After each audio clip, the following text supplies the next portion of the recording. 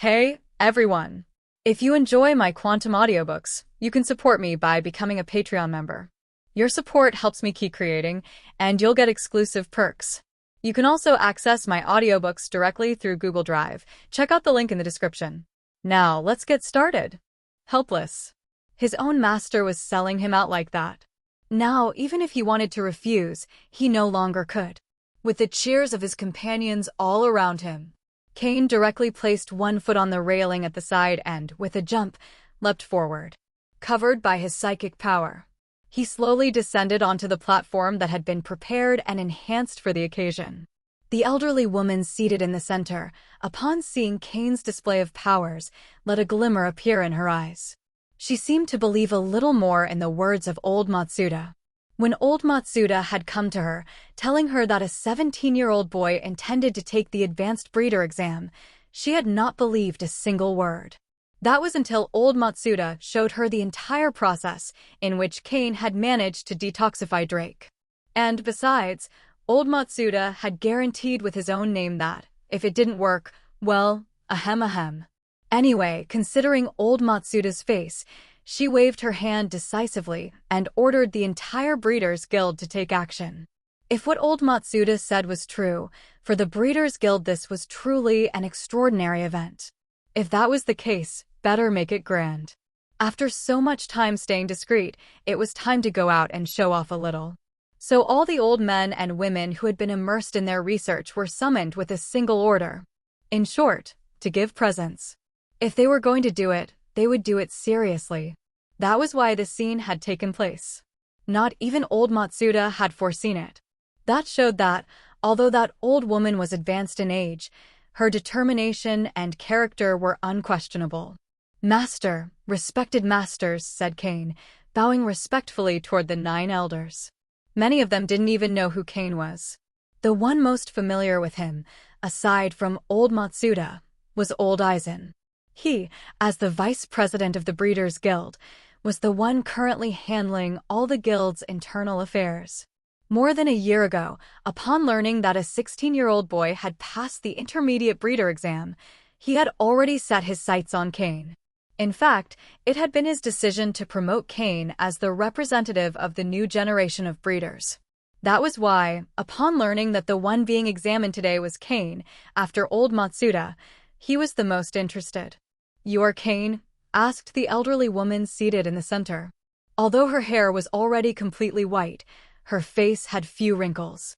In her youth, without a doubt, she would have been an incomparable beauty. "That's right," replied Cain respectfully, bowing his head. The old woman nodded. "When Takashi came to me, I thought he was joking with me. But now it seems you do have something. However, on an occasion like this, if you fail your exam, it won't just be a blow to your master, but also to yourself. Are you prepared?" Hearing her, Cain reflected for an instant, took a deep breath, and made sure to show a little nervousness. He had to look nervous, otherwise it would seem fake. He nodded again, showing that he was ready.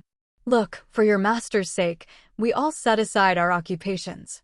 If you fail, your master has committed himself to more than one unequal treaty. I hope you understand what it has cost him and that you won't let him down," continued the old woman, throwing a sidelong glance at old Matsuda, who was seated at one end pretending to be absent. There was a special undertone in her gaze. Seeing that look, Cain's expression turned strange. Could it be that his master had so much influence? Could it be that, with the president, there was some kind of relationship? No wonder he could move about in the Breeders' Guild as if nothing. "By the way, my name is Sylvia. Some call me Syl, you may call me Grandma Syl," said the old woman. "Grandma Syl," replied Cain, bowing once more respectfully. That title had to be said. Who knew, perhaps one day she might even become his political master. Hearing him, Grandma Syl nodded, and a spark of tenderness appeared in her eyes as she looked at Cain. The story between her and old Matsuda was far too long to go into detail. Then Grandma Syl turned her gaze toward old Aizen. Old Aizen immediately caught the signal. "Ahem, we now officially begin the exam. First part, questions of professional knowledge," he announced. Each of those present, except for old Matsuda, had to pose 2 questions. In total, 16. To pass, he had to answer at least 12 correctly. Although all of them were advanced-level breeders, in truth they had long since surpassed that category. It was just that no higher standard had been established, no defined limit, so they were still recognized as advanced-level breeders. The first question came from President Sylvia. When an ice crystal berry comes into contact with a spicy vine flower, what kind of reaction occurs? It was a fairly standard question. Grandma Sil had clearly shown some consideration for the relationship with old Matsuda. But in truth, for Cain it didn't matter what question was asked. After reflecting for 3 seconds, he replied calmly and accurately. If the ice crystal berry is in greater proportion, the spicy vine flower will freeze instantly and can be used to treat burns gradually, reducing the formation of scars. On the other hand, if the spicy vine flower is in greater proportion, the ice crystal berry will melt immediately and can be applied to alleviate internal burns with very rapid recovery, though there is risk of relapse. When both are in equal proportions. And so, for 2 minutes, he explained in detail all the possible effects of that combination. Hearing his response, several of the elders nodded. After all, even though they had been dragged out of their research by order of the president, none of them dared to complain. Who didn't know the president's temperament? Even so, regarding Cain, they were ready to put him to the test harshly. They were a group of elderly men and women, but with hearts still mischievous like children's. However, after hearing such a detailed response, even more precise than the official standard, they began to take interest. One after another, they fired their questions. Cain, always after 3 seconds of reflection, responded with total accuracy. Sometimes he even gave a more complete answer than what the examiners themselves expected. The audience, without technical knowledge, at first understood nothing. But they saw that such complex questions were being answered effortlessly, and they were impressed. Those with higher cultural education, so as not to remain silent, would simply let out a wow, 3 letters that expressed surprise, didn't make them seem dull, and also helped warm up the atmosphere. 3 in 1, perfect. It was the first time that examiners, after hearing a response, were left in silence thinking. Or even showing an expression of sudden comprehension. Cain had completely captured their interest. Smart, huh? Let's see how he answers this one that has me stuck in my research, some thought. And still, Cain maintained his style. 3 seconds of reflection, then the exact answer. Perhaps others didn't notice, but they, as experts, understood well. Those answers went far beyond an advanced-level breeder exam. Little by little, the number of questions surpassed the initial 16. But the examiners no longer cared. Each one threw at him the problem that had them stuck in their research. Each time more difficult. And in the exchange, they no longer used a paternalistic tone. They treated him as an equal. The spectators perhaps didn't understand the content, but they did notice the change in attitude. At that moment, a simple murmur full of amazement spread through the place. Amazing. Cough, cough. In the end, all that commotion was stopped by Grandma Sil. Even her face showed a faint blush. How embarrassing. But soon enough, those present managed to play it off and move on. After all, they were all old foxes. What value did face still hold? Meanwhile, old Matsuda sat with a calm expression, enjoying the show. If he didn't have absolute confidence in Cain, how would he have dared to sign so many unequal agreements? My foolish brothers, he thought to himself. With the first round of the exam concluded, none of the judges dared to underestimate Cain anymore. Even those in the stands sensed that something unusual was going on. The second test followed the usual rules, the making of Poke blocks. As a breeder, the most valued skill was, of course, the creation of Poke blocks. Although Poke block making actually covered much more, such as the mixing of antidotes like the one Cain had prepared to cure Drake, as well as the preparation of all sorts of potions and tonics. Grandma Sil, who had witnessed with her own eyes how Cain crafted that antidote, had a particular interest in seeing his Poke blocks.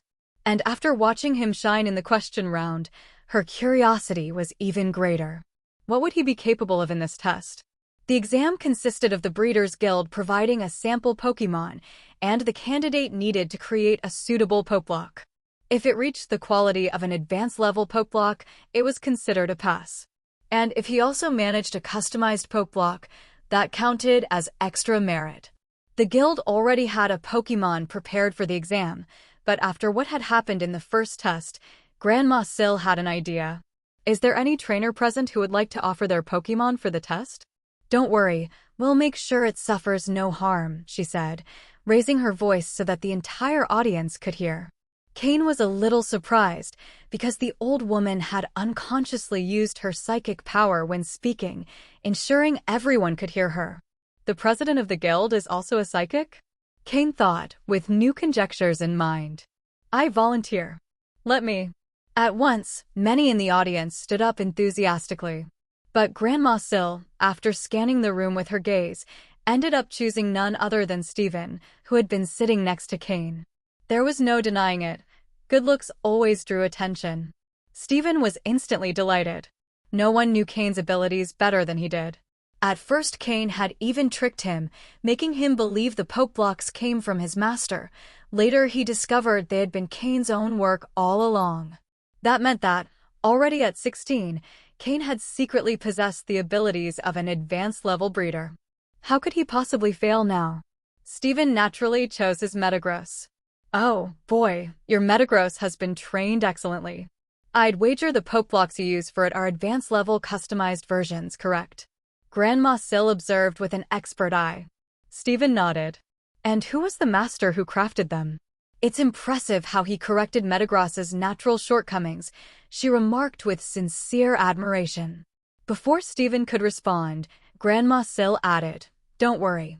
If the poke blocks he makes don't meet the standard, we won't allow your Metagross to eat them. That's... Stephen tried to speak, but was interrupted again. It's fine, trust our judgment. Cain, you may begin. The old woman didn't notice Stephen's odd expression, but old Eisen did catch that change in demeanor. Would something unexpected happen? Although Cain had just solved a complex problem in the previous round, old Eisen knew that theoretical knowledge didn't always translate to practice. And poke block making depended, above all, on manual dexterity and experience. But Cain showed no change in expression. He was already familiar with Stephen's Metagross. Sooner or later, he would have to make it a special poke block anyway, so he might as well do it right there.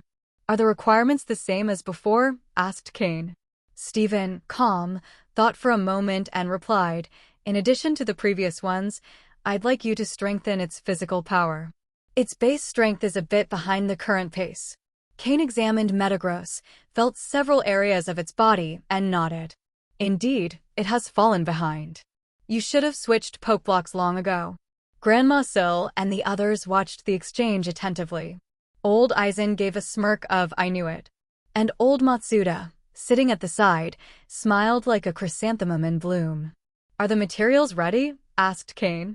I think so, and if something's missing I can fetch it immediately, Stephen replied. Cain shook his hand dismissively. What Stephen didn't have, he had already prepared himself. Ahem. Cain, the materials will be provided by the guild, Grandma Sil clarified. But Cain and Stephen no longer had time to pay her any mind. Cain took out his entire set of tools. Although he didn't feel comfortable working in front of so many people, as if it were a circus act, he decided that if it had to be flashy, he'd make it flashy until the end. He placed the materials one by one on the table. As soon as Grandma Sil saw Cain's tools, she knew they weren't ordinary. They weren't the kind found on the market, but rather instruments custom-made by master craftsmen, designed to Cain's own requirements. They were tools commissioned from Team Heaven, built to his specifications, and they were extremely practical. Cain set to work. His hands moved between the instruments, manipulating each piece of material until it was transformed into a refined ingredient. Each component separately was recognizable to Grandma Sil and the others, but seeing them combined in that precise sequence, they couldn't guess what Cain intended to create. However, they weren't just anyone. They soon understood what effects would result from the sum of all those elements. And the more they understood, the greater the surprise on their faces grew. Was he creating an advanced-level customized poke block? And with such a complex mixture of ingredients? The result had to be extraordinary. Grandma Sil's expression grew brighter and brighter. And she noticed something even more astonishing. Cain wasn't using psychic power at all. He was doing everything purely with technique. That meant he wasn't even showing his true limit. Because a psychic could rely on their powers to perfect the crafting process. Grandma Sil had assumed Cain had reached advanced level thanks to that advantage. But now she saw otherwise. It was entirely the result of pure skill. Watching him craft a Poke Block was like witnessing the birth of a work of art. Each movement of his fine, long fingers was like a note in a sublime melody, which together transformed into a grand symphony. With Poke Blocks, Cain was composing a dazzling concert. In less than half an hour, the customized Poke Block for Metagross was complete. And in that same span of time, Grandma Sil and the others had already calculated its effects from the combination of those ingredients. A single thought crossed Grandma Sil's mind: an eccentric genius. Truth be told, a Poke Block like that was something they could also make. Eventually. But how long it would take them to do so was anyone's guess.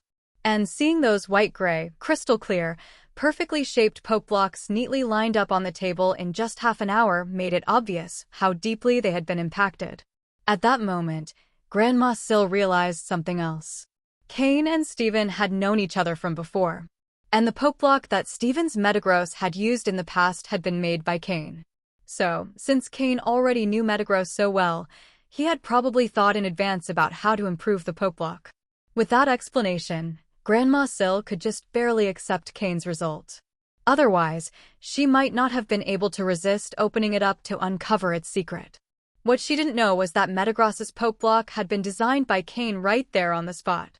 Or rather, at that very moment, it had been analyzed and calculated by his system. The result was the same. Cain had passed this round of the exam. And not only that, he had done so while dazzling every single examiner. The final test, the most uncertain of all, was about to begin. From several options, Pokémon Companionship, Pokémon Massage, Move Analysis, and another 7 or 8 categories, one would be chosen at random. In theory, all were skills a breeder should master. But since there wasn't enough time to evaluate them all, passing just one was sufficient. Cain randomly drew one he wasn't as skilled in, Pokémon Massage. Although saying not as skilled was only in comparison to his Poke Block making level. Every so often, Cain would give his own Pokémon a full massage. It helped ease the fatigue in their bodies. Of course, with Pokémon like Tyranitar or Aggron, just massaging one could take him an entire day. In the end, after voting, Cain received unanimous approval. He had passed the Advanced Breeder exam. Like Lance, he was met with thunderous applause from the entire audience. That day, the spectators were more than satisfied. Not only had they witnessed the passing of the torch between the old and new Elite Four members, but they had also seen the birth of the youngest advanced breeder in history. Without a doubt, attending had been worth it. The old Matsuda's plan, to organize everything with such grandeur, had paid off. Among those who saw Cain pass the exam were many trainers from powerful families. Some even possessed truly terrifying overall strength. Cain's talent and skill had already drawn the attention of the Jenny family, who had once offered him marriage with one of their own, along with a promise to cover all the resources he would ever need in the future. Now that Cain had become the youngest advanced breeder of all time, what do you think those influential families would decide? A true Magikarp turning into a dragon, a young man with no lineage but immense potential. Many families wouldn't sit idly by. Moreover, with his newfound fame, his background was sure to be investigated. And there his close friends would appear, Steven, Lance, Cynthia, who among them didn't come from an imposing background. Cain completing the Advanced Breeder exam before so many eyes made him far too significant a figure. The Breeders' Guild knew that well, and so did everyone else. You wanted to touch Cain? Go ahead. But be prepared to face the wrath of the Breeders' Guild afterward. These days, it was old Aizen who handled the guild's development. Many had long forgotten how fearsome the so-called Witch Sylvia could be. The fact that old Matsuda had brought her there that day had a clear purpose: to back Cain. Who would dare make a move against him? Anyone who tried would risk awakening the Witch Sylvia's anger, and the next day, they'd find themselves isolated, living a life worse than death. Even great families like the Jennies or the Joys wouldn't want to become enemies of Witch Sylvia. Did they really think years of silence had dulled her blade? That was the path old Matsuda, Cain's only master, had paved for him. The road was laid out. It all depended on how Cain chose to move forward. Would he be able to resist the temptations wrapped in sweet promises from those powerful families? Although, joining one of them wouldn't necessarily be a bad thing either. With the guild's backing, he would always have a certain degree of autonomy. Cain received the Advanced Breeder Medal from Grandma Sill's own hands. He didn't fully understand what it meant, but those who knew did. The president of the Breeders' Guild rarely awarded that medal in person, only when they saw in someone the potential to become president one day. In other words, Cain was now an official candidate to inherit the guild's leadership. Those who knew of the bond between old Matsuda and Grandma Sill understood immediately. And upon looking at the old master, many couldn't help but show strange expressions, accompanied by a thumbs up of approval.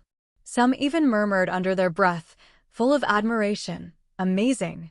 Of all this, Cain, as the disciple, was completely unaware. And even if he knew, he'd probably just congratulate his master. After all those years alone, wasn't it nice that he'd finally found a place to belong? Grandma Sill didn't seem like a bad person, right? Cain had officially become an advanced breeder. The next day, the front page of every newspaper in the region would bear the same headline, "The Birth of Two Stars."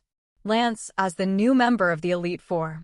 Cain as the youngest advanced breeder in history, shattering the previous record several times over.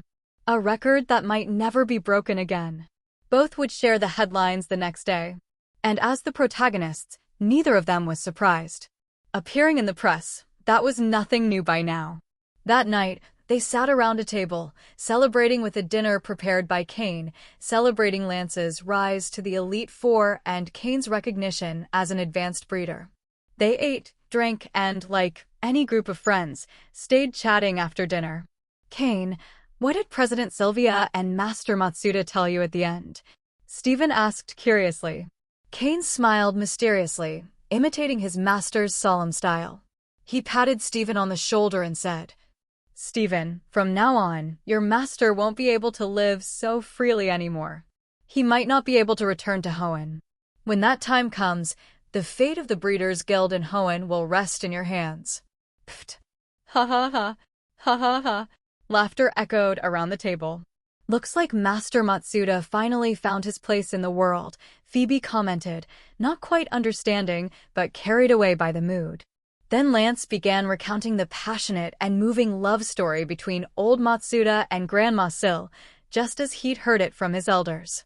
And after seriously describing who that woman was, everyone's expressions grew even stranger. Cain, in silence, could only think, "Master, you're incredible." By the way, Lance suddenly changed the subject. "Cain, do you remember my younger cousin, Claire?" Cain nodded, feeling a bad premonition. And as expected, Lance looked at him mischievously and added, "What do you say? Why not consider my cousin? You're about the same age. Her temper's a bit strong, yeah, but she's a real beauty. If you're interested, I can help you out." With all the attitude of an experienced matchmaker. PFF. Cain had just taken a sip of water and spat it all out. Everyone stared at Lance, who was trying to play matchmaker, not knowing what to say. Ahem, ahem. "Lance, you went a bit too far." Stephen coughed to ease the awkwardness. The others nodded in agreement. Having outsiders come to recruit Cain was one thing, now even his own companions? Lance clearly looked uncomfortable. But he had no choice. It was something his family had asked him to mention, so he had to. Ahem, ahem. "Well, I'm only saying it out of obligation. Don't take it to heart," Lance explained. "While we're at it." Stephen spoke up suddenly.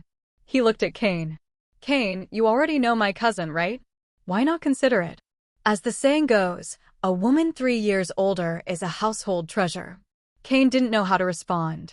If there was one downside to what old Matsuda had arranged, it was precisely this. From now on, marriage proposals would surely pour in without end. Although no one could force him, it was annoying. The others looked at Stephen, unsure what to say. One by one, They began thinking of their own families, remembering whether they had any female relatives of appropriate age. Ahem, ahem. Like Lance said, I'm only saying it to oblige, don't take it seriously. Stephen was uncomfortable too. Anyway, later, come to my room. Collect all the data on your Pokémon for me. Cain clarified just as the others began to look at him strangely. Thus, the meal ended in a very awkward atmosphere. The challenge against the Elite Four had finished. Lance officially became the Dragon-type Elite Four member, announcing the arrival of a new generation. The next day, Cain, Stephen, and the other two boarded a plane immediately. The Hoenn region was far from stable. Because of Cain, old Matsuda would surely not be able to return to Hoenn for a long time. So the Elite Four seat he was temporarily covering was vacant, and Juan was worriedly looking for candidates. Moreover, the Breeders' Guild in the Hoenn region was left in chaos after old Matsuda's departure. They had only just established a basic structure. It still wasn't operating stably. Cain and the others had to return to help. After they left, Cynthia, Diantha, and the others also decided to depart. Lance's influence motivated them to return to training with greater effort. The four went straight to the Hoenn League headquarters. As soon as they got off the plane, they noticed a tense air everywhere. Many acquaintances, upon seeing Cain, forced a smile to congratulate him. But those congratulations failed to cheer him. The four headed immediately to Juan's office. Drake, the true Dragon Master, fully recovered, was also there. Juan and Drake's expressions were serious. Seeing the group's return, Juan showed a mixture of surprise and relief. Cain, I didn't expect you'd come back so soon. We didn't even manage to prepare a celebration ceremony for you, Juan said with a smile. Drake also stood and patted him on the shoulder. Well done. But on Cain and the others' faces there were hardly any smiles. President, what exactly happened? Cain asked. Juan was surprised for a moment, then shook his head and sighed. Did you notice? Actually, I wasn't planning to hide it either. Team Magma and Team Aqua have moved. Just last night, both acted as if they'd planned it together. Juan's face turned grave. Last night they attacked an external league base. Drake, however, did not seem very worried. No need to panic. Didn't we already send Glacia and Sydney? If they want war, let them have it, he said firmly. To him, Team Magma and Team Aqua were not heavyweight rivals. Maybe Maxie and Archie deserved some caution, but the others didn't worry him at all. They weren't like Team Rocket, which had a solid foundation after so many years. Team Magma and Team Aqua were relatively young, with less experience and real strength. It's more complicated. Two organizations that had been silent for so long suddenly attacking. Surely something appeared that they valued too much. One shook his head. Hearing them, Cain was a little startled. Where did they clash? He asked. At Meteor Falls. Just as he suspected. Cain checked his communicator. He hadn't received any messages. That meant Professor Cosmo still hadn't found the two orbs. Or that he had found them, but they had fallen into the hands of Team Magma and Team Aqua, preventing him from sending news. Either way, it confirmed that both teams somehow knew the red orb and blue orb were at Meteor Falls. Is something wrong? Drake asked, seeing Cain's expression. Cain shook his head. It was something he couldn't explain. Still, he had to go. Although he couldn't rush in recklessly. He needed a valid reason to intervene. President, allow me to go as well, Cain said. After 3 months of recovery, and seeing Lance become an Elite Four member, I feel I can no longer stay idle. Me too, Stephen added. Same here, me too, Phoebe and Wallace said. At their words, Juan's face turned serious. It's very dangerous. Nevertheless, he did not refuse them. After all, the four had reached a level close to that of an Elite Four member. The new generation was ready to take part in major events. Also, with old Matsuda gone, there was an empty seat among Hoenn's Elite Four. Perhaps one of these 4 young people would fill it. The uprising of Team Magma and Team Aqua could be the opportunity. President, don't worry. We're no longer the fragile kids we used to be, Cain assured him. The other 3 nodded firmly. In that case, since you just returned, rest 1 day and depart tomorrow. Half a day won't make a difference, Juan concluded. Cain and the others agreed. Indeed, they had to prepare. Cain also had to give instructions to Team Heaven, and his Pokémon needed to be readied. After they left, Juan told Drake, accompany them tomorrow to provide support. Glacia and Sydney are new in the post. It's better if you're there. And what will happen here? Drake asked. Juan replied with a flash of cold in his eyes, relax. I'm not finished yet. Those clowns have had too much freedom, but that doesn't mean I can't crush them. Whoever dares to step out will fall. Cain and his companions found some rooms within the League headquarters to stay in temporarily. The sudden uprising of Team Magma and Team Aqua had come at a very opportune moment. And with old Matsuda having to remain in the Kanto region for some time, there wasn't even anyone in Hoenn immediately available to take his place as one of the Elite Four. It wasn't that there weren't trainers strong enough for the role, but some simply didn't want to be confined to that position. For example, Norman from Petalburg City. The departure of old Matsuda, after all, did bring consequences. Once inside his room, Cain opened an alternate space in the wall and summoned his Pokémon there. The upcoming mission carried a high risk of combat, and he needed all his Pokémon to be in their best possible condition. Although Cain always kept his Pokémon active and motivated, this time was different. A large-scale battle could break out, so it was necessary to review some basic team tactics. As for the safety of the operation, Cain didn't have many doubts. The presence of Kamao was his last trump card. After a while of training, he exited the alternate space with a communicator in hand. He hesitated a bit, but ended up dialing Professor Cosmo's number. No one answered. Even though he had already been prepared for that, he couldn't help but feel a weight in his chest. The fact that Team Magma and Team Aqua were acting with such determination meant they had reliable information. And the only thing capable of mobilizing them was data about Groudon and Kyogre. This expedition to Meteor Falls would be no easier than that journey through Shalebi's space. Cain then sent several messages to Rose and the others, ordering that until they heard from him, Team Heaven was to remain in complete silence and not expose themselves. The League, in addition to fighting Team Magma and Team Aqua, would also be keeping an eye on the second-tier groups. If any of them showed themselves, they wouldn't even know what hit them. Did they really think the League didn't exist? The next morning, early, Cain and the other three gathered punctually at the League airport. Drake, the Dragon-type Elite Four member, was traveling with them. Cain understood well the reason for his presence. Partly, it was to act as their guard, but also because Glacia and Sydney might not command enough authority. Although they were also members of Hoenn's Elite Four, their reputations weren't as solid.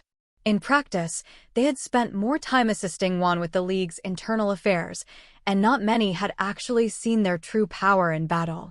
Drake, on the other hand, was an Elite Four member who had earned his position through combat. The group boarded an emergency transport plane, which quickly ascended into the skies. Inside the League building, Juan watched them depart.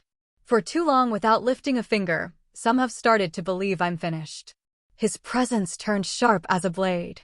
He pulled out a special communicator and gave a single order, gather everyone, it's time to act. The special aircraft carried Cain and the others to Rustboro City before sunset. That was Steven's territory. With the help of the Stone family, they traveled from there to the vicinity of Meteor Falls. Before nightfall, they arrived at the League's camp in front of the waterfall. There, alongside Drake, they met with Glacia and Sydney, as well as several other powerful League trainers. Among them was Norman, the gym leader of Petalburg City, someone Cain had long wanted to meet. After brief greetings, Drake immediately assumed command. Glacia, Sydney, what's the current situation? He asked from the main seat. Cain and his group sat farther back as listeners. Sydney, a Dark-type specialist, and Glacia, an Ice-type specialist, were the most prominent figures of the generation before Cain. Their strength was unquestionable, though they lacked experience. In any case, they far surpassed the newly promoted Lance. Team Magma and Team Aqua attacked the League's temporary camp by the waterfall. Afterwards, both groups entered the cave one after the other. The trainers who were training inside were expelled, except for a few who had gone too deep and might still be inside. Most have already been evacuated, reported Sydney. Before Drake's arrival, he had been the one in command. For now, we don't know if both groups have made contact or even what their real objectives inside the cave are, added Glacia.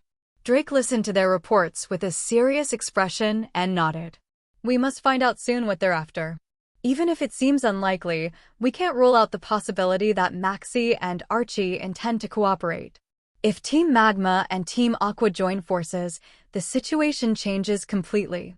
Upon hearing that, everyone present grew serious. Separately, both were large forces, but not unmanageable ones. Together, however, they would pose a real threat to the League. Many wondered why the League hadn't eliminated them earlier and instead always reacted in moments like these. What they didn't see was how complicated the situation truly was. Although Team Magma and Team Aqua were rivals, their leaders weren't fools. They understood that if one fell, the other would be next. Attacking only one would provoke the reaction of the other. And the League had no guarantee of defeating both at once without paying a huge price. That was why things had reached this point, organizations growing far more than they should have. However, now that they were acting together, it also presented the League with an opportunity to finally solve both problems at once. We need to send someone in to investigate first, said Drake, scanning the room for a suitable candidate. If he could, he would have gone himself. But that wasn't possible. He was too well known, and Juan had brought him precisely to hold the outer defense. His gaze fell on Norman. He had strength comparable to Glacia and Sydney, but drew less attention, making him a good infiltrator. Just then, Cain spoke up, "Mr. Drake, allow me to go." Everyone turned their eyes toward him. Drake frowned. Before he could speak, Cain explained, "I've been to Meteor Falls before, and know the terrain and its peculiarities well. I've also had contact with both Team Magma and Team Aqua. I understand their methods. Moreover, I possess psychic powers that allow me to better protect myself. Telekinesis is very useful when exploring unknown areas." As he spoke, Cain demonstrated his psychic ability with a gesture, moving an object with his mind. Upon hearing Cain's words, Drake showed a hint of hesitation. Compared to Norman, Cain's strength was slightly inferior. However, when it came to Cain, Drake had complete confidence in his abilities. In Drake's opinion, Cain was someone with great vision and the power to turn those ideas into reality. After several collaborations between them, it was clear that Cain was not like those League trainers, flowers raised in a greenhouse. He possessed real skill. "Are you sure?" Drake asked seriously, without rejecting him outright. And given Cain's current level, in that improvised meeting room, he was already among the most outstanding there. Aside from Drake, Sydney, Glacia, and Norman, probably no one else could guarantee a sure victory over him. Cain nodded, his gaze firm. "I'll go too," said Steven suddenly. Phoebe and Wallace also wanted to volunteer, but Drake interrupted them directly. "No. In this kind of mission, the fewer people, the better. Cain has psychic powers, and his Slowking can teleport to ensure his own safety. If you all go together, it won't help. On the contrary, you might become a burden," Drake declared sharply. Although his tone was stern, Steven and the others fully understood the reasoning behind it. For a moment, silence filled the air between them. Cain smiled and patted Steven's shoulder. "Don't worry, I'll be fine. Trust me." Since they had decided to send Cain, taking advantage of the night's cover was without a doubt the best option. "Are you sure I shouldn't go?" Norman asked, watching Cain as he left. Hearing that, Drake smiled and shook his head. "That boy is truly skilled. When it comes to survival ability, I'm not even sure I could surpass him." Oh, Norman was surprised by Drake's evaluation. Such a high appraisal of Cain? One had to remember that Drake was the leader of the Elite Four and a Dragon-type specialist. How could he claim Cain's survival skills might exceed his own? In fact, if this had been before the Kanto League tournament, Cain wouldn't have agreed to take on this mission. But after learning the concealment technique from the Sacred Church, he had gained great confidence in his ability to hide himself. As long as there weren't any Sacred Church infiltrators within Team Magma or Team Aqua, his safety was completely assured. Moreover, after leaving Shelebi's dimension last time, Cain had secretly placed a psychic marker on Shelly, the Team Aqua executive, and on Tabitha, the Team Magma executive. If nothing unexpected had happened, those markers should still be there, making it easy to locate their positions. After saying his farewells to Steven and the others, he summoned Slowking and vanished directly into the forest.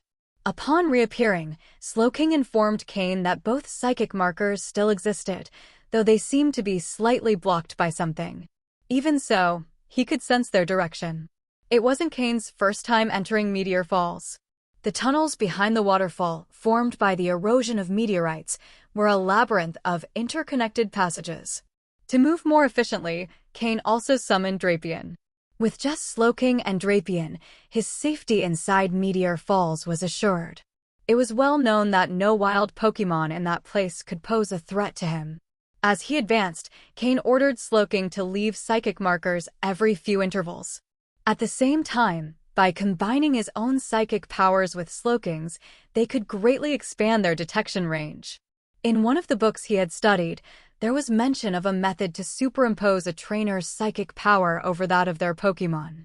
That enhancement could only be maintained for a limited time, and it placed some strain on both trainer and Pokémon, so it couldn't last too long. The strength of the effect depended directly on the trainer's level of psychic power and their control over it. As for the duration, it depended on both their physical endurance. That middle-aged man in black, whose power Cain had once witnessed, had managed to boost his Alakazam's strength by 3 levels, though Cain didn't know for how long it lasted. Cain and Slowking had performed simple experiments of their own. Slowking's power was greater than that of that Alakazam, but Cain's control over his psychic abilities wasn't as refined, so at best, he could grant a 2-level boost for no more than half an hour during battle. However, at that moment they weren't in combat. In a non-combative state, they merely overlaid their psychic power without causing fatigue, though they didn't gain any real boost in strength either. For others, the place would have been an impossible maze. For Cain, it was like having a mini-map.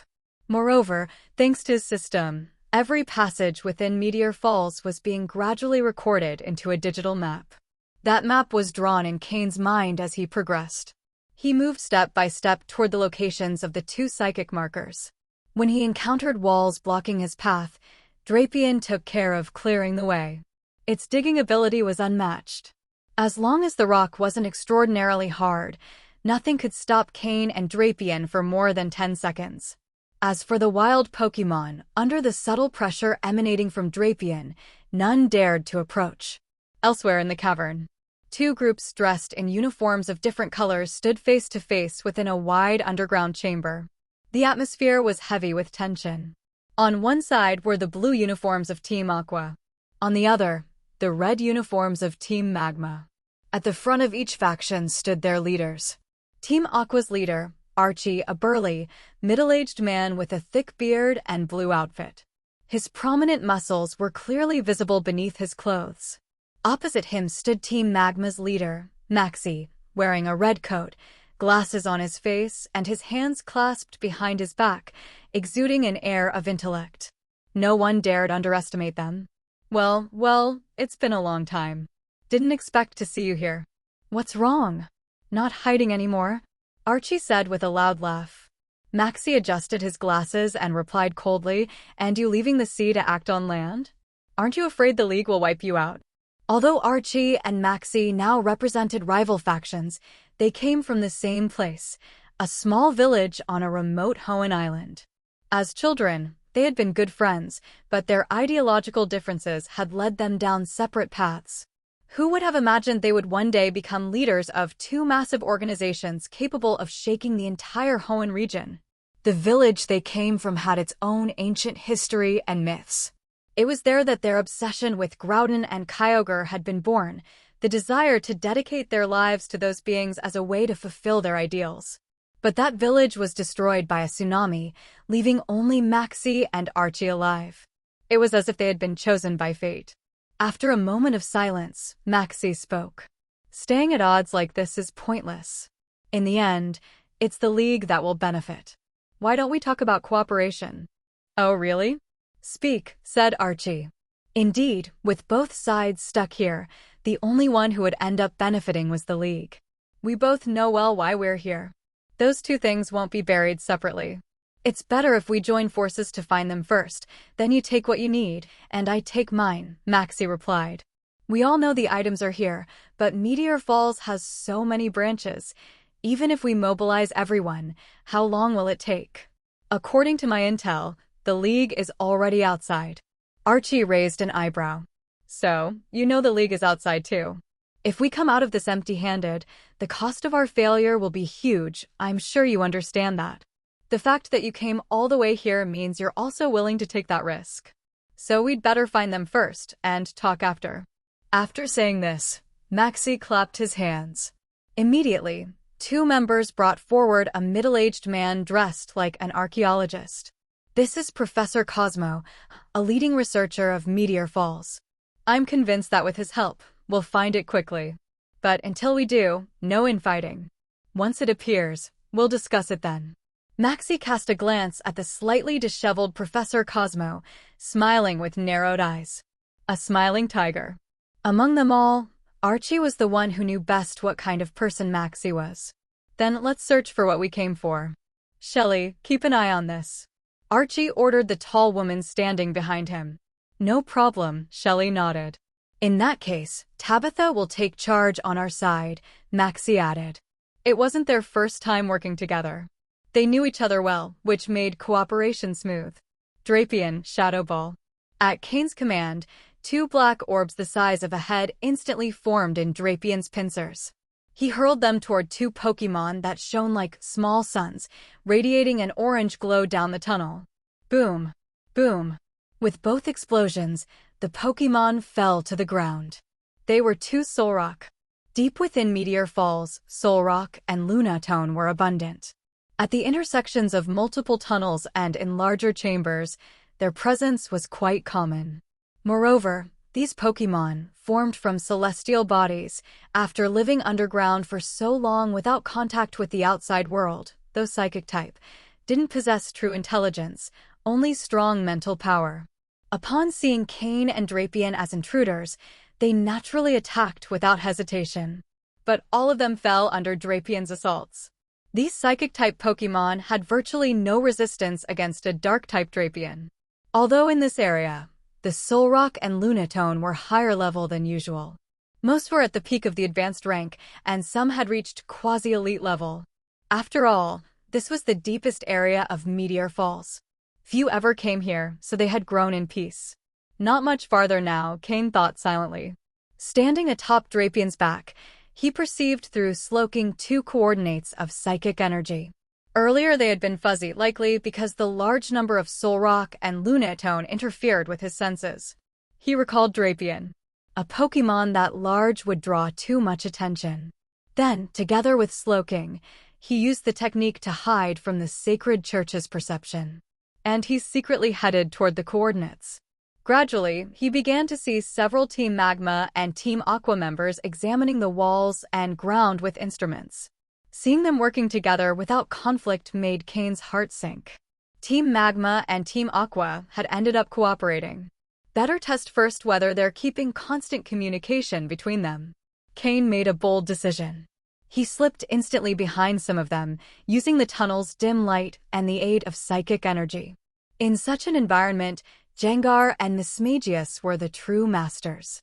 His two Pokémon appeared at once, one targeting the enemy Pokémon, the other directly the humans. There was no battle, only hypnosis. Thud. One after another, they collapsed unconscious. Cain hid immediately, waiting to see if chaos would ensue. Fortunately, after 5 minutes, nothing happened. That gave him confidence. He put the sleeping ones, both humans and Pokémon, into the alternate space, then advanced silently toward a wider area. There, he saw a group of people surrounding a man in a white lab coat, pointing and arguing about something. The moment he saw him, Cain recognized him. It was Professor Cosmo. Team Magma and Team Aqua were clearly prepared. They had even captured Professor Cosmo. But how did they know the two orbs were here? And stranger still, if Team Magma had mobilized something this major, why hadn't Eric informed Drake? Cain's mind was filled with unanswered questions. He decided not to get closer, instead circling stealthily around them, using the shadows along the walls to move deeper in. Shelley's and Tabitha's coordinates were very close to Professor Cosmo's, but neither Maxie nor Archie were in sight. Cain decided to keep investigating.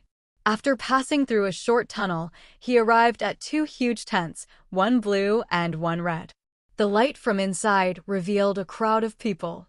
Cain hesitated a moment, then headed toward Team Magma's tent. Quietly, he circled to the back. He used psychic energy to open a small slit and peeked inside. What he saw made his pupils shrink sharply. Maxie was seated at the main chair, holding a metallic box of unusual design. Inside, a red-yellow orb glowed like a tiny flame, casting a sinister light across Maxie's thin face, making him look even more chilling. The energy of Groudon. But what shocked Cain most wasn't that. It was the bloodied figure kneeling before him. Barely recognizable, it was Eric, the one Drake had sent as an infiltrator. And judging from his condition, Maxie had discovered his true identity. Several people standing beside him looked on with cold smiles. Two of them even held metal bats stained with blood. Eric's hands were tied behind his back, and his eyes were fixed on both the metallic box and the 6 Pokeballs lined up before him. They were his Pokémon. So you're not going to talk, huh? Courtney had been warning me there was a mole within Team Magma, but I refused to believe it. In the end, I had to use this as bait, and I didn't expect you'd actually bite the hook, Maxie said with a cold smile, staring at Eric. Bang! His hand slammed hard on the table. I trusted you so much, and you turn out to be a spy from the League. Maxie's face darkened instantly. With Eric's position, he knew too much. And now that his identity was exposed, Team Magma was practically laid bare before the League. For Maxie, who had always prided himself on his cunning, this was an unbearable humiliation. Or worse, an insult. Eric's face, completely disfigured by the beatings, still showed a faint smile. In the end, I fell into your trap. But it doesn't matter. Everything the Team Magma has, the League will know about it. He forced a grotesque grimace, revealing a twisted, ugly grin. Even so, one could still faintly recognize the shadow of the handsome face he once had. Bang! A blow from a metal bat struck him squarely on the back. His face slammed against the ground. Lying on the floor, Eric couldn't get up right away. His gaze became slightly glassy. He still didn't understand why the League, even knowing that in some ways it was acting wrongly, insisted on pressing forward. Team Magma, though an underground organization, couldn't be said to be purely evil. More than a group of thugs, they were zealots who worshipped Groudon as a god. There wasn't much difference between them and religious devotees. What Maxie held in that metallic box was precisely the reason for Team Magma's existence. It was the item he had unearthed from that small fishing village on the coast. Archie possessed something similar. Eric's consciousness faded, and he fell into unconsciousness. Finish him, Maxie ordered with a wave of his hand, not bothering to drag the matter out. He had managed to plant pieces within the League, so naturally, the League had spies within his ranks as well. That was the chess match between him and the League, with no absolute good or evil. What truly enraged him was that the infiltrator had reached such a high position within Team Magma. Eric was, undeniably, a talent. What a waste. Upon hearing Maxie's command, the Team Magma members guarding Eric immediately displayed cruel smiles. They were elite officers who had always dreamed of reaching executive rank, but had never had the opportunity. Now that Eric had fallen from grace, they saw an open door. Moreover, the Pokémon he left behind were anything but ordinary. Although some had been gravely injured while trying to protect him and wouldn't survive, several Elite Four level Pokémon still remained. Both their potential and strength stirred immense greed. If they could earn Maxie's favor, they might receive one of those Pokémon as a reward. With just that, their path to becoming elite-level trainers would open wide. But what they didn't know was that, hidden behind the tent, Cain had witnessed everything. His eyes flickered with hesitation, but he finally made a decision. He took a deep breath, and from his shadow silently emerged Jengar, who began sliding from the back of the tent toward the front. However, at the exact moment he appeared, the Mytiana lying beside Maxie opened its eyes. It rose slowly, sniffing the air. It couldn't detect any scent, but it sensed something. Maxie noticed Mytiana's movement and narrowed his eyes, immediately closing the metallic box in his hands. Mytiana fixed its gaze on the tent's main entrance. Everyone present noticed the tension as well. They all stood up and grabbed their pokeballs. Boom! The front of the tent exploded with a thunderous crash. In an instant, Cain and Slowking appeared, revealing themselves from their hidden state. Slowking didn't move alongside Cain. Instead, it began preparing a teleport on the spot. "Who's there?" roared Maxie. But as he shouted, he felt a sharp tug on his hand. His expression changed drastically. The Mytiana, which had lunged toward the entrance, immediately rushed back. Its fangs charged with dark energy, it slashed through the psychic energy that had been trying to ensnare Maxie. At that moment, a black shadow burst through the entrance. While everyone's attention was fixed on Maxie, Eric's body, which had been lying on the ground, was swallowed by the shadow. At the same time, dozens of Pokeballs shot into the air, releasing powerful Pokémon that filled the tent. But by then, Gengar was already gone. Maxie reacted instantly, throwing out 2 Pokeballs. A Crobat and a Camerupt appeared in the middle of the tent. "Crobat, Air Slash." "Camerupt, Flamethrower," shouted Maxie. His face still showed a trace of panic as he clutched his neck, blood seeping through his fingers. If his Mytiana had reacted a second later, he would have been dead. The enemy's attack had been brutal and precise.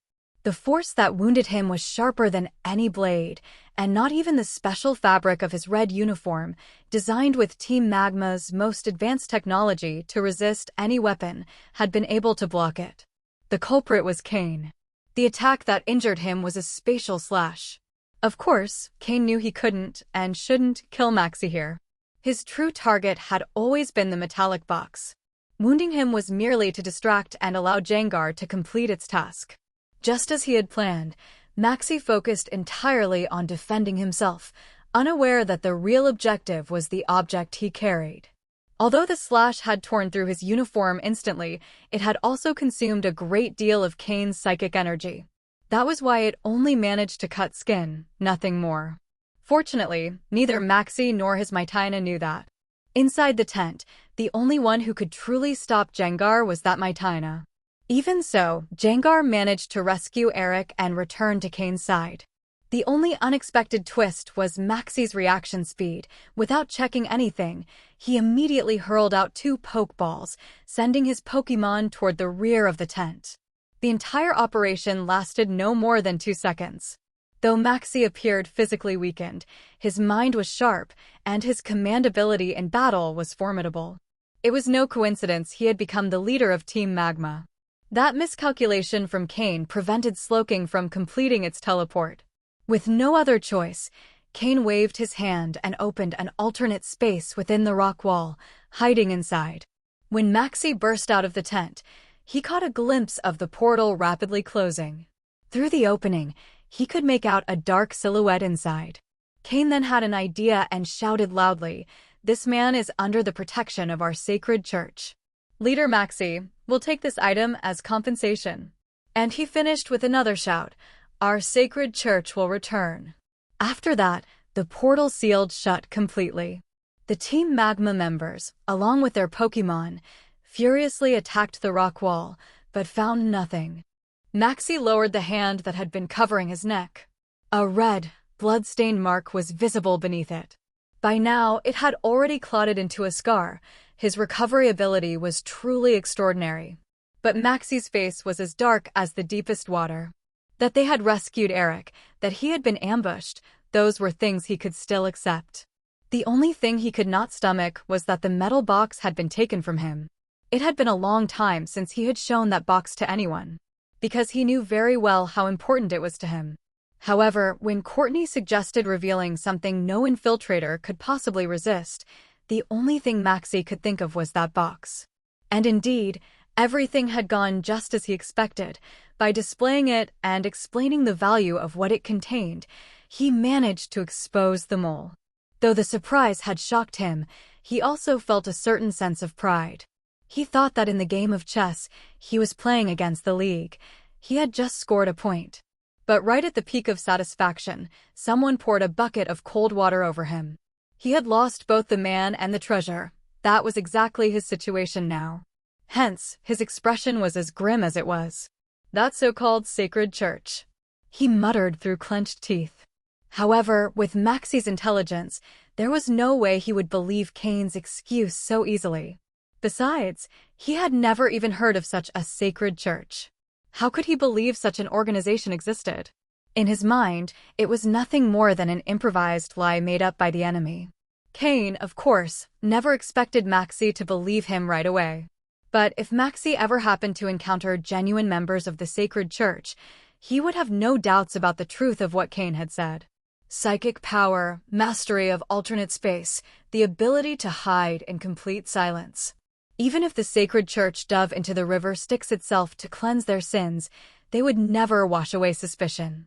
And even more so considering that such a river didn't even exist in the Pokémon world. The last words Cain had improvised served as the perfect trap to divert blame. His talent for incriminating others was already well honed. Not long after the explosion in Maxie's tent, Archie arrived with his men.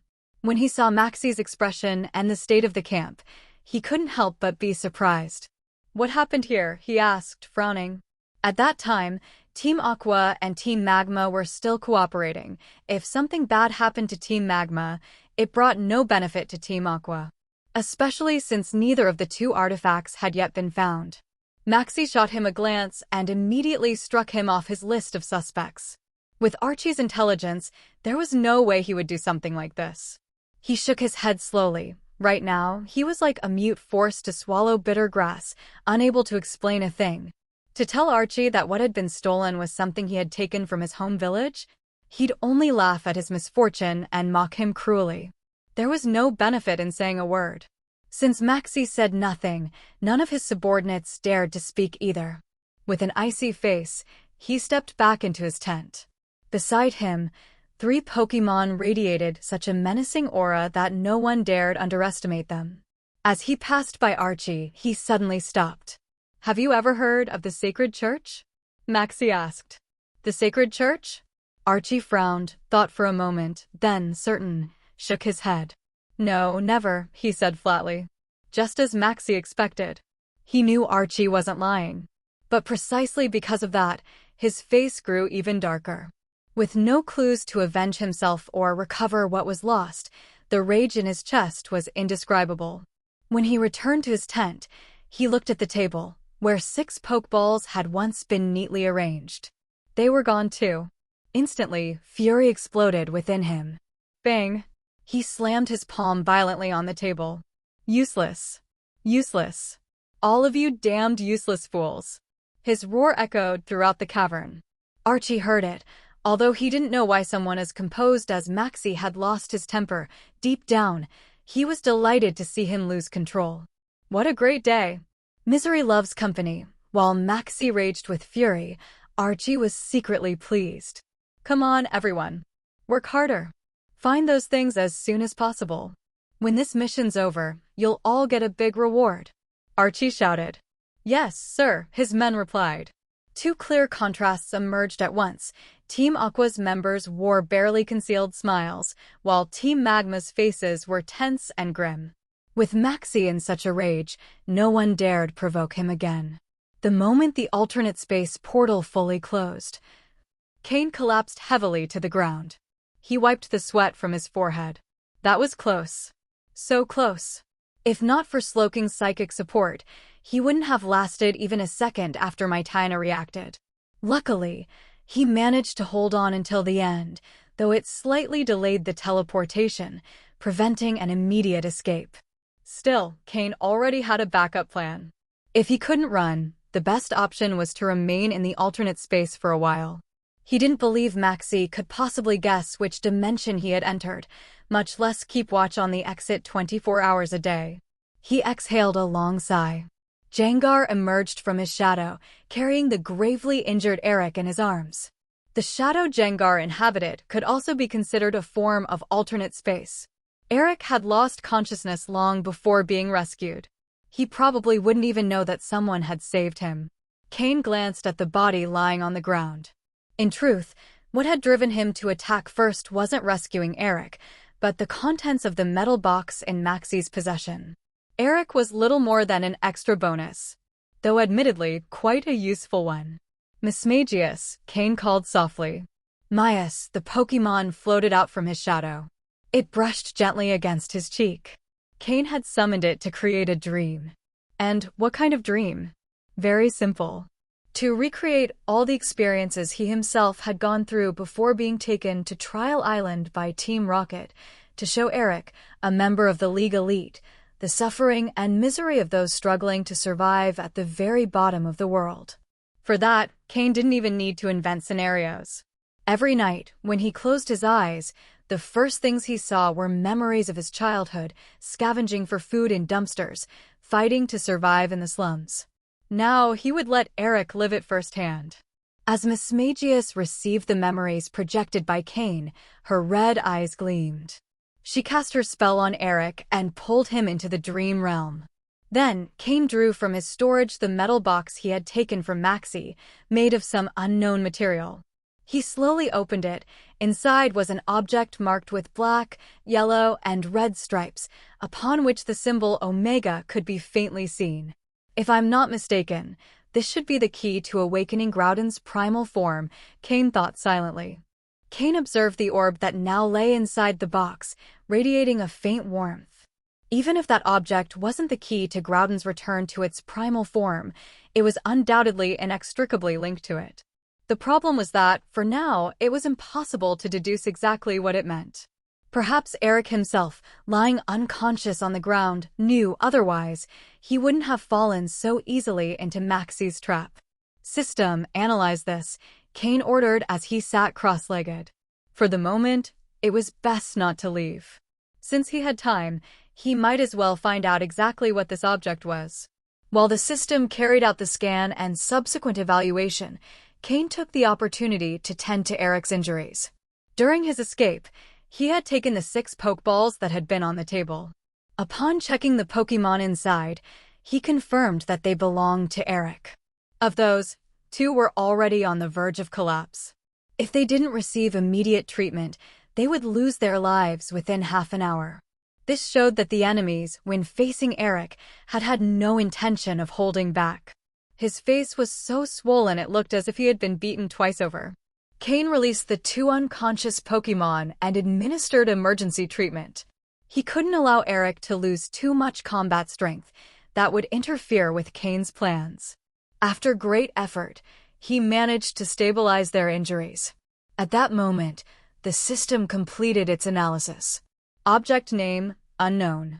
Description: an energy body containing a massive concentration of ground and fire-type energy. It displays a strong, violent nature and seems to possess a connection to something or someone else. Effect: can stimulate a Pokémon state, with a certain probability of helping it find its original power. Warning: not recommended for use without preparation. May cause uncontrollable phenomena. Just as he suspected, it was closely related to Primal Groudon. A gleam flashed in Cain's eyes as he drew a Pokeball and released Tyranitar. Tyron.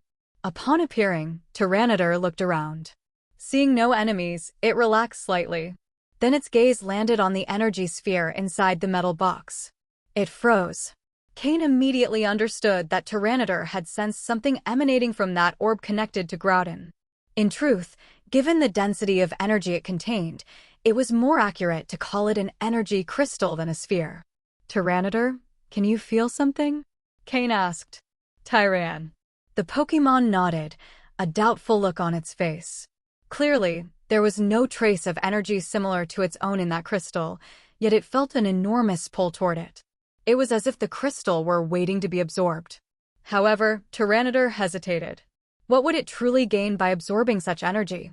Since Cain hadn't given the order, it didn't dare attempt it on its own. Cain realized his hypothesis was quite accurate. Even so, he hesitated. He couldn't risk having Tyranitar absorb something so unstable. Cautiously, he extended his psychic power toward the crystal. But as soon as it touched it, the energy was instantly absorbed, without any reaction. He decided to put it away. The situation with Team Magma and Team Aqua was at a critical stage, and he might need Tyranidar's strength at any moment. It was better to save it for later. Curiously, Tyranidar itself seemed relieved to see Cain store the crystal away. With a snort, it suddenly plopped down on the ground. From some hidden place in its body, it pulled out a pink diamond and began to chew on it happily. Crunch!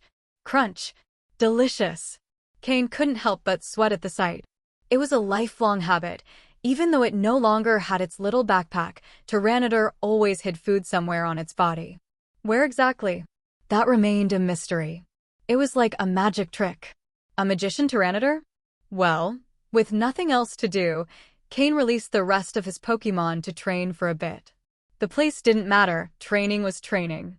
Meanwhile, at the League's camp. In the main tent where Drake was stationed, the atmosphere was tense. 2 days had already passed since Cain entered Meteor Falls. Normally, with Slowking's teleport, even if he hadn't found Team Magma or Team Aqua, he should have returned by now. His prolonged absence was becoming worrisome. Sir Drake, shouldn't we send someone to check?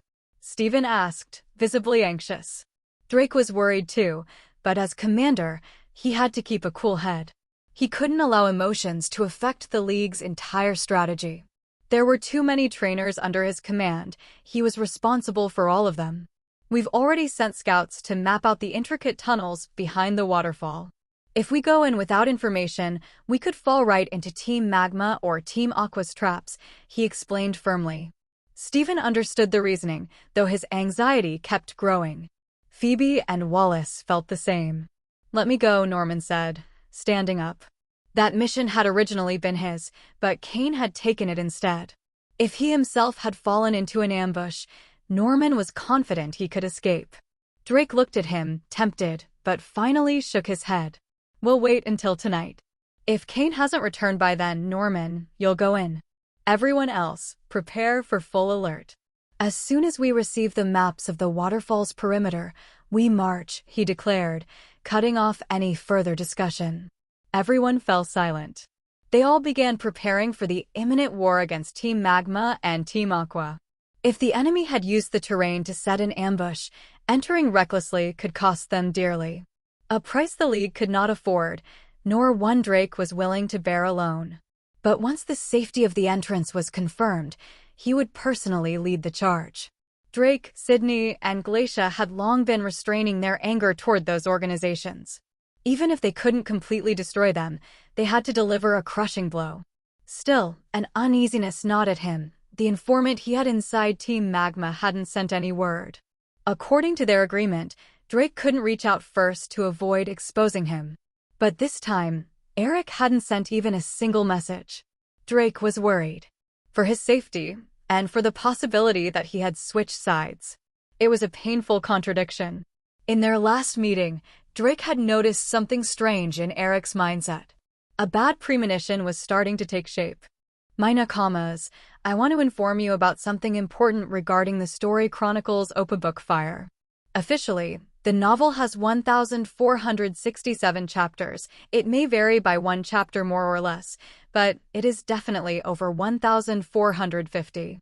Starting from chapter 1373, which is now translated directly by me, we are moving in exact sequence with the original version. Now comes the serious part, and a slightly chaotic one grinning face with sweat from chapter 1374 of the original. Each chapter in Chinese has around 8,000 words. When translated, depending on the content, they end up being between 3,000 and 6,000 words in either Spanish or English. To maintain a good translation pace and, above all, quality, I made the decision to split those chapters. The goal is for each published chapter to have approximately 900 to 1,200 words. So, where will we actually end up chapter-wise?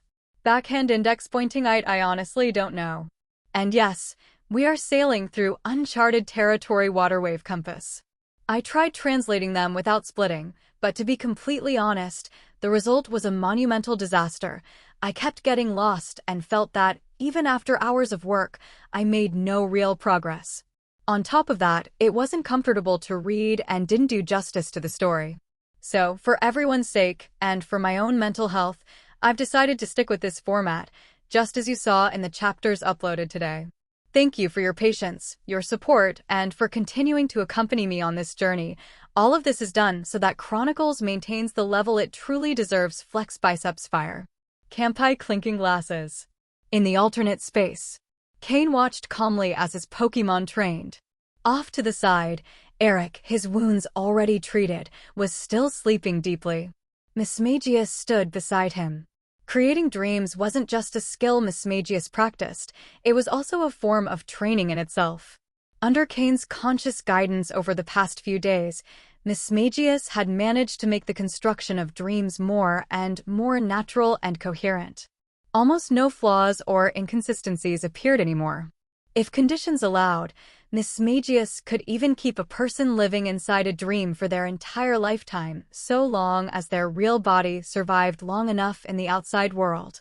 And since Cain was present in that alternate space, he obviously wouldn't allow Eric to die there. 2 days had passed outside, but inside the dream, Eric had practically lived half a lifetime. A life in the lowest strata of the Pokémon world, struggling in misery under the shadow of the League. As a mere commoner, humbly and disadvantageously facing the sons of powerful families, the direct descendants of the League. To change one's fate, they had to pay a price far greater than the privileged ever would. Sometimes, they even had to risk their lives trying to forcibly capture a weak and low-potential Pokémon, like some ordinary bug type, just to get started. But that path was almost always a dance with death. Recklessly entering forests full of wild Pokémon usually meant ending up as prey. And even if they were lucky enough to find a weak bug type, a Pokémon was still a Pokémon. Human flesh couldn't withstand even their most basic powers. A single dose of venom was enough to end a life. Meanwhile, the children of wealthy families could obtain a Pokémon simply by asking for one. What was easy for them was an unattainable luxury for a commoner.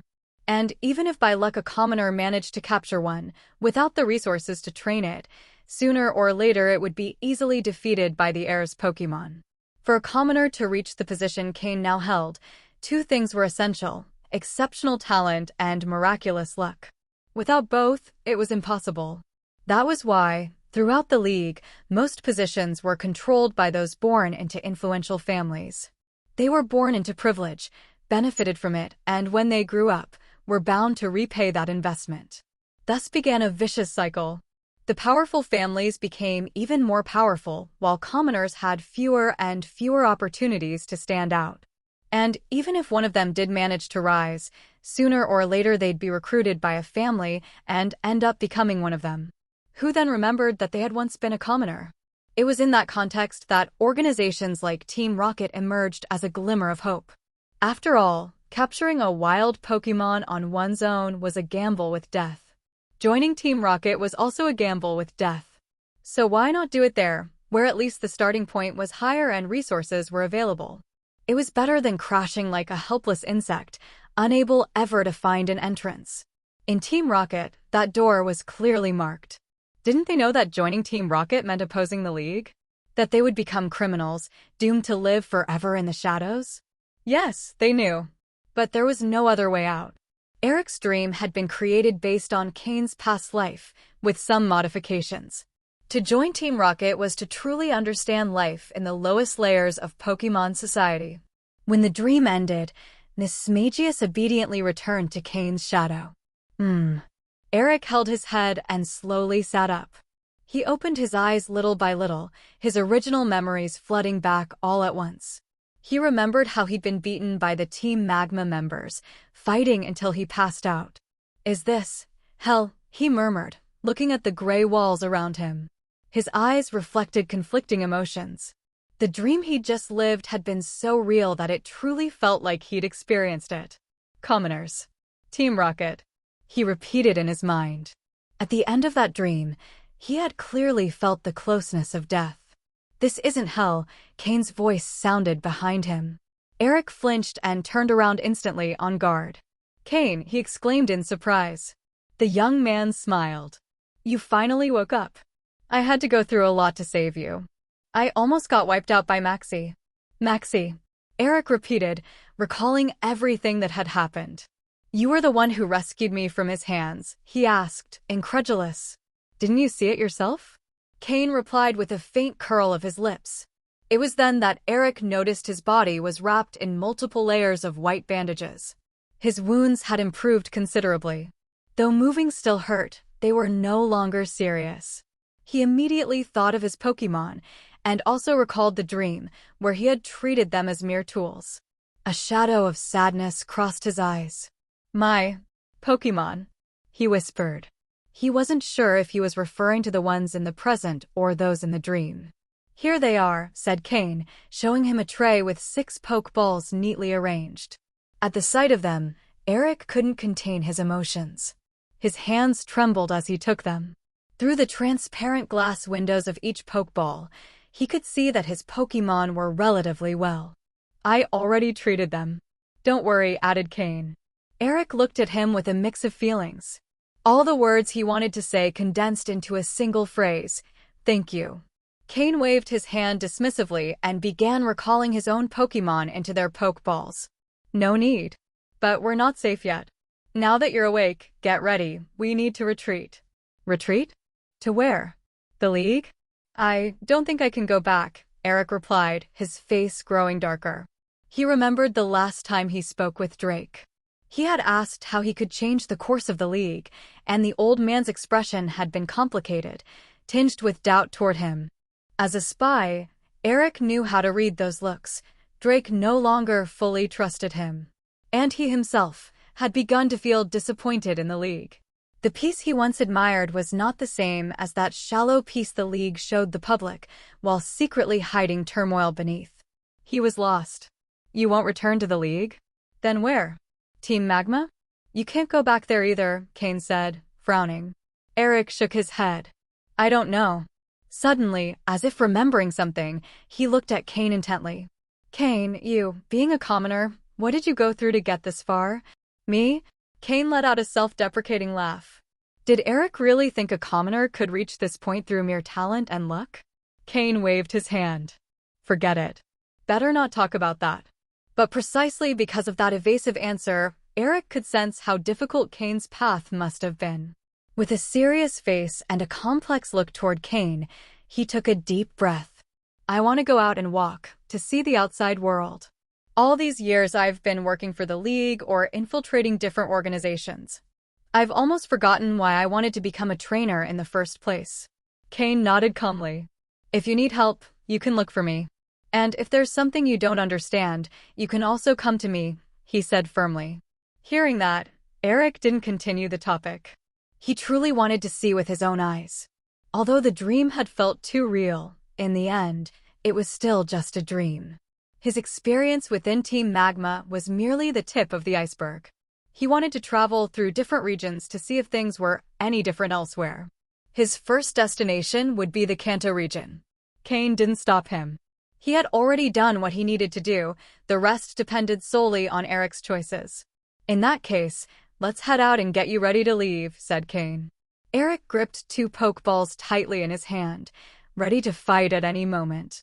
Cain, accompanied by Slowking and Jengar, raised his hand and opened a passage through the chaotic gray wall of the alternate space. Without hesitation, they passed through the corridor and exited. As expected, after 2 days, Team Magma was no longer waiting in that same place. The sudden appearance of Cain and Eric caused a bit of commotion, but didn't draw too much attention. It wasn't until Slowking's psychic power began to surge intensely, preparing to use teleport, that a loud bark echoed. A muscular Mytina shot out from one of Team Magma's tents, tearing through the newly repaired canvas. Along with it appeared a Crobat and a Camerupt. But it was already too late. This time, Slowking didn't disperse his power to shield Cain. Instead, he focused entirely on activating teleport. Because of that, the speed was much faster. Psychic energy enveloped the two of them, and they vanished in an instant. Moments later, Maxie slowly emerged from the tent and realized he had been deceived. The enemy hadn't fled immediately, but had stayed hidden until Team Magma lowered its guard, only to reappear and escape again. In that brief instant, he caught sight of Eric's bandaged body, and his fury erupted. However, what he didn't know was that Eric, who was still uncertain about his future, had already made his decision, thanks to Cain's intervention, not to return to the League. And as for Maxie, Eric didn't feel much hatred. He wasn't seeking revenge against Team Magma. He had already let go of all burdens and attachments. Nothing bound him anymore. When they opened their eyes again, they found themselves in the forest outside Meteor Falls. Eric placed the 2 Pokeballs he held back onto his belt. The fact that they hadn't fought was for the best. His Pokémon still hadn't fully recovered. Cain remembered the red and yellow energy crystal he had taken from Maxie's hands and asked, "By the way, do you know what was inside the metal box that Maxie valued so much?" Hearing the question, Eric looked at him in surprise. A strange light flashed in his eyes, but after thinking for a moment, he answered, "With your identity, you should already know that Team Magma has always sought Groudon, right?" Cain nodded. "Actually, what I'm about to tell you is something Maxie told me as part of a trap, a secret." Maxie and Archie were once residents of a small village on an island off the coast of Hoenn. The villagers there worshipped the gods of land and sea, Groudon and Kyogre. In the village's shrine, 2 energy crystals were kept. That's how Maxie and Archie, after hearing the elders' legends about Groudon and Kyogre, began to worship those Pokémon with fanatical devotion. Maxie believed that since humans and many Pokémon lived on land, the power of Groudon should be used to dry the seas, thus increasing habitable space. Archie, on the other hand, thought that most living creatures existed in the oceans. His desire was to turn all land back into sea so that everything could return to nature. And that's where the difference between their ideals began, Eric explained, recounting part of their past. "And what's the connection between them and those 2 energy crystals?" asked Cain. Eric continued, "According to the elders, the energy within those crystals came directly from Groudon and Kyogre themselves. When the 2 gods, now in slumber, awoke, they would seek those gems. With the crystals, both would become even more powerful. One night, Maxie and Archie stole them. When they touched them, they witnessed firsthand the magnificence of the 2 deities. It was precisely thanks to those crystals that Team Aqua and Team Magma were born. You could say the origin of both teams lies there. Maxie always proclaimed himself the chosen one, destined to awaken the god of the land." Upon hearing the explanation, Cain finally understood the true value of the crystals. "Do you know why Team Magma and Team Aqua previously sent people to investigate Meteor Falls? It was because they received instructions through those crystals. It wasn't coincidence, nor any prior agreement between Maxie and Archie. Both had simply sensed that mysterious signal transmitted by the crystals. That was, in fact, the main reason I decided to steal the crystal Maxie carried," Eric concluded. Could Groudon and Kyogre still maintain some kind of link with those crystals? Cain was a bit astonished. Had they been asleep too long, waiting for Maxie and Archie to find the red orb and the blue orb to awaken them? Or was it merely a personal delusion of both leaders? Or perhaps someone else was manipulating them in secret? Now that Maxie had lost one of the crystals, what fate awaited Team Magma? Cain wondered with interest. "That's all I know. I didn't get the chance to tell the old man. If you return, do me a favor and pass it along," said Eric, preparing to leave. "You really won't go back?" asked Cain. Without looking back, Eric waved his hand. But just before departing, he stopped and suddenly asked, "Cain, you're not just a commoner, nor just a League member, are you?" That question caught Cain off guard. Though Eric couldn't see his face, he clearly sensed his reaction. That alone was enough to confirm what he suspected. "Thanks for the dream. If what I see out there turns out exactly like what I saw within it, I'll come back to follow you. No matter if you're with the League, Team Rocket, or any other organization. I want to see how far you can go," he said with determination. He mounted his Pidgeot and disappeared into the night. When Eric was finally out of sight, Cain smiled. Did he figure it out upon waking? Or perhaps long before that? Either way, he's definitely an interesting candidate. Eric's departure was within Cain's expectations. The only thing that surprised him was that Eric seemed to have sensed something about his true identity. It wasn't a particularly important detail. What truly mattered was that doubt had already begun to grow within him. Cain was certain that once Eric saw with his own eyes certain things he both longed for and feared to witness, he would eventually return to seek him out. By then, Team Heaven would gain another valuable general.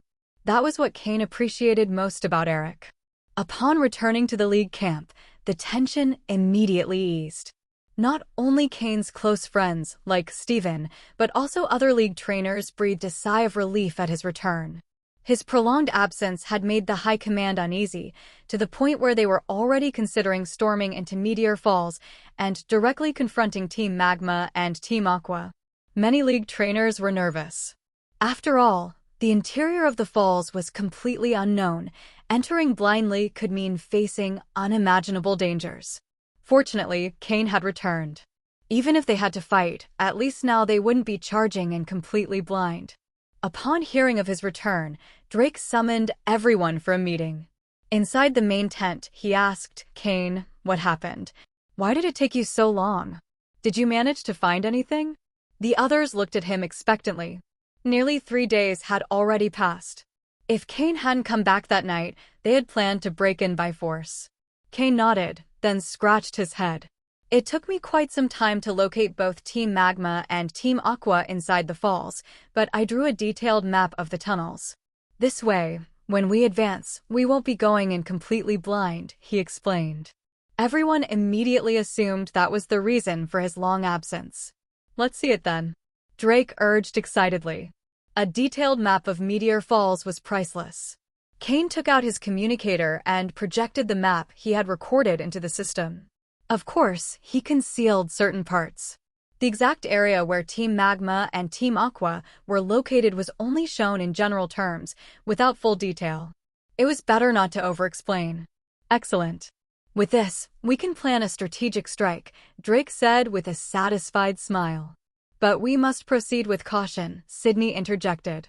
Drake nodded. He understood that as well.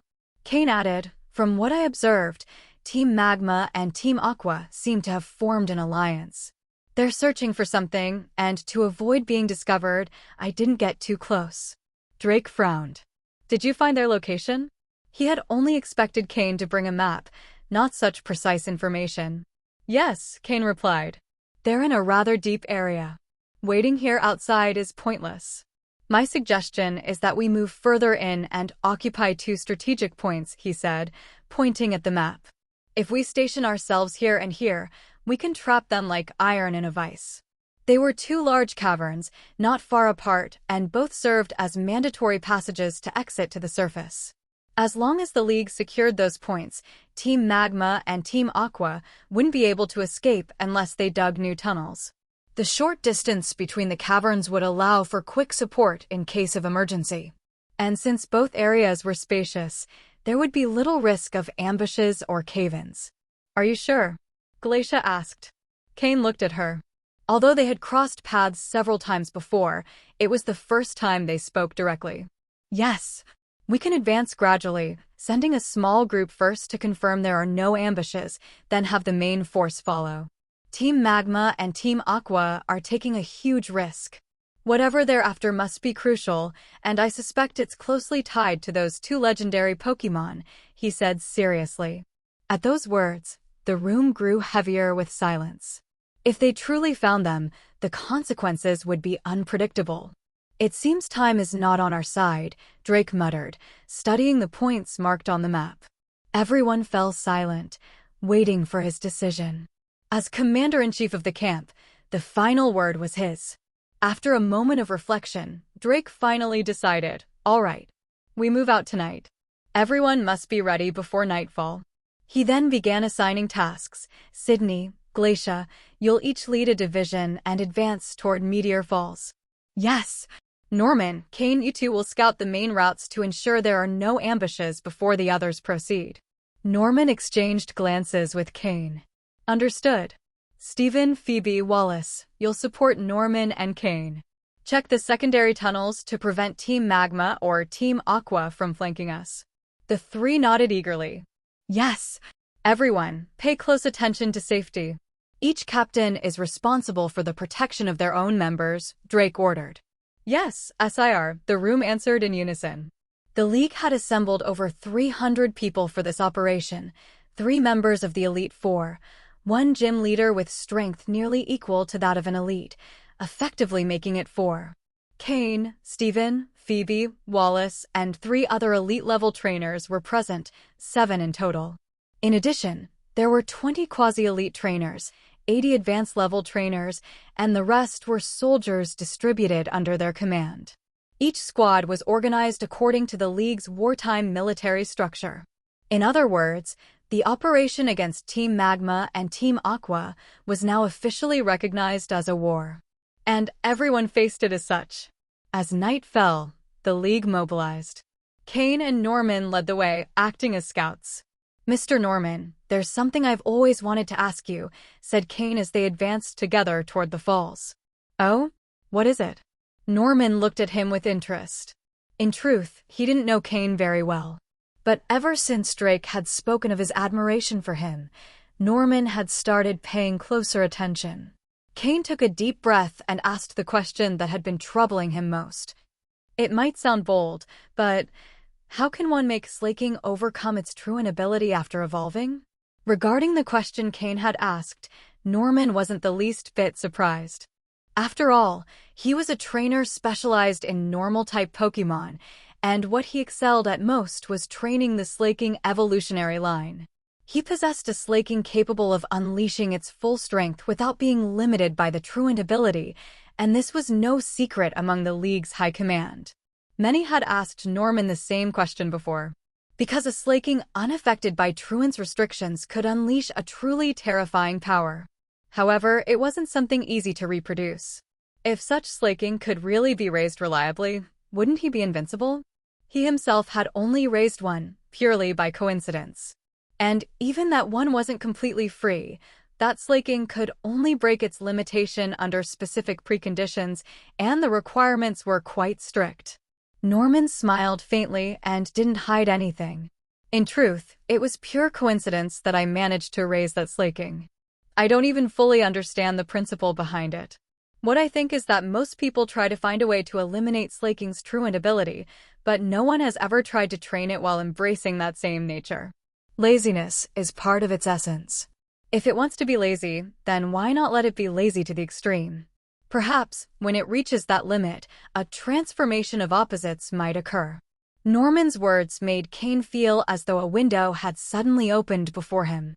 It was true. Why did slaking have to be forced to abandon its truant ability?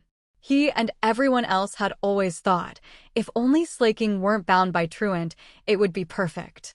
That's why they searched for ways to fix it. For instance, having another Pokémon use skill swap to change its ability.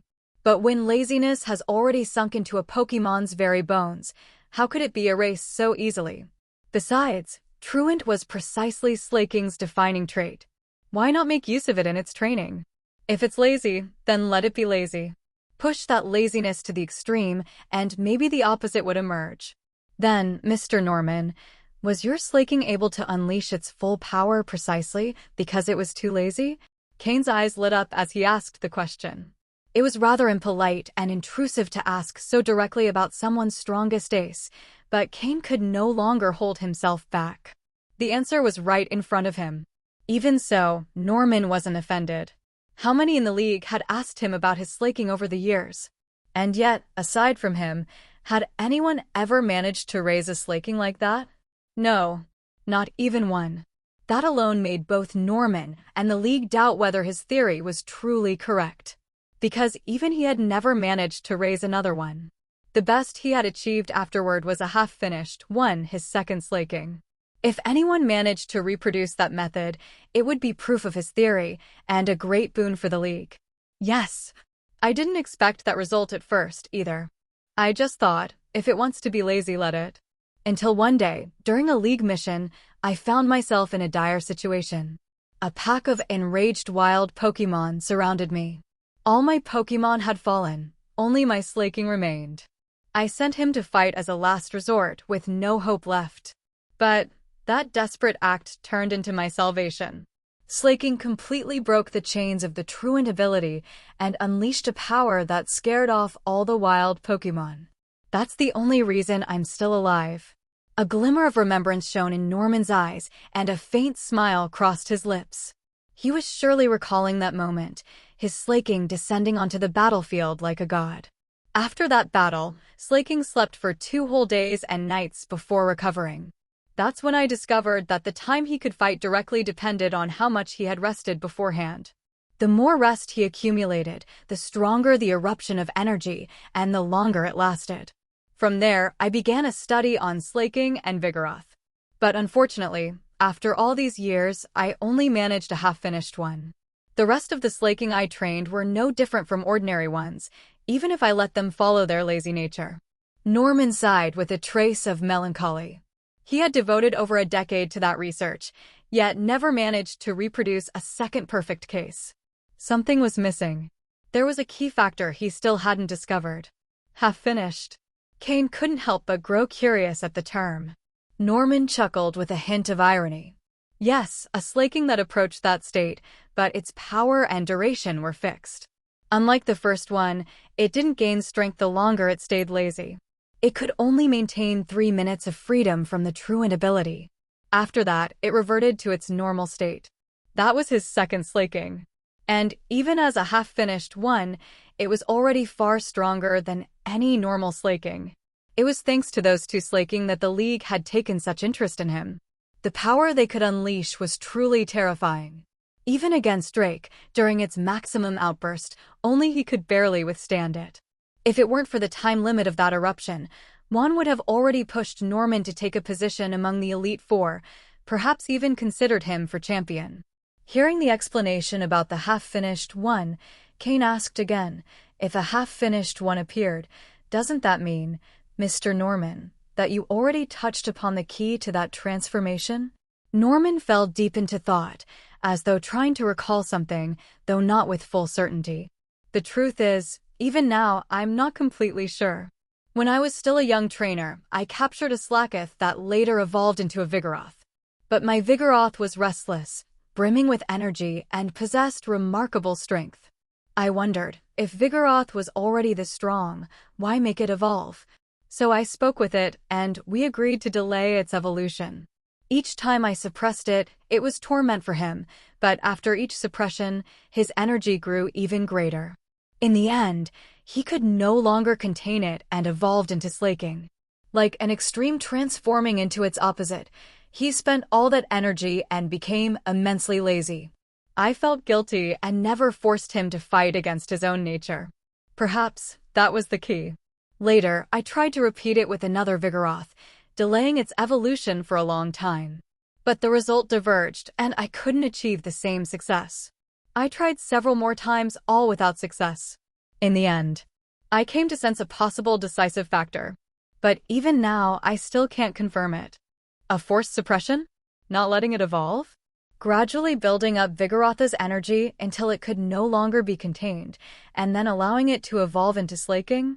Cain pondered the feasibility of that idea in his mind, until he finally heard the decisive condition Norman mentioned, snapping him back to reality. What condition? Asked Cain. When I raised my first Slaking, I had just become a trainer, so the suppression was something Vigoroth and I went through together. But when I raised my second one, I was already a gym leader and had certain resources, so I bought an Everstone.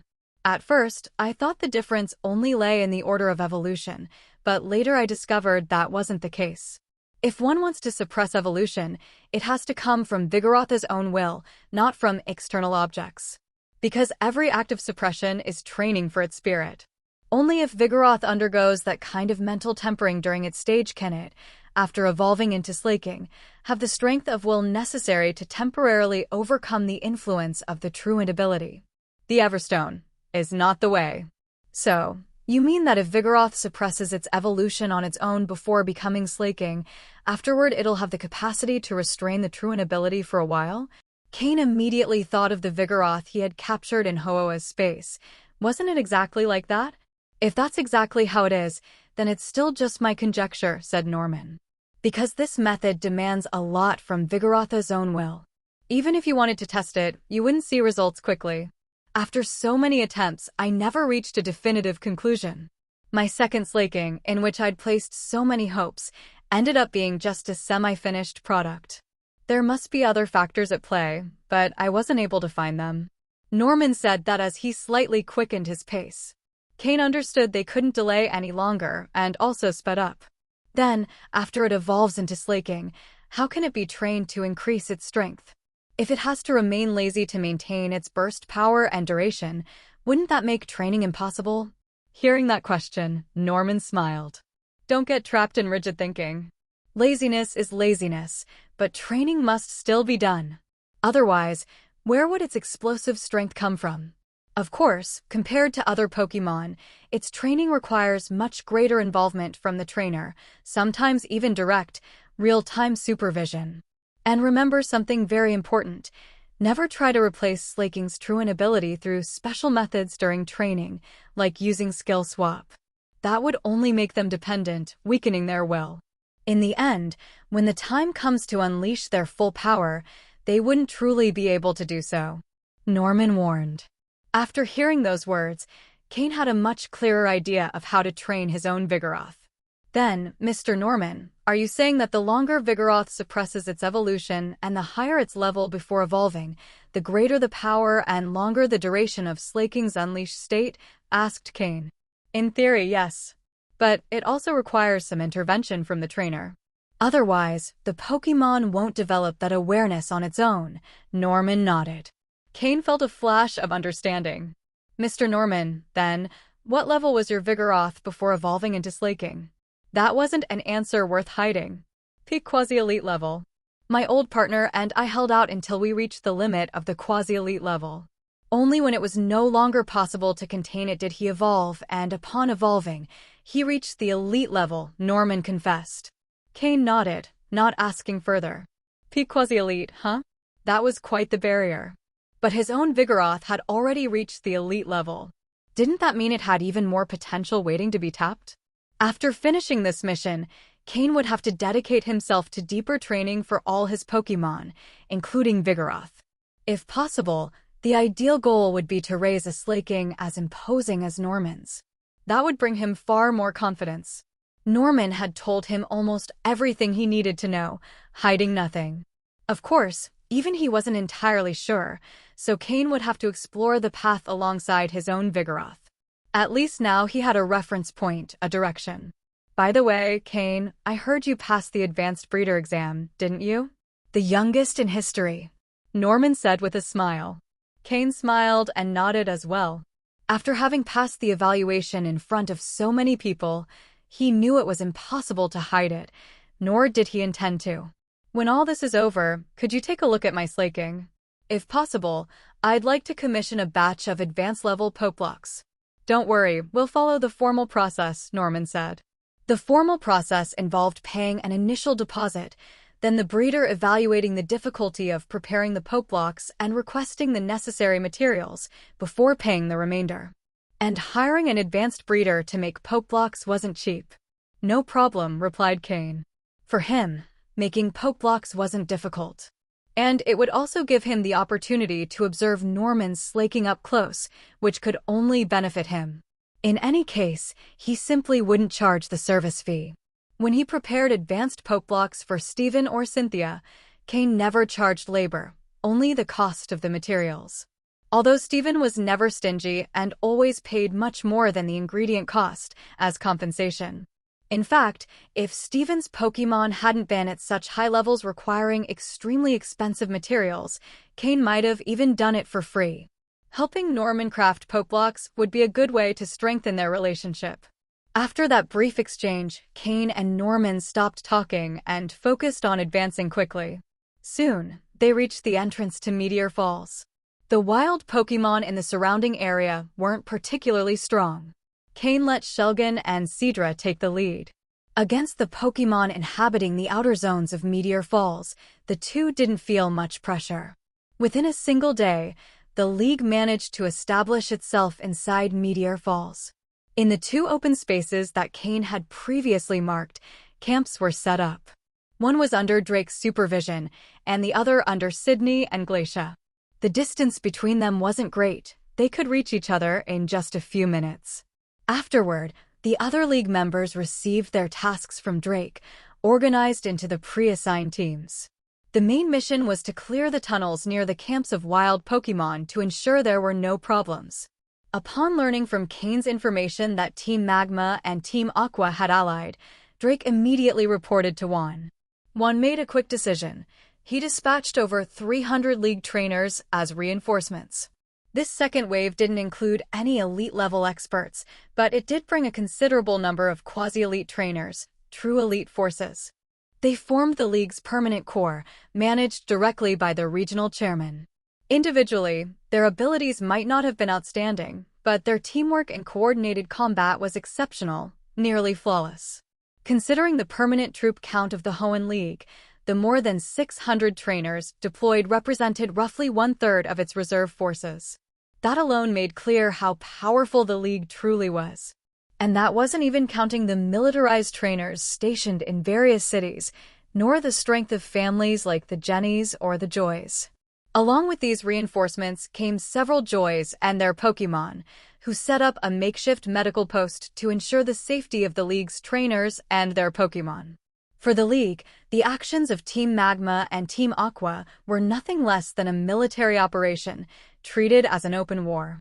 When the massive machinery of the Hoenn League began to move, its power was terrifying. In addition to maintaining a defensive force at headquarters, Juan redistributed part of the permanent troops across various cities under direct military command and his personal orders. Each city had the support of the officer Jennies, League police, gyms, and even League researchers. Juan was truly furious this time. Any faction or individual daring to take a wrong step would be mercilessly crushed. Not only did the League keep the underworld groups in check, but the influential families in each city also restrained their own members, forbidding any action. Some initially thought it was an opportunity, but after witnessing how the League completely wiped out 3 small underworld organizations with overwhelming force, everyone stayed quiet. Even in Malville City, base of Team Heaven, the League stationed troops. The retired Watson returned to the front lines once again. Fortunately, because Cain had ordered Rose and Sky to gather Team Heaven a few days earlier, the League had no excuse to attack them. The Malville City black market also chose to shut down temporarily. Everything in Hoenn had to yield to the League. The reckless actions of Team Magma and Team Aqua had triggered a chain reaction. The main battlefield was now located in the underground tunnels of Meteor Falls. For some, it was their first time there, and they hadn't imagined how complex the terrain would be. If one looked at a map at that moment, they would see the League members moving like an army of ants, carrying out the Central Command's assignments with perfect order. This wartime operation system was not only efficient, but also rewarded every participant with mission points, crucial for their future progression. The first tasks involved clearing the surrounding wild Pokémon. Others worked on widening the tunnels that connected the two camps. And, if possible, they were to excavate a large artificial chamber midway between them to establish the League's main base and prevent ambushes from Team Magma or Team Aqua. The strongest trainers were sent deeper into the tunnels, following the map Cain had drawn, to gather intelligence on enemy movements and prepare the battlefield. The more than 600 League trainers moved like a perfectly oiled machine under central command. Trainers with greater strength, like Cain, could take on solo missions and obtain first-hand information. Depending on the difficulty and reliability of the reports, the League classified missions by rank, with corresponding point rewards. The detailed map Cain had drawn when venturing alone into Meteor Falls, along with his discovery of the alliance between Team Magma and Team Aqua, had been classified by Drake as an S-rank mission. All missions, clearing Pokémon, expanding tunnels, collecting intelligence, had their own levels of difficulty and rewards. Shortly after the League's entry, Team Magma and Team Aqua noticed the intrusion. Maxie and Archie had originally planned to finish their operation quickly and avoid contact with the League. But the search had turned out to be far more difficult than expected, and they ended up trapped inside. With no other choice, they ordered their men to patrol the tunnels and prepare for battle. Fortunately, they had brought significant reinforcements from both organizations before starting, just in case this situation arose. But things weren't that simple. While both teams were locked in a standoff against the League at Meteor Falls, the very thing one feared most came to pass. Although he had crushed several minor groups to intimidate the rest, there were still external forces waiting for their chance. It was the Hunter Guild. After being expelled from Hoenn like flies, their ambition had been fully exposed. They couldn't give up such a rich prize. Several of their top executives entered the region openly and brazenly. The members who had remained hidden in Hoenn emerged from their hideouts, and various hunter groups that made a living capturing Pokémon to trade with the guild also appeared. A single thread moved and the entire web trembled. The appearance of Team Magma and Team Aqua was the fuse. The Hunter Guild was the spark that ignited it. And all of Hoenn's underworld forces became the bomb ready to explode. Except for Team Heaven, all other factions began to stir. Juan, as the head of the league, couldn't leave in person. He had to coordinate with Drake, Sydney, and 2 other Elite Four members, along with the Jenny and Joy families and 3 chief-level researchers, to contain the Hunter Guild. A few days later, inside the League's camp in Meteor Falls, only Drake, Glacia, Norman, along with Cain, Steven, Phoebe, Wallace, and another League member remained. A total of 8 trainers with elite-level strength or higher. Drake gathered everyone for a brief meeting. The conclusion was unanimous. They could no longer delay. Otherwise, they wouldn't just be giving Team Magma and Team Aqua more time to find what they were searching for, but also granting the Hunter Guild more opportunities outside. After remaining silent for so long and always giving the impression of prioritizing money and neutrality, the Hunter Guild had made many believe they weren't a real threat. But when they truly mobilized, their power was terrifying. Even now, Team Rocket itself wouldn't completely trust them. That was why the sooner this situation was resolved, the sooner they could turn to face the Hunter Guild. Thus, the League's missions became increasingly aggressive, and infiltration and intel gathering assignments multiplied. That day marked the 4th since the League's entry into Meteor Falls. Cain, alone, advanced deep inside with his Pokémon, completing reconnaissance missions and clearing out wild Pokémon. Because several rounds of cleaning had already been done, to find new wild Pokémon, one had to venture quite far in. Moreover, the Pokémon appearing now were at a considerably higher level. For others, that could be a difficult task, but for Cain, it wasn't a problem at all. Shelgon, Dragon Pulse. Seadra, Brine. These past few days, Cain had focused his training on having Shelgon and Seadra battle. Both were growing rapidly. Shelgon, thanks to Kamo-OS help, accumulated energy quickly, even faster than Pupitar. Meanwhile, Seadra, after evolving from Horsia, had finally shown worthy combat power. Her coordination with Cain improved day by day. Perhaps soon, it would be the right time to make her evolve once more. Boom! Right after Shelgon and Seadra defeated several golem in the tunnels, a loud rumble shook the place. The ground trembled and stones began to fall from the ceiling, but Cain stopped them with his psychic powers. He frowned. At such depth, they shouldn't yet be encountering members of Team Magma or Team Aqua, nor wild Pokémon of such dangerous strength. He extended his psychic senses. He searched for the source of the tremor. He recalled Shelgon and Seadra, releasing Drapion and ordering it to move toward the source of the disturbance. It wasn't far from his current exploration range. According to the mission layout, there should also be several League teams operating nearby. Cain guided Drapion at full speed, taking advantage of his detailed knowledge of the map. 5 minutes later, upon reaching the area near the epicenter, he confirmed through his psychic perception that League members were involved. But it wasn't an offensive assault, it was a desperate defense. 2 League squads, 8 members in total, including 2 quasi-elite trainers and 6 advanced-level ones, had fallen into an ambush by Team Magma and Team Aqua. The teams assigned to such deep-level missions were the elite among the elite, with far stronger configurations than average. Unlike greenhouse-trained trainers, these were the League's regular combat forces, used to dangerous missions. Their battlefield discipline was on par with that of criminal organizations like Team Rocket. Now, the tunnel was covered in debris and showed clear signs of an explosion.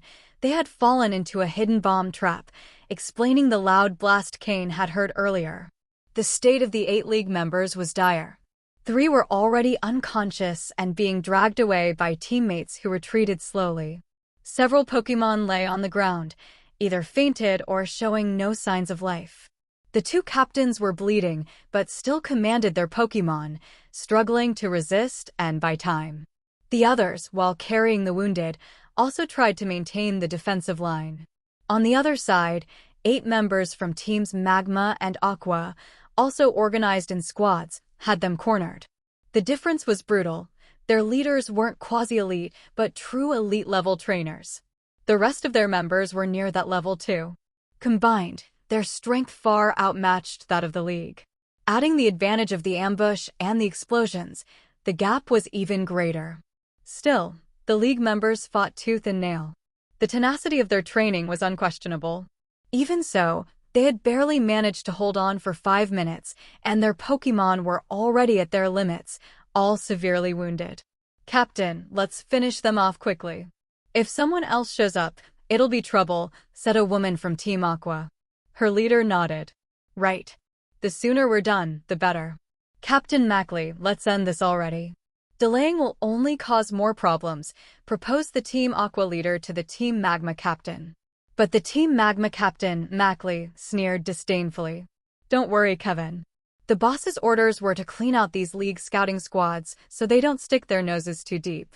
I bet all the teams they sent here are of the same level. Perfect bait to draw in more. That way, we can wipe them all out at once. Elite League members? Huh." He spat toward the exhausted trainers. His Team Magma comrades cheered, emboldening him further. He threw Kevin a mocking glance, as if to say, "What, are you afraid?" Kevin frowned, but said nothing. He had to admit Mackley was right, and he couldn't let anyone think he feared the fight. Still, he hastened his commands.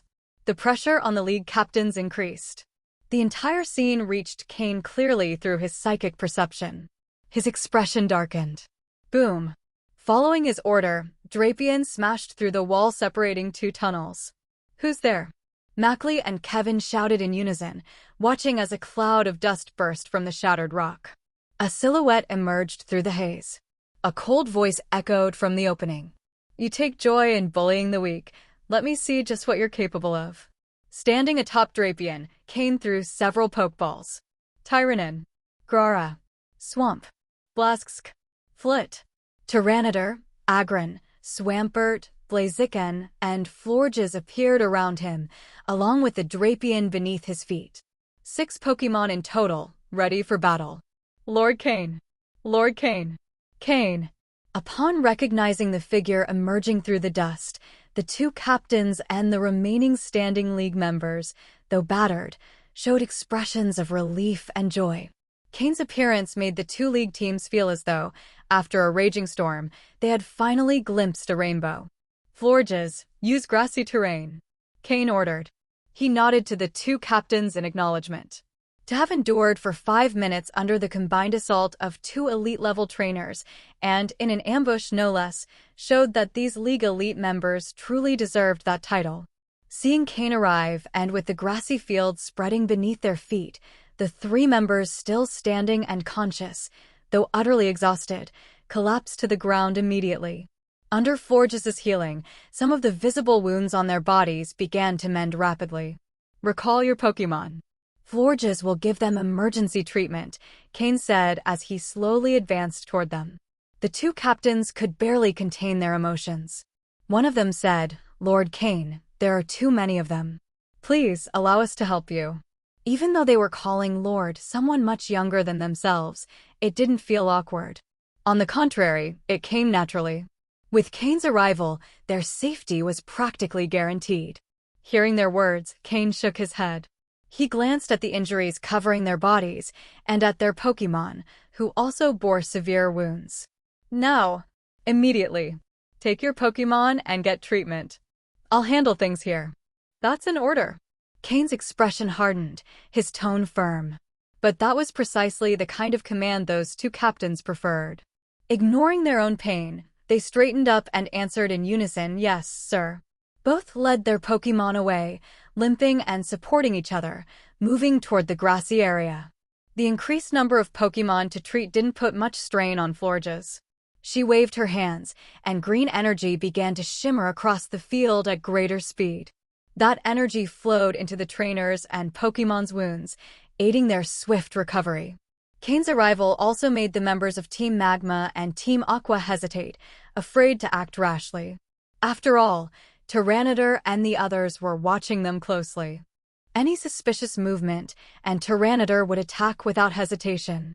Once the wounded were secured, Cain walked to stand beside his Pokémon. He looked at the 8 members of Team Magma and Team Aqua waiting not far away. 2 squads. So they had decided to strike together? "You're Cain," shouted Mackley, the Team Magma captain. Cain raised an eyebrow. "What, you even know me?" Upon hearing him acknowledge his identity, both Team Magma and Team Aqua cast aside their caution, replaced now by unrestrained greed. Kevin, the Team Aqua captain, licked his dry lips and said with a crooked grin, "So it is you. Your head's worth quite a lot." After Shelley and Tabitha's return, they had reported Cain's critical role in those incidents. Added to that was the League's constant propaganda about Hoenn's star duo, so naturally, neither Maxie nor Archie underestimated him. They had even issued a bounty. Anyone who brought back Cain's head would receive a massive reward. Such a tempting offer that even elite officers like Mackley and Kevin couldn't resist. At those words, Cain smiled, pointed to his own head, and said, "Here it is. If you've got what it takes, come and take it." Then his face turned cold in an instant, faster than flipping a page. Even facing 2 elite-level trainers, plus 6 quasi-elite and advanced-level ones, Cain didn't flinch in the slightest. To him, those trainers looked like nothing more than mud chickens and clay dogs. Tyranitar, raise the sandstorm. Cain gave the command. Tyron. The Pokémon, which had been suppressing its power until now, unleashed its strength at once. In this underground terrain, surrounded by stone and soil, Tyranitar needed only a moment of control before sand began to surge from every crack and crevice. In the blink of an eye, the sandstorm filled the tunnel, sparing only the area protected by Florges. Agron and Swampert were also unaffected by the sand. Drapion, with its sturdy natural armor, endured the impact of the grains effortlessly. Blaziken ignited in golden flames, enveloping itself in a blazing mantle that incinerated the sand before it could touch him, reducing any damage to a minimum. Under Tyranitar's conscious control, the storm intensified until the members of Team Magma and Team Aqua could barely make out the hazy outlines of Cain and his Pokémon. The Pokémon of the 2 captains still withstood the storm, though every grain that struck them stung sharply.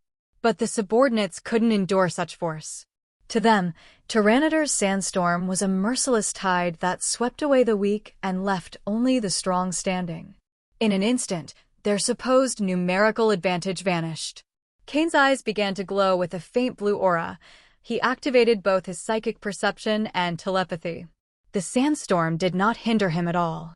Through telepathy, he coordinated every move in battle. When the storm reached its peak, Tyranitar and Agron charged directly into the swirling sand. Boom! Boom!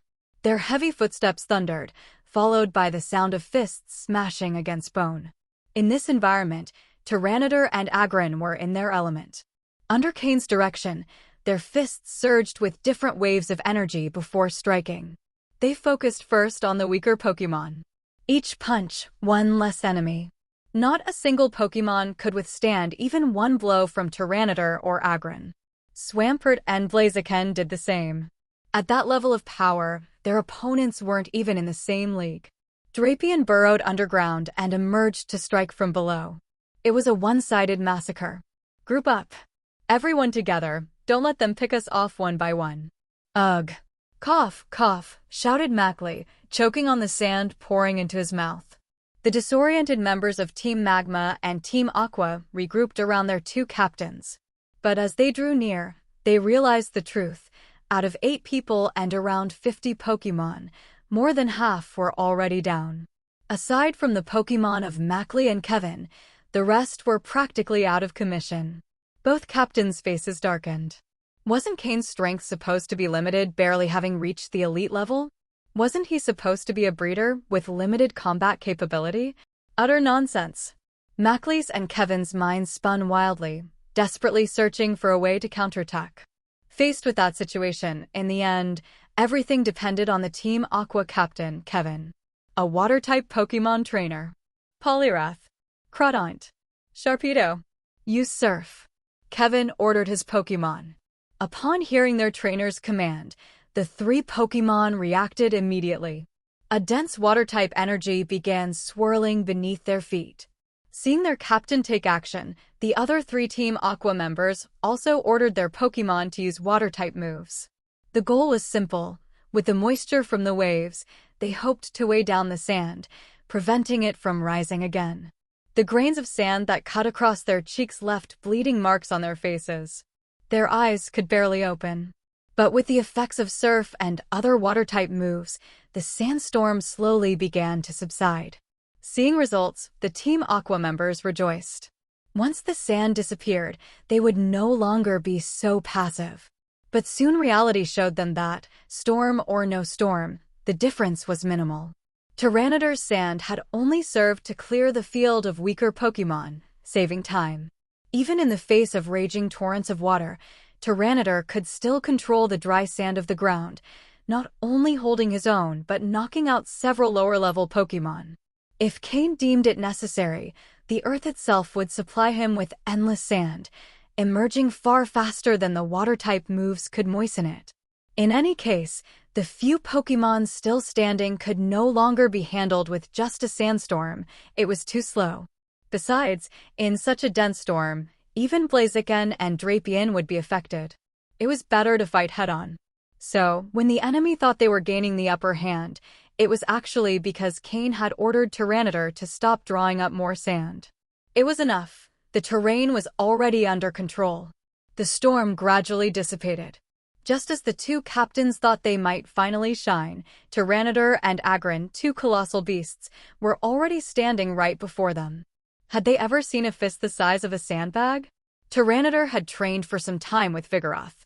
Although he hadn't reached the level of turning every joint in his body into a weapon like Vigoroth, he had refined specific parts for combat. Like his tail. Now Tyranitar had discovered that the strongest part of his entire body was, in fact, his tail. A single swing of that tail would sweep away any Pokémon in its path, leaving it severely injured or outright knocked out. Agron was even more terrifying. Ever since mastering the move Autotomize, he was no longer a slow, lumbering shield, but a fast and lethal steel beast. Who could possibly stop an armored metal bull charging at full speed? With his rock head ability, Agron pushed Head Smash to its extreme. No matter what Pokémon he faced, none could withstand a single impact. As for Blaziken, his style was entirely different from Tyranitar and Agron's. With graceful movements and an agile body, it was nearly impossible to follow his trail. Moreover, the longer the battle lasted, the faster he became. He attacked whenever he pleased, while his opponent couldn't even land a hit. And worst of all, his flames were not something just anyone could withstand. Mackley's Camerupt from Team Magma, relying on its resilience as a fire-type Pokémon, believed it could withstand Blaziken head-on. But Blaziken taught it a harsh lesson. This was what it meant to show the true difference between their flames. Thanks to the Tai Chi philosophy Cain had taught him, and the concept of precise, directed power, Blaziken focused all his energy into a fire punch.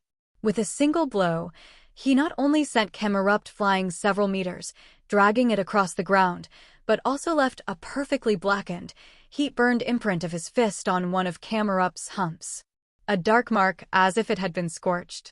Camerupt tried to stand 3 times, each attempt ending in failure, racked with unbearable pain. It felt as though one of its humps was ruined forever. Swampert, on the other hand, had a very simple style. Earth Hammer.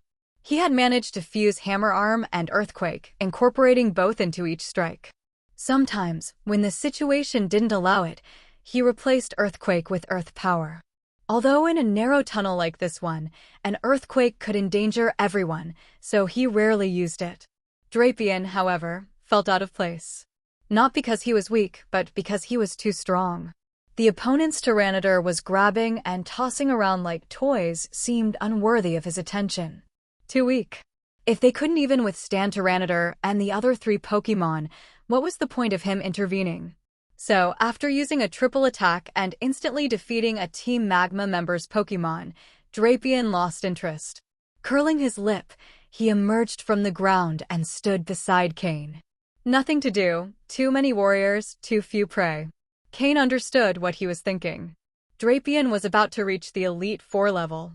He needed real opponents as whetstones, not these chickens and clay dogs. Cain patted his arm, signaling him to be patient. The war against Team Magma and Team Aqua was just beginning. His turn would come. Mackley from Team Magma and Kevin from Team Aqua, staring at Tyranitar and the others in their full, fearsome might, turned pale.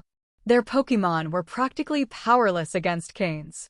It was a one-sided massacre. Every strike from Tyranitar or Aggron left their Pokémon reeling, while their own attacks barely tickled the steel armor or the rocky hide of the giants. They were simply on another level of power. And Blaziken was even worse. Throughout the entire battle, they hadn't even touched him. Their Pokémon only took blows without ever landing one in return. The most unfortunate was Camerupt. For provoking Blaziken even slightly, it received a brutal punishment. Now, its 2 humps looked like 2 huge, charred black buns. A pitiful sight. Camerupt was on the verge of tears. Meanwhile, Blaziken strutted proudly, admiring his own handiwork. The only one who could actually inflict damage was Swampert, striking left and right like a madman. Yes, his blows hurt, and the results were clear. But the cost of harming him was far too high. With fists imbued with yellow energy, any Pokémon he touched was sent flying. The tunnel walls were covered in dents, all caused by him. Just 4 Pokémon. With only 4 Pokémon, they had swept away nearly 50 of the enemies. Mom, I want to go home. 8 members of Team Magma and Team Aqua divided into 2 squads. All of their Pokémon were defeated by Cain with overwhelming force. The League members standing behind him, watching Cain's battle, were completely stunned. Was this the power of a League genius? With talent like that, the League could ensure its stability for the next 100 years. Under Florge's treatment, they gradually regained basic mobility. Their external wounds had almost completely healed. As for the internal ones, more complicated to treat, they would have to leave those to the Nurse Joys once they returned. The 3 who had been unconscious also woke up. Seeing Cain standing tall at the front and hearing their comrade's explanation, they felt an immense sense of relief. But what came next was bitterness. Although they had survived the surprise attack, their Pokémon had suffered devastating losses. The luckier ones had lost 1 or 2 Pokémon, the less fortunate 4 or 5, who had died protecting their trainers. For a trainer, that was a crushing blow. Their entire fighting strength was reduced to nothing. The only consolation was that Cain had avenged their Pokémon. Over the past few days, they had accumulated a fair amount of points, enough to raise new Pokémon, and the League offered compensations as well. With some time, they could recover their strength. But time itself was an enormous cost. For rising talents like Cain, every minute was invaluable. For them, not so much anymore. What hurt the most was the loss of their partners. Everyone more or less recovered? Cain asked, looking at them. Yes, the 8 League members replied in unison, standing straight and saluting, deep respect in their eyes. Seeing that they still held on to good spirits, Cain nodded. Still got strength left? Tie them all up and take them away, he ordered firmly. Yes, they responded immediately. With the help of the Pokémon still able to move, they tied up all 8, the 2 captains and the 6 subordinates from Team Magma and Team Aqua, who were now pale as ash. They took away their belts containing empty Pokeballs and collected the fallen Pokémon from the ground. Most were only unconscious, out of combat, though some had truly died. No one said anything. After all, this was war and casualties were inevitable. They themselves had lost so many Pokémon to Team Magma and Team Aqua that Cain killing a few enemies didn't shock anyone. As regular League troops, this wasn't the first time they had witnessed Pokémon deaths. They didn't dwell on it. "Can you move?" Cain asked, watching them finish tying up the prisoners. The two captains, both elite level, were, within Team Magma and Team Aqua's structure, at least elite officers. Maybe not the highest ranked among them, but certainly individuals who knew important secrets. Bringing them back could yield crucial intelligence. "No problem, Sir Cain," one of the captains replied, stepping forward. Their Pokémon were injured, but thanks to Florge's efforts, they had regained some strength. A human, unless psychic, fighter, or of another special profession, had almost no resistance against Pokémon. "Then you're in charge of escorting them back." With that, Cain turned to leave with his Pokémon. "Sir Cain, aren't you coming with us?" asked the other captain. Capturing 2 elite officers was a huge achievement. How could Cain not return right away? Cain waved his hand. "I'm guessing there are still more Team Magma and Team Aqua squads around. I know this terrain well, I'll see if I can track them down." Then, remembering something, he pulled 2 small bottles from his pocket and tossed them over. "Medicine I prepared myself. If anyone can't continue, give them this. It'll keep them going until you reach camp. You may go." With that, he vanished into the tunnels along with his Pokémon. The 2 captains and 6 soldiers stood firm, saluting in Cain's direction until his figure completely disappeared. This time, Team Magma and Team Aqua had truly gone all in. Their goal was to assault the League squads. Their intent was clear: to keep the League from spreading its influence too far, to buy time, and to locate what they were searching for as soon as possible. Each organization had sent 2 officers with elite troops as their spearhead. In addition, several quasi-elite captains led small teams to harass and disrupt. In Maxie and Archie's eyes, it was a flawless plan. Perhaps they wouldn't destroy many squads, but at the very least, they would force the League to hold back and keep them from advancing deeper into their territory. But when the mission time expired and the survivors returned, Maxie and Archie's expressions turned dark. Losing almost half their manpower was acceptable. They assumed the League had taken heavy losses as well. What they couldn't accept was that 2 squads led by elite officers had never returned. Losing 2 elite officers was an enormous blow to both Team Magma and Team Aqua. And the other 2 who had survived came back alone, their Pokémon severely injured. "What happened?" Maxie asked, frowning. "Leader, at first everything was going smoothly. The League squads were no match for us. But suddenly someone appeared in the tunnels. He was incredibly strong. We barely escaped with our lives," explained one of the Team Magma elite officers, covered in dust and with a look of pure fear. "Who?" Archie's expression was like that of a beast ready to devour. He knew all too well how hard it was to raise an elite officer within Team Aqua. Some didn't even have the natural talent to reach that level, and only through massive resource investment were they able to be pushed up. Team Magma and Team Aqua had remained in the shadows for so many years, quietly accumulating strength. All of their resources, beyond what was needed to survive, were devoted to empowering their members. That was why each elite officer was an invaluable asset. Now, without even having gained any true advantage, before the war with the League had properly begun, they had already lost 2. And those who survived were in terrible condition. "CA. In," murmured the Team Aqua elite officer, his voice trembling. They had been defeated by someone far younger than themselves and utterly crushed. It was humiliating. "Cain." Maxie and Archie locked eyes. Of course, they knew who Cain was. They had been keeping an eye on him for quite some time and had placed a very high bounty on his head.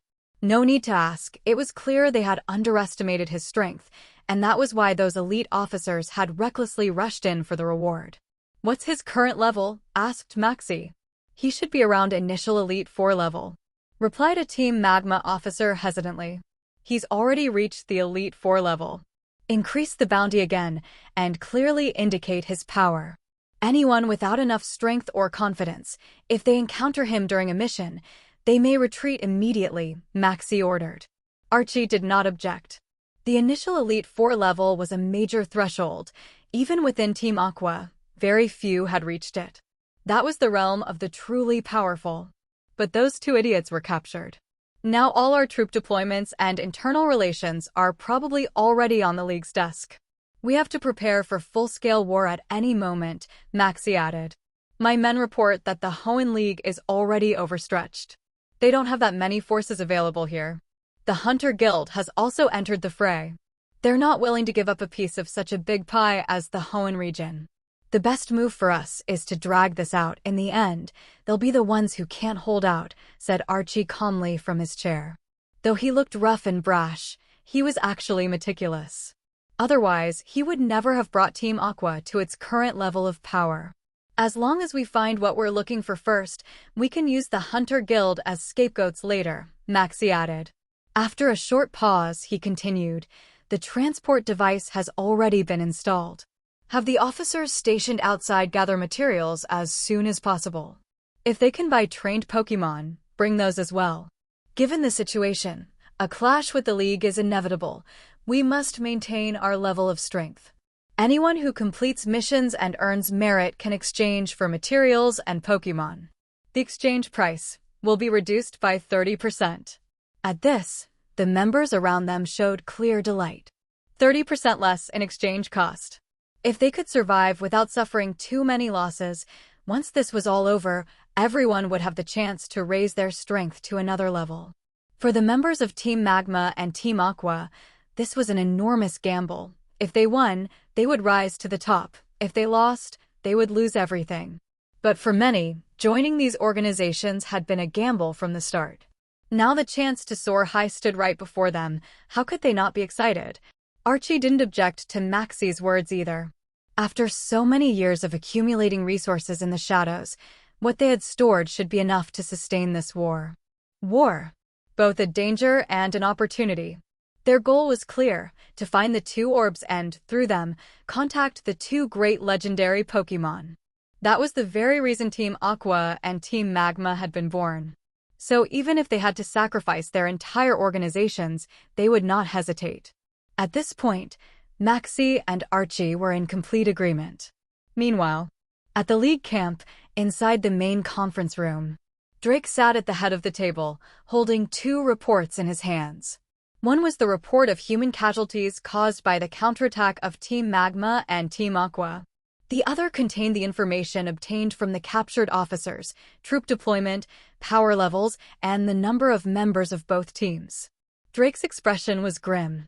This time, Team Magma and Team Aqua had gone all in, except for a few who stayed behind as reserve. Practically everyone had been deployed. The situation was even more serious than he had imagined. He looked around at those seated at the conference table, mentally comparing their forces with those of the enemy. Sydney and two other elite-level members had been withdrawn, which significantly affected the camp's current strength. Finally, his gaze settled on Cain and a faint, relieved smile appeared on his face. Cain, it's thanks to you this time. Otherwise, the losses would have been much worse. Maxie and Archie's counterattack was fierce. But even though we took heavy damage, they lost even more. And best of all, we obtained all the information we needed. That's excellent. I'm classifying this mission as Rank S. With that, Cain now had 2 Rank S mission rewards to his name. Upon hearing this, Cain remained serious. Even so, I reacted too late. I could have saved more people, and I failed to prevent 2 elite officers from escaping. The fact that 2 elite officers had managed to flee from him bothered him deeply. But there had been no helping it. They had chosen to sacrifice their own Pokémon to break through and escape. Moreover, they weren't like the first 2 he had faced, who underestimated him. After seeing a glimpse of his strength, they chose to retreat without hesitation. The League had suffered much. For full squadrons gone, 16 people dead, and another 7 or 8 teams severely injured, with a large number of fallen Pokémon. For quite some time, many would only be able to serve in rear-line duties. You've already done more than enough. We didn't expect such a brutal response either. Now that they know your strength, they'll either stay put or only act with full certainty. You must be careful, said Glacia. Even she was astonished by the power Cain had displayed. According to the captives, Team Magma and Team Aqua have set up a transport device deep underground. They're receiving supplies from outside, meaning they're aiming for a war of attrition. But our own support is limited. You all know, those bastards from the Hunter Guild have joined in as well. With someone leading the way, the opportunists from every city have crawled out of their holes. The League is holding its ground, but a prolonged conflict isn't in our favor. If they find what they're looking for, it would deal a devastating blow to the League. That's why I've decided to speed up our exploration and seek a direct confrontation as soon as possible. During this period, I need you all to advance at the front line, ensuring the mission's progress. In return, we'll increase the exploration rewards, Drake announced.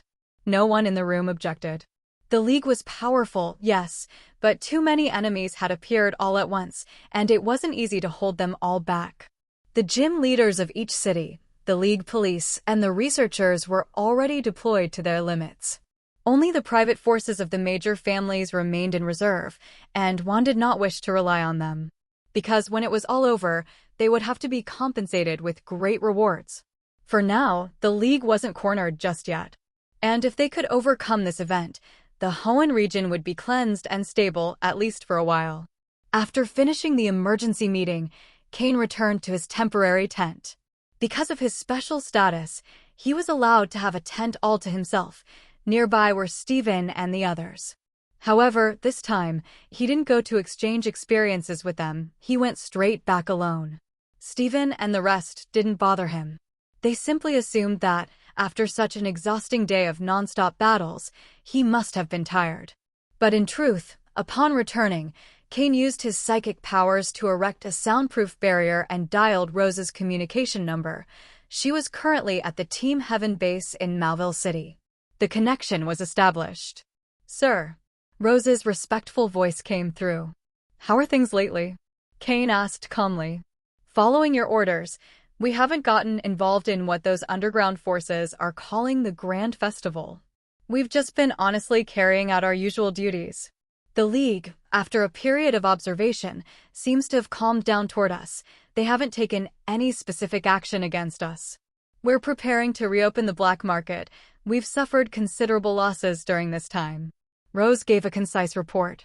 Hearing her, Cain felt satisfied with how Rose and the others were handling things and following orders.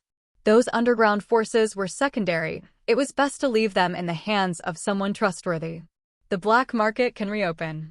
The League won't be focusing its attention on us. But during this period, double the prices of all materials and Pokémon we sell, even more if possible. Take the chance to buy up rare materials others sell cheaply. Pay special attention to the movements of Team Magma and Team Aqua members. Anything they liquidate at low prices, buy it all. Preferably through barter, push their prices down and raise ours, Cain instructed.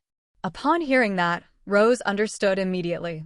It was clear that Team Magma and Team Aqua were preparing for a war of attrition with the League. For Team Heaven, that was the perfect opportunity to profit from the war. At this moment, essential materials and trained Pokémon were worth a fortune. Overpricing made perfect sense. Before, she might have feared that selling to them at such high prices would provoke retaliation from Team Magma or Team Aqua, but now they were in trouble themselves. How could they have time to bother with Team Heaven? Understood. Rose replied enthusiastically. Also, keep an eye on the League's movements. They'll likely go after smaller factions first. Be ready to absorb whatever's left of them. I have only one requirement. Better little but high quality, Cain emphasized. Yes, you can rest assured. Rose knew exactly what to do. Watching Team Heaven steadily grow stronger, and with her serving in a role similar to Chief Administrator, her own position would continue to rise as well. If Team Magma and Team Aqua were crushed by the League, it wasn't unreasonable to think that Team Heaven might emerge as a genuine power. That's all. If anything special happens, report it to me immediately, Cain said, and ended the call. With the directive set, the previously quiet Team Heaven began to move swiftly. Rose's orders were relayed one after another, and the medium-sized machine that was Team Heaven began to operate. If it could absorb enough nutrients, it might truly transform into a colossal monster. After hanging up, Cain dispelled the psychic barrier and sat down on his bed. This situation for him, Steven, and the others was an opportunity. Training alone wasn't enough to raise Pokémon. After so many battles that day, it was clear that his Pokémon had refined their techniques and improved their mastery of moves. What would take 3 days of training could be achieved in a single battle. Pokémon, after all, were creatures meant to grow through combat. The trainer's role was to accelerate that growth and guide it in the right direction. Trainer and Pokémon, a pair that grew stronger together. That was why, as long as there were battles, Cain fully agreed to keep fighting. Though deep down, there was still some conflict within him. He knew exactly what Team Magma and Team Aqua were looking for. And he also knew what would happen if they actually found it. On one hand, he wanted to witness the legendary Groudon and Kyogre, to see the true extent of their power. On the other, he feared things might spiral completely out of control. In the original timeline, Team Magma and Team Aqua didn't find the blue orb and red orb so soon. But now, the butterfly effect caused by his interference had changed too much. What confused Cain the most was the appearance of that so-called sacred church. It was the first time he truly felt that the events to come were beyond his knowledge. But thinking it over, the situation had long since slipped from his control. He was merely a slightly larger fish in the river of time, carried along by the current. In the days that followed, the League and the teams Magma and Aqua began a war of attrition. The League constantly maintained the offensive, while Team Magma and Team Aqua were forced into defense. Both sides suffered losses. But within the League, the names Cain, Steven, Phoebe, and Wallace grew louder and louder. Even the squads of Team Magma and Team Aqua, upon encountering them, had to think twice before acting. Especially when it came to Cain. His real combat experience made him grow and stand out far faster than Steven and the others. When facing Steven, Phoebe, or Wallace, enemies could assess the importance of their missions and decide whether to advance or retreat. But if Cain appeared, members were ordered to retreat unconditionally, and if their mission failed because of it, they wouldn't be punished. So this Cain was the infamous Scourge of Battle. Cain the Scourge of Battle. That was the title Cain had earned through his own fights. As for Steven and the others, though powerful as well, they lacked his same sharpness in real combat. Cain, however, forced enemies not only to fight with their Pokémon, but also to be wary for their own physical safety. That was the essence of his fighting style. And far from opposing or questioning him, Drake and the League's higher-ups saw him as a battle-born talent whose growth rate was extraordinary. Within the League, the calls for Cain to become the newest member of the Elite Four grew stronger by the day. Not only because of the ferocity and precision of his fighting style, but also because he had saved countless people. Almost everyone in the camp had received his help at one point, and whenever they saw him, they greeted him with respect. By this point, aside from Drake and Glacia, Cain's personal reputation had reached its peak. A true powerhouse who had earned everything through his own strength, anyone would respect that. And on top of that, Cain wasn't just a fighter, but also a breeder. With Florges and other strong supporters, he could fight on the front lines and sustain the rear at the same time. How could anyone not respect him? An entire week passed. The League and the joint forces of Team Magma and Team Aqua remained locked in a tense stalemate throughout those 7 days. However, that week wasn't merely filled with confrontation. The League finally managed to extend its scouting routes to the very edges of Team Magma's and Team Aqua's bases. During that time, both sides clashed over 100 times. From small skirmishes between minor squads to intense battles that nearly forced Drake himself to intervene directly against Maxie and Archie, almost triggering a full-scale war. In the end, since Team Magma and Team Aqua were unwilling to face the League head-on, they chose to retreat. And because the League lacked sufficient high-level personnel to safely pursue them, given the constant risk of ambushes, after several encounters, both sides withdrew with a tacit understanding. But a week of stalemate had been an enormous drain on both the League and the two teams. That meant the final battle was drawing ever closer. Team Magma and Team Aqua still hadn't found the blue orb or the red orb. They had already searched every inch of their controlled territory. If they wanted to continue searching, they would have to move outward and upward, but that area was already under the League's control. Thus, after a long discussion between Maxie and Archie, they decided to advance against the League. What had allowed them to endure this long was the League's lack of manpower, preventing them from splitting their forces to cover every front. Moreover, they were certain that the artifacts were deep within Meteor Falls, allowing them to continue their search calmly. But after a week, the situation changed once more. Several small rebel factions stirring up trouble in the cities of the Hoenn region were gradually wiped out by the League. This gradually freed up more manpower for the League, increasing the pressure on Team Magma and Team Aqua. And most importantly, the artifacts truly were deep underground, but not as well hidden as they had believed. The clash was inevitable. At the League's camp, Drake gathered everyone. In the past 2 days, Team Magma's and Team Aqua's area of activity has expanded, and their counterattacks have become increasingly fierce. I estimate it won't be long before a full-scale battle begins. You all must be prepared. Cain and the others nodded. Everyone clearly understood the situation. It was a matter of who would yield first, them or the two teams. During this time, increase patrols. Cain, Steven, Phoebe, and Wallace, you four are to maintain especially close watch, Drake ordered. By now, Steven, Phoebe, and Wallace were fully capable of handling difficult missions. After all, the battlefield was the best place to temper a person. As for Cain, Drake trusted him even more than Glacia. Once, Team Magma and Team Aqua had set a trap. Tabitha and Shelley, along with 2 elite-level trainers, ambushed Cain. Yet Cain had managed to escape alive. Even Glacia herself wouldn't have been guaranteed to make it back. That incident proved that Cain's survival ability ranked among the very best in the League.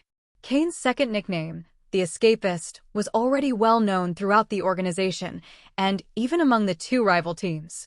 His combination of psychic powers with Slowking, along with a special technique, allowed Slowking to perform teleport almost instantaneously. That pink flash that appeared whenever he used it had become his signature among the soldiers. Some even joked about a golden one. Thanks to that event, Cain's reputation within the League had officially surpassed that of Steven, Phoebe, and Wallace. His strength was recognized by all, and no one doubted it. Following Drake's orders, Cain once again ventured deep underground. After days of exploration, the League had nearly cleared the entire tunnel network in the area.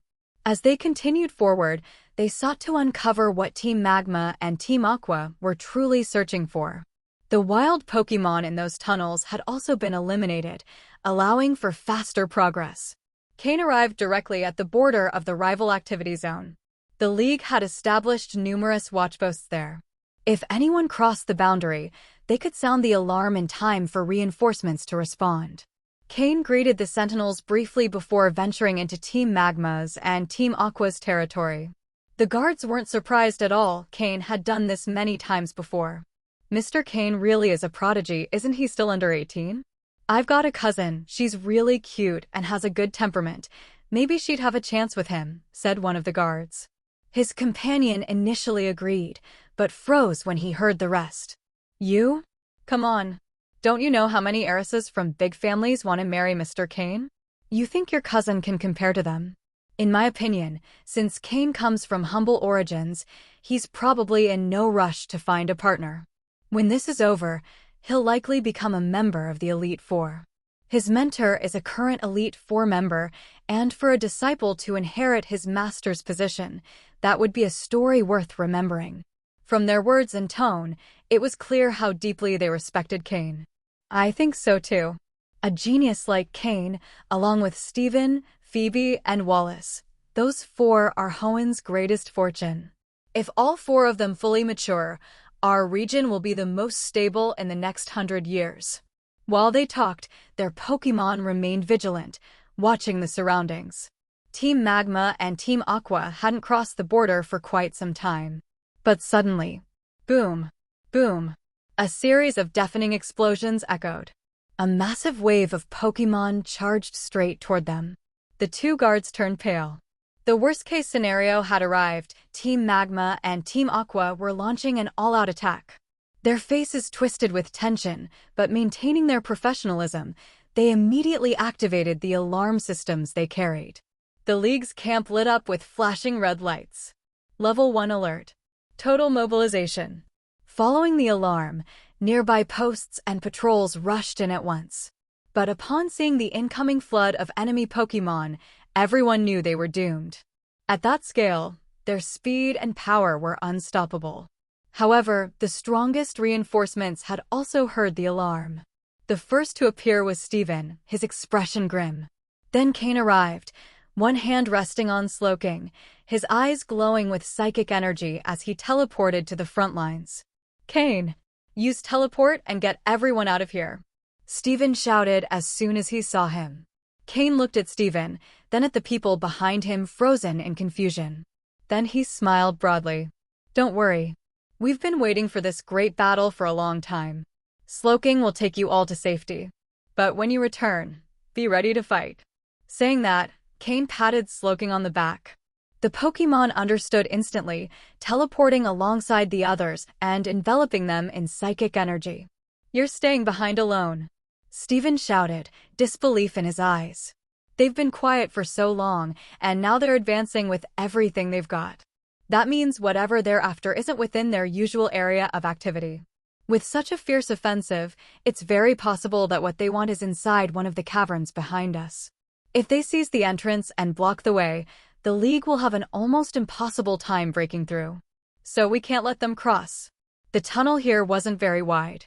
As long as Maxie or Archie weren't the ones leading the charge, they could probably hold the line. "Today we decide who prevails," Cain declared, his tone brimming with unshakable resolve. "Today we'll show them what it means for a single man to hold back 1,000. Steven was stunned when he heard that. But soon, he realized it made perfect sense. Whatever the Team Magma and Team Aqua were so desperately after, it couldn't be something ordinary. If it had still been within their own territory, the League wouldn't have stood a chance. Unfamiliar terrain, blind advancement, constant ambushes, and enemy control of the entrances made a frontal assault too costly.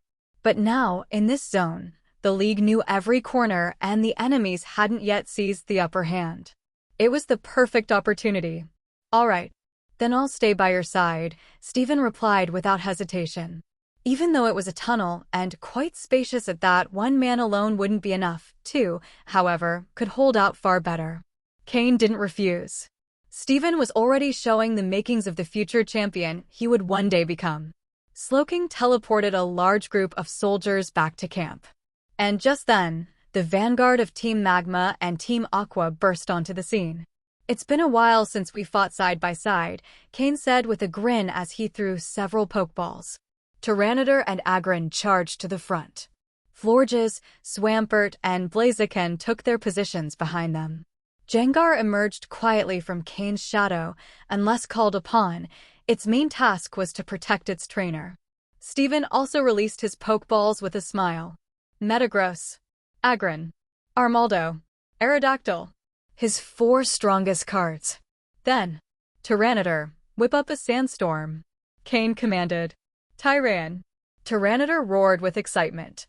Staring at the approaching army, its eyes gleamed with thrill.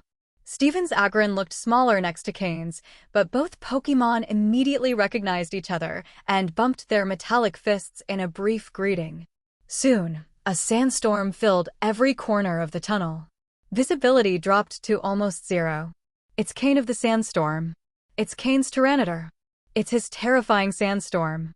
Shouts echoed among the enemy ranks. That nickname, Cain of the Sandstorm, was one of his most feared titles. In such an environment, the destructive power of his Tyranitar was unmatched. Tyranitar itself had become a natural judge of strength. Pokémon capable of withstanding its storm were deemed powerful. Those who couldn't were simply swept away. That was why Cain was feared far more than Steven, Phoebe, or Wallace. Did that mean Cain was objectively stronger than Steven? Not necessarily. But during these weeks of warfare, his Pokémon had applied all their training in real combat. Agron, Blaziken, Swampert, and the others had all leveled up. Tyranitar, who had fought the most, had risen by 2 levels, reaching level 67. Though it hadn't yet broken through the Elite Four threshold, the improvement was remarkable. Your reputation's gotten so big that maybe next time I fight someone, I'll just yell, "I'm a friend of Cain," and they'll run away, Steven joked, hearing the enemy's shouts. He said it with genuine admiration. Cain, calm and composed as ever, kept his serene smile. Steven, on the other hand, still felt a bit tense. Cain admired him too. He knew he himself could always escape if things went wrong. But Steven? He was a true warrior. "Don't try to hide your nerves with jokes," Cain laughed, though his expression hardened right after. The battle's begun. Steven blushed, but he wasn't nervous anymore, because the fight had indeed begun. Tyranitar, Agron, and Swampert stepped forward, plunging into the sandstorm. Steven's Pokémon, unaffected by the storm, advanced alongside them. Using telepathy, Cain coordinated with Steven and their Pokémon, sharing positions and enemy movements. Boom! Boom! The storm, controlled by Tyranitar, expanded further and further. Every Pokémon caught within it was hurled out, defeated. The narrow tunnel limited the number of attackers, which worked perfectly in Cain and Steven's favor. Tyranitar, Agron, use Stone Edge. Swampert, Earth Power, combine it with Ice Punch. Florges, activate grassy terrain, use Grass Knot, and help control the enemies. Blaziken, Swords Dance, then Agility. Cain's commands were quick and precise. Agron, Aerodactyl, Stone Edge 2. Metagross, Meteor Mash. Armaldo, X-Scissor. Steven ordered in turn. Together, they formed a perfect defensive line, blocking the entire path forward. The Stone Edge attacks, hidden within the storm, were nearly impossible to detect. The sand mixed with stones now formed a true tempest of rock. Dozens of enemy Pokémon were sent flying, defeated. Retreat. Quickly retreat, the storm's advancing. Fall back, damn it. Those in the back, move. The first group was decimated by surprise. The second, terrified, screamed for retreat. But with so many crammed inside the tunnel, retreating wasn't easy. Forcing it could cause a stampede, and such disgrace would be unbearable for both Team Magma and Team Aqua. Fortunately, Maxie and Archie had foreseen such a situation and sent officers with enough authority to control the vanguard. Who ordered the retreat? "Anyone who takes a step back will be executed on the spot," roared a deep voice. It was Tabitha, an executive of Team Magma. "Retreating isn't allowed in Team Aqua either," came a woman's voice. It was Shelley, an executive of Team Aqua. Upon recognizing those two voices, Cain's lips curved into a cold smile. Old acquaintances. It had been a long time. Tabitha and Shelley sent their Pokémon to the front. For a moment, Tyranitar's sandstorm was held back. "All water-type Pokémon, listen to my command. Use your moves to strike the sandstorm." Shelley, as an executive of Team Aqua, knew perfectly well how to command in large-scale battles. In situations like this, combining attacks could unleash enormous power. At her command, a torrent of water jets burst from the mouths of dozens of Pokémon. In an instant, it turned into a raging river crashing against the sandstorm. Immediately, the tempest became soaked. Even under Tyranitar's control, the damp sand built up faster than he could replace it. "Retreat," Cain ordered quietly upon sensing the shift. Tyranitar and the others, along with Steven's Pokémon, slowly began to fall back. The enemy's numerical advantage was so overwhelming that it was starting to outweigh their superior strength. With Shelley and Tabitha now leading the vanguard, Cain and Steven lost their chance to strike by surprise. Even so, while retreating, Cain's Pokémon didn't stop attacking, maintaining constant pressure on Team Aqua's front line. The sandstorm had vanished, but thanks to Tyranitar's and the others' fierce counteroffensive, they managed to hold a temporary balance. "Damn pests!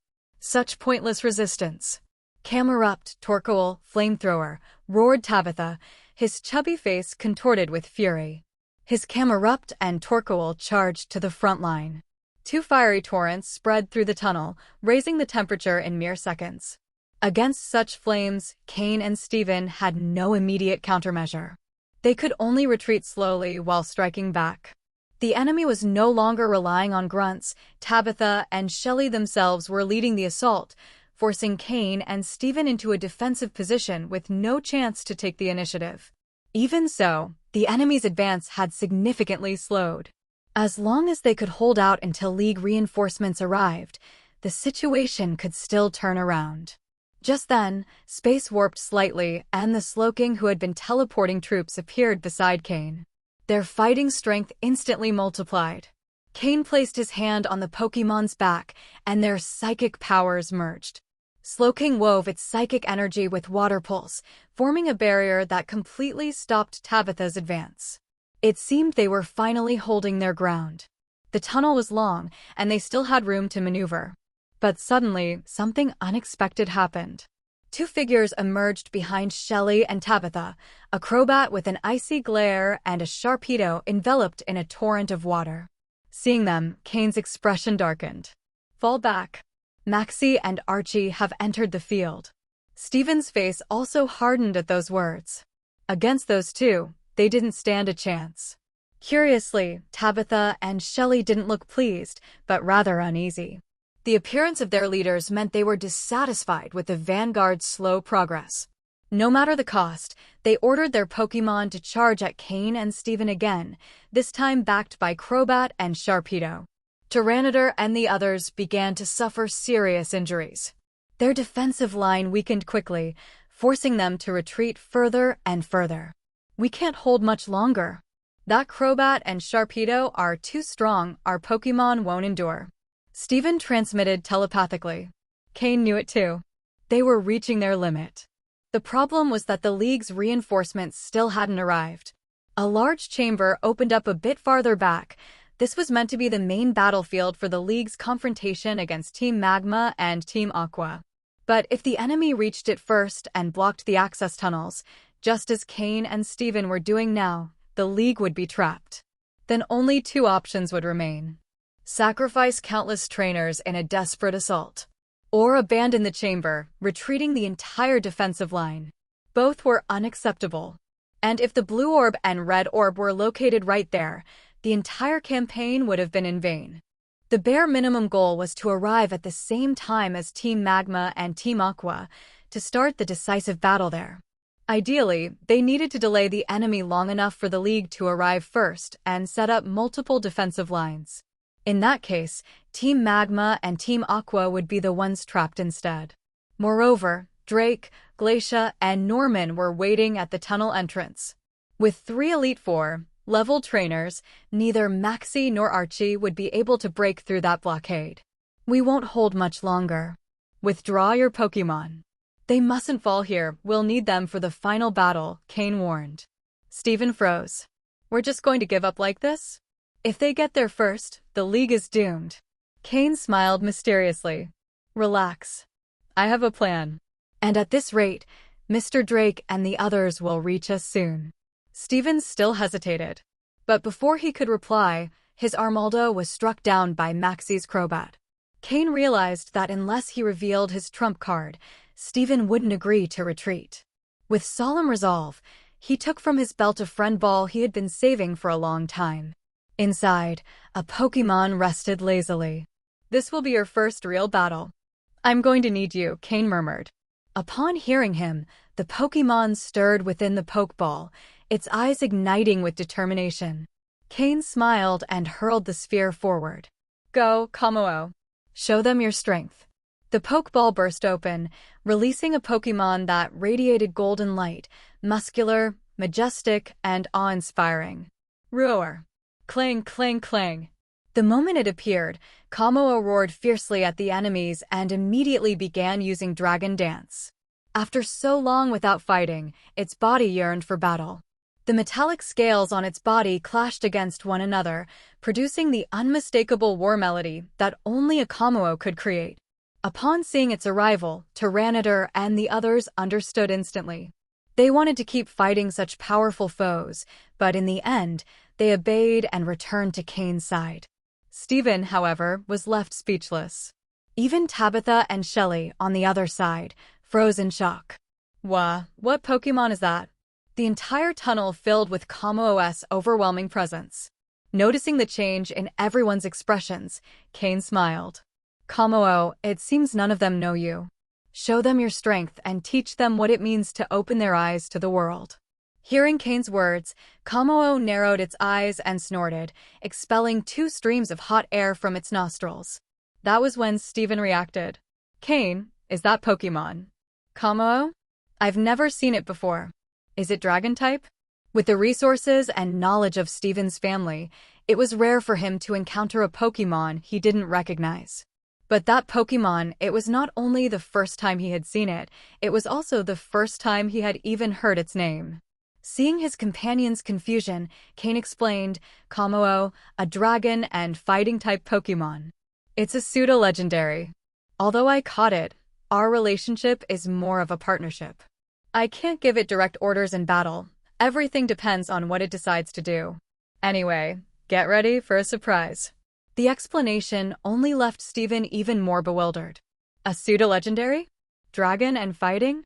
How was it possible that he had never heard of it? And what did he mean by not being able to command it? But just looking at Tabitha and Shelley's faces made it clear that he wasn't the only one astonished. They didn't recognize Kamo-o either. However, judging from the reactions of their own Pokémon, they could feel it fear. Fear? Kamo-o pounded its scaly chest with force, producing a metallic thud. It lowered its head, taking in a violent breath of air. Then it opened its jaws, which began to glow white. Instantly, that glow turned into a circle of sonic energy. Roa air. In an instant, the Pokémon facing Kamo-o felt as if the whole world had fallen into absolute silence. And the next moment, a deafening roar exploded. Massive sonic waves burst out from Kamo-o's mouth.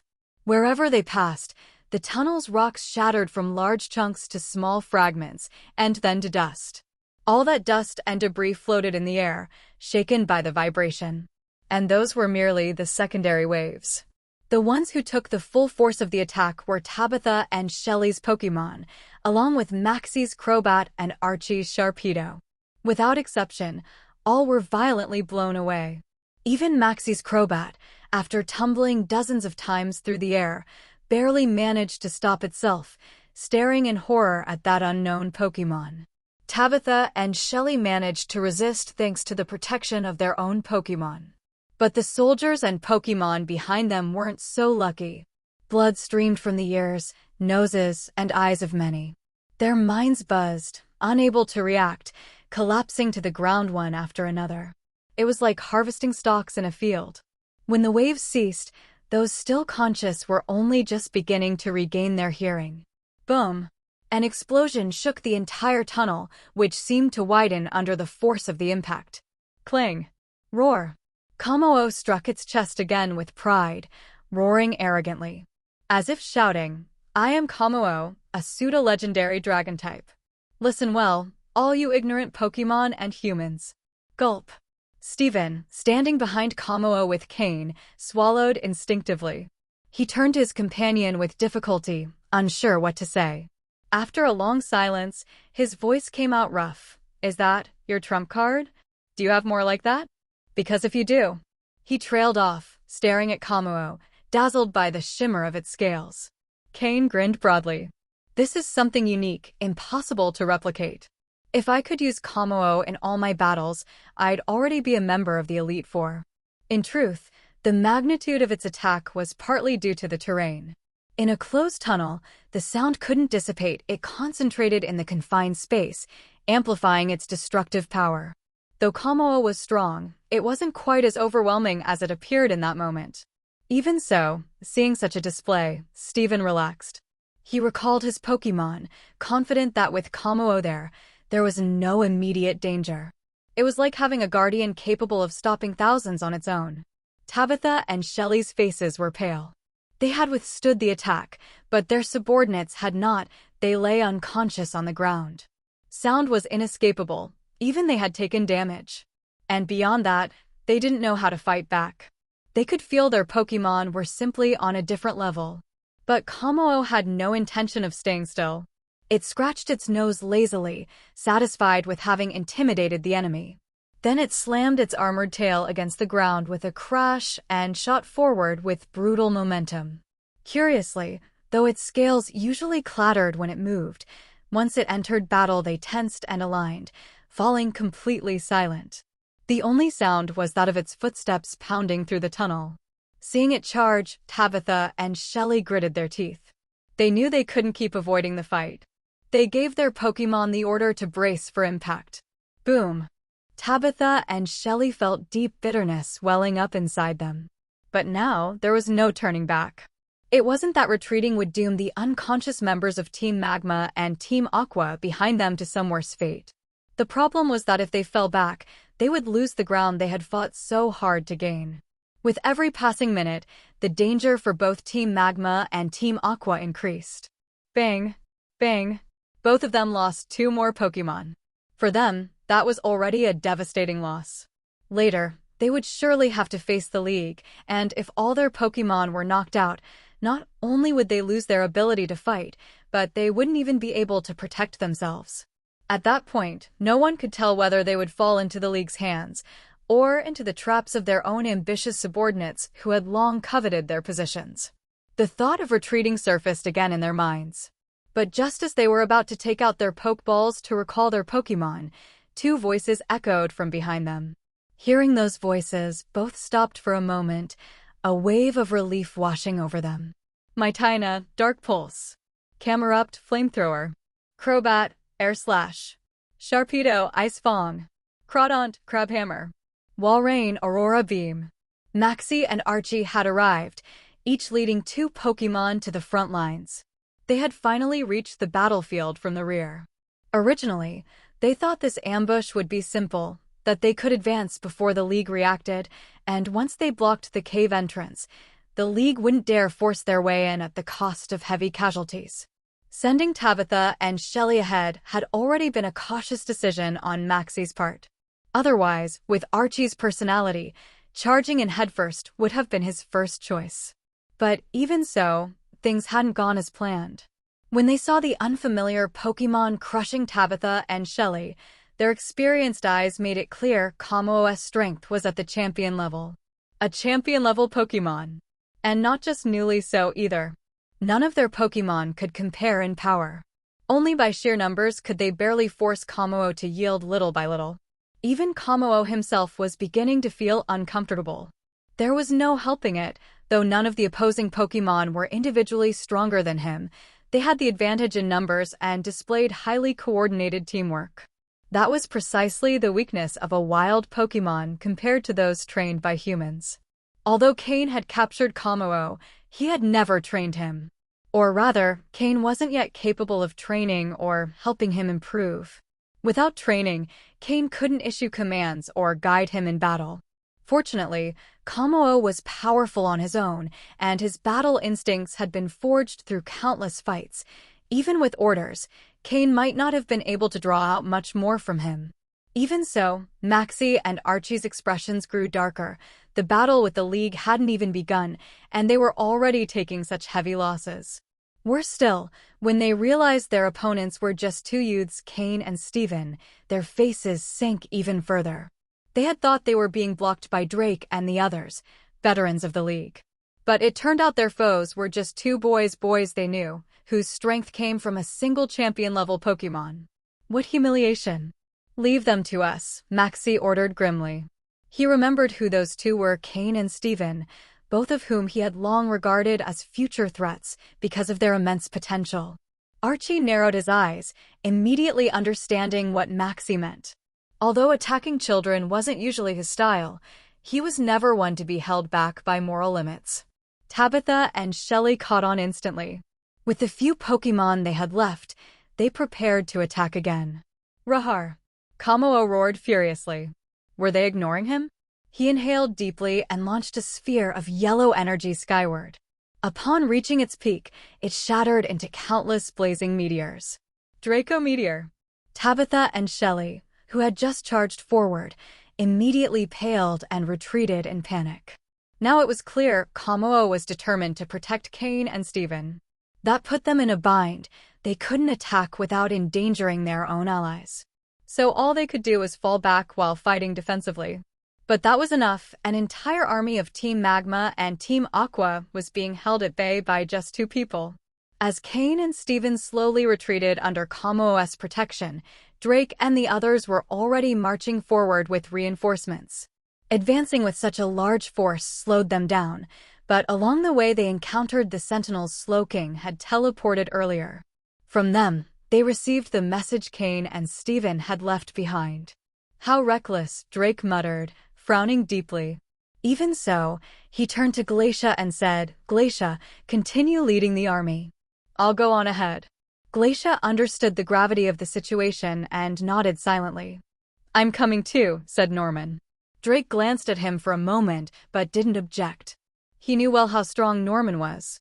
Phoebe and Wallace, who had also received the emergency alert, didn't rush straight to the danger zone. Instead, they joined up with the main League forces. They, too, commanded troops now, and at this moment, they played vital roles within the League's army. They were no longer like before, when they would rush off to fight personally. Though they were anxious, they knew they had to take responsibility for their subordinates. That was the true maturity of the strong. Drake summoned his Salamence, and together with Norman, flew at top speed toward where Cain and Steven were. No matter how strong Kamo was, he was still just one Pokémon. Moreover, he had to protect both Cain and Steven, which limited his movements and prevented him from attacking freely. "Kamo, we're retreating," Cain suddenly shouted. "Rahar." Kamo roared in protest but obeyed, retreating quickly. "What's going on?" asked Steven, moving back alongside Cain. Cain smirked. "Reinforcements are on their way." Hearing that, Steven's eyes lit up. "Finally. When the League joins the high-level battle, we may not have absolute advantage. Tabitha and Shelley have already taken heavy losses. You and I should each take on one of them to ease the pressure on Mr. Drake and the others. What do you think?" Cain proposed. Steven hesitated for a second, then replied, "I'll take the man." Even though they were enemies, if he had the choice, Steven preferred to fight the man. Cain didn't argue. All right. The 2 of them withdrew to the tunnel entrance, where the vast cavern opened up. At that moment, Drake and Norman emerged from the League's side. They saw Cain and Steven standing at the entrance, unharmed. Their expressions instantly relaxed. As long as the 2 were safe, any other loss could be recovered. But what they saw next left them momentarily speechless. Cain and Steven stood at the entrance of the tunnel, and in front of them loomed a Pokémon that neither Drake nor Norman had ever seen before. Drake's Salamence, upon seeing Kamo, had all its scales stand on end, feeling a genuine threat. Cain and Slowking had already sensed Drake's position through their psychic powers, and now it was time to show off a little. Not showing off would be like wearing a brocade robe and walking in the dark. "Kamo, give them a big move, consider it a farewell gift," Cain said to the dragon. Kamo had been holding back his rage for a long time. All that forced retreat didn't suit his fighting style at all. When he finally stopped, he threw Cain a fierce glare. He clearly felt deceived, manipulated. But he was already on the wrong ship. Getting off wasn't an option. All that pent-up frustration could only be vented on Maxie and Archie. The scales on his body began to rub violently against each other, though no sound came out. Instead, concentric waves of sonic energy formed, not dissipating but growing denser, turning into increasingly larger rings of energy. Signature move, clinging scales. Soon, as the silence reached its limit, the energy compressed to its peak. In front of Kamo appeared a whitish sphere of energy. His gaze suddenly sharpened. Cheer! A deafening sound swept through the entire tunnel, echoing deep within the cave. Cain, knowing what was coming, immediately wrapped both himself and Steven in a psychic protective field as soon as Kamo began to charge. They were behind Kamo, not in the direct impact zone, so the noise they endured wasn't as brutal. Still, Cain's psychic barrier trembled violently, shaking alarmingly under the force. In the distance, Drake and Norman also heard the screech. Even from far away, the pain in their ears was intense, a corrosive noise that made them cover their ears instantly to endure it better. If even they and Cain were only suffering from the after effects, What would become of the Team Magma and Team Aqua members taking the full brunt of the attack, amplified by the tunnel? Maxie and Archie reacted quickly, immediately releasing 2 more Pokémon to protect themselves and their men. Boom! The entire tunnel collapsed. The power of clanging scales surpassed even that of an explosion, instantly pulverizing the surrounding rocks into floating dust. Maxie and Archie's Pokémon were blown away as if struck by a giant cannon. The weaker ones had blood seeping from every pore of their bodies. Maxie and Archie themselves didn't lose consciousness, but blood streamed from their ears. Tabitha and Shelley, already injured from the previous sounds, were even more damaged now. Kamao, seeing the effects of his attack, snorted coldly, releasing 2 sharp breaths through his nostrils. He shot another disdainful glance at Cain. Cain could only smile awkwardly. He didn't make excuses. After asking for his opinion, he simply returned Kamao to his Pokeball. For more chances to ask for his help, he thought to himself. Steven looked at him in surprise, as if to ask with his eyes, a Pokemon that strong, and right when the big fight starts, you're pulling it back? Cain shook his head, resigned. He's angry. He's not fighting anymore. Steven was at a loss for words. Drake and Norman came running from the distance, also stunned by Kamao's final attack. As they approached, they confirmed the true extent of the destruction. The tunnel was completely collapsed. Cain, that just now, was that? Drake asked, seeing the Pokemon had been withdrawn. Cain realized his performance had worked again. If he played his cards right, more benefits would surely come his way later. He scratched his head. It's a Pokemon I found while training in Hoa's space. It seemed to have some kind of fixation with my Shelgon, so we met and, by a series of coincidences, I managed to bring it with me. But its temper isn't very good. It just saved our lives, and now it got angry, so it went back into the Pokeball to rest. Drake was speechless. What a temperamental genius. What Pokemon was that? I've never seen anything like it, Norman asked. Cain nodded. It's a species not yet registered in the Pokédex. Maybe no one's ever discovered it before. But I know its name, Kamao. Kamao. Drake repeated softly. His Salamence had already told him it was a pure Dragon-type Pokemon. It's a Dragon and Fighting-type Pokemon. And not just any Dragon-type. It's a pseudo-legendary, Cain added. A pseudo-legendary. Drake and Norman were stunned. Another newly discovered pseudo-legendary. For the League, and for the entire Pokémon world, this was an immense find. The appearance of a pseudo-legendary, especially one of the Dragon/Fighting type, would have massive repercussions among families and factions across the world. Excited, Drake patted Cain on the shoulder. A Dragon-type Pokémon was always something that deeply pleased a Dragon Master. I'd say its strength might even surpass my Salamence, Drake admitted in awe. Cain put on a helpless expression. That? I'm not sure. Honestly, it doesn't obey me much. It only intervenes when life is in danger, otherwise, it hardly listens at all. That also set up a convenient excuse for future occasions when Kamao might act again. No problem. If you've got such a card up your sleeve, I feel much more at ease. You both did great this time. What's left? Leave it to Norman and me, Drake said, patting both Cain and Steven once again. The 2 geniuses of Hoenn had truly grown. They were getting old. The tunnel lay in ruins, and Maxie and Archie had reached the entrance. There was nothing left to block. The confrontation would now be face-to-face. Boom! Rocks flew in all directions. From within the rubble emerged Maxie and Archie, covered in dust, looking battered.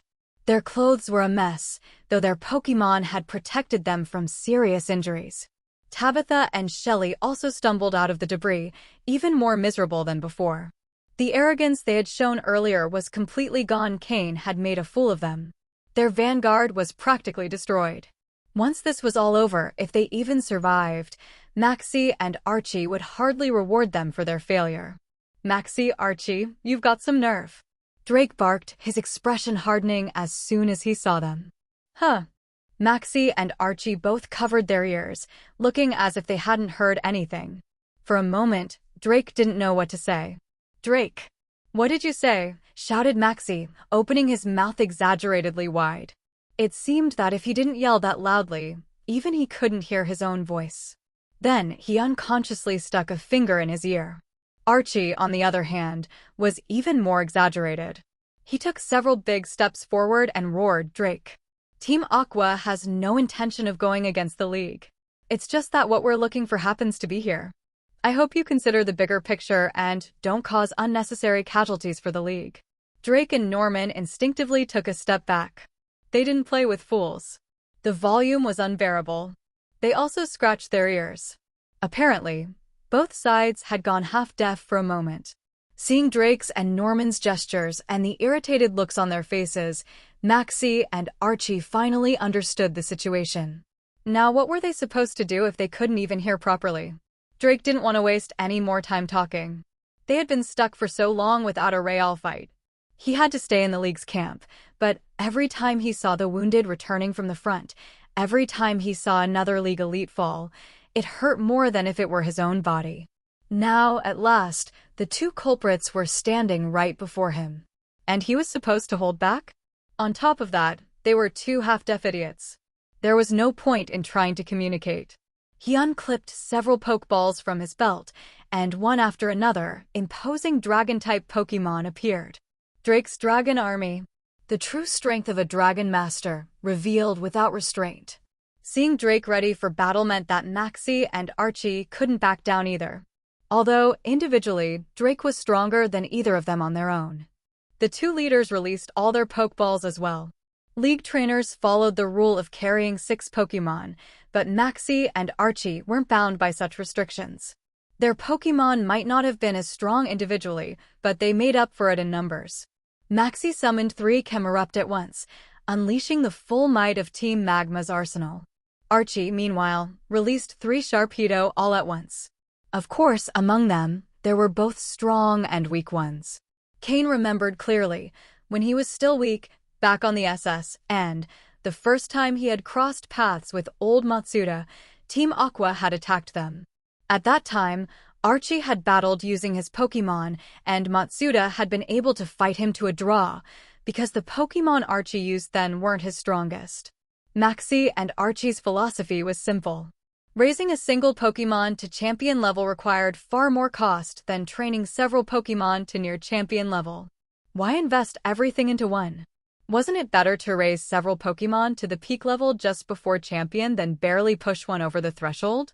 To reach champion level, talent, resources, and methods were all necessary. Talent was the biggest bottleneck. A light purple quality Pokémon was worth more than several dark blue quality ones. Team Magma and Team Aqua weren't the League. They didn't follow the 6 well-trained, hand-picked Pokémon rule. So, their logic wasn't entirely wrong. And in fact, they'd succeeded. Their squads weren't weak. Of course, that didn't mean they lacked champion-level Pokémon. They just had fewer. Besides, for them, all this was just a means to an end. What they truly sought was control over 2 greater legendaries.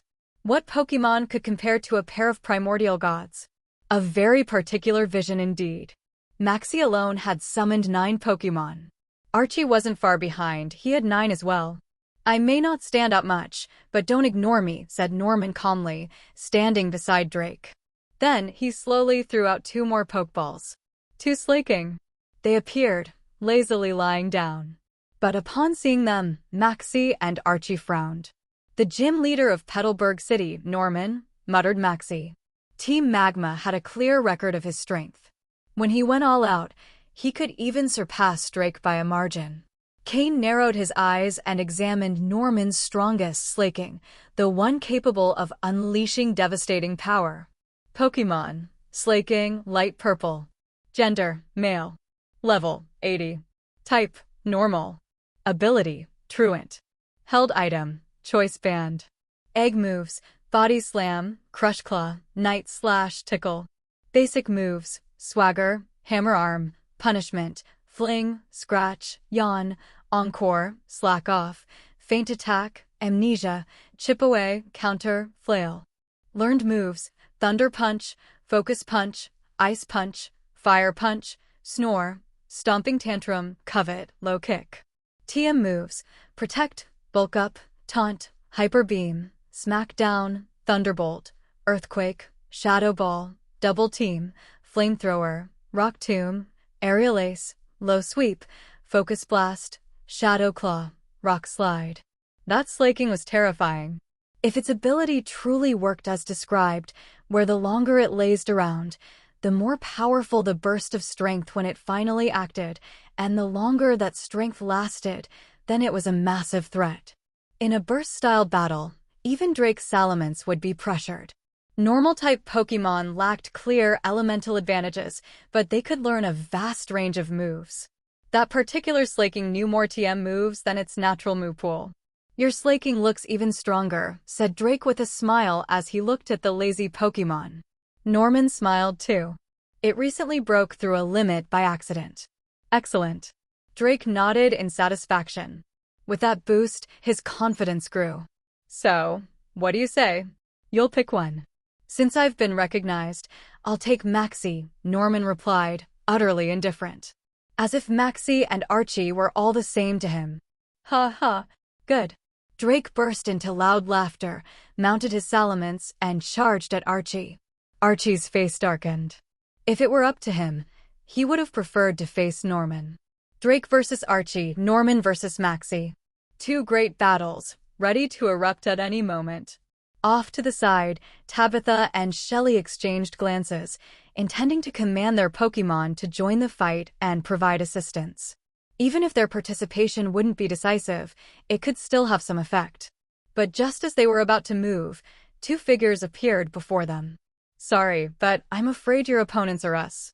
At some point, Cain and Steven's Pokémon had been released again. Tabitha and Shelly, on the other hand, had suffered severe losses after Kamo's devastating explosion. The strength advantage they had previously held over Cain and Steven had now completely vanished. Moreover, unlike Maxie and Archie, they couldn't afford to spend massive resources to raise multiple Pokémon. The few they had left hadn't yet reached their limits, though. Following the strategy Cain and Steven had discussed in advance, Steven headed straight for Tabitha, while Cain went for Shelly. In truth, Cain knew those two quite well.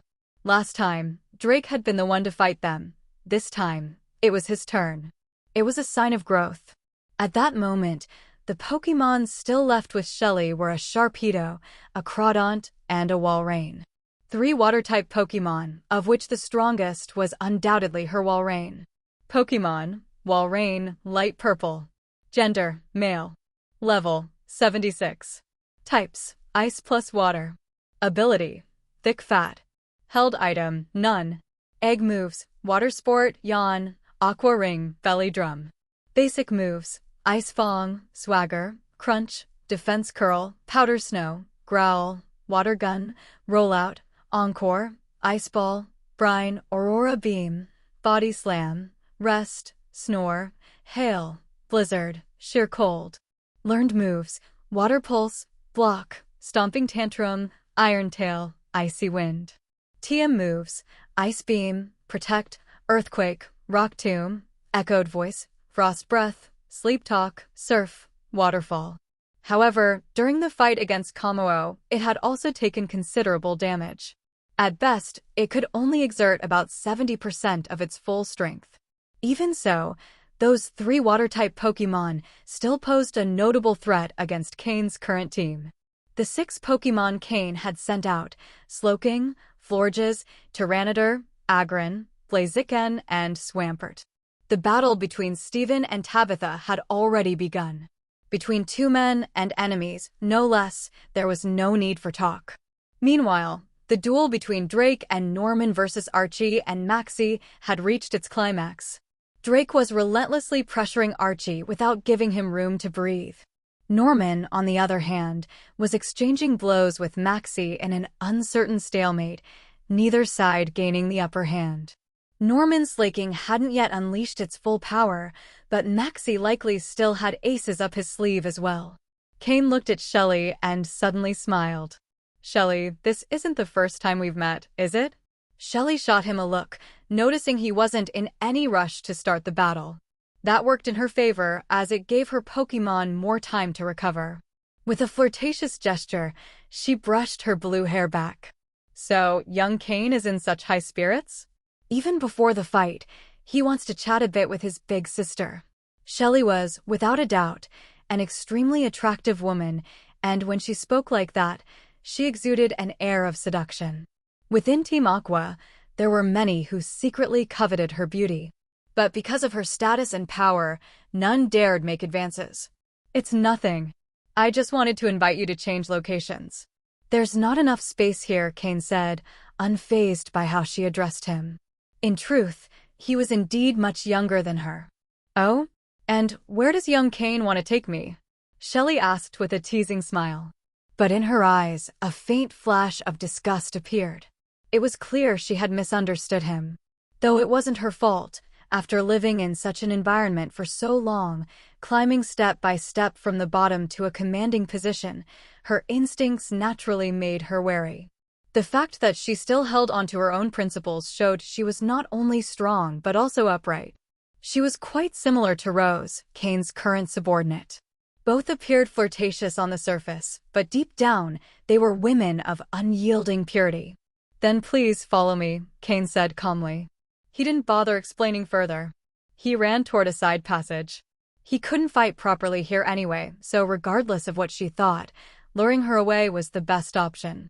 Shelley's eyes glinted with a murderous gleam. No one in the league is any good. Such a young boy, and already with dirty thoughts. Regardless, she followed him with her Pokémon.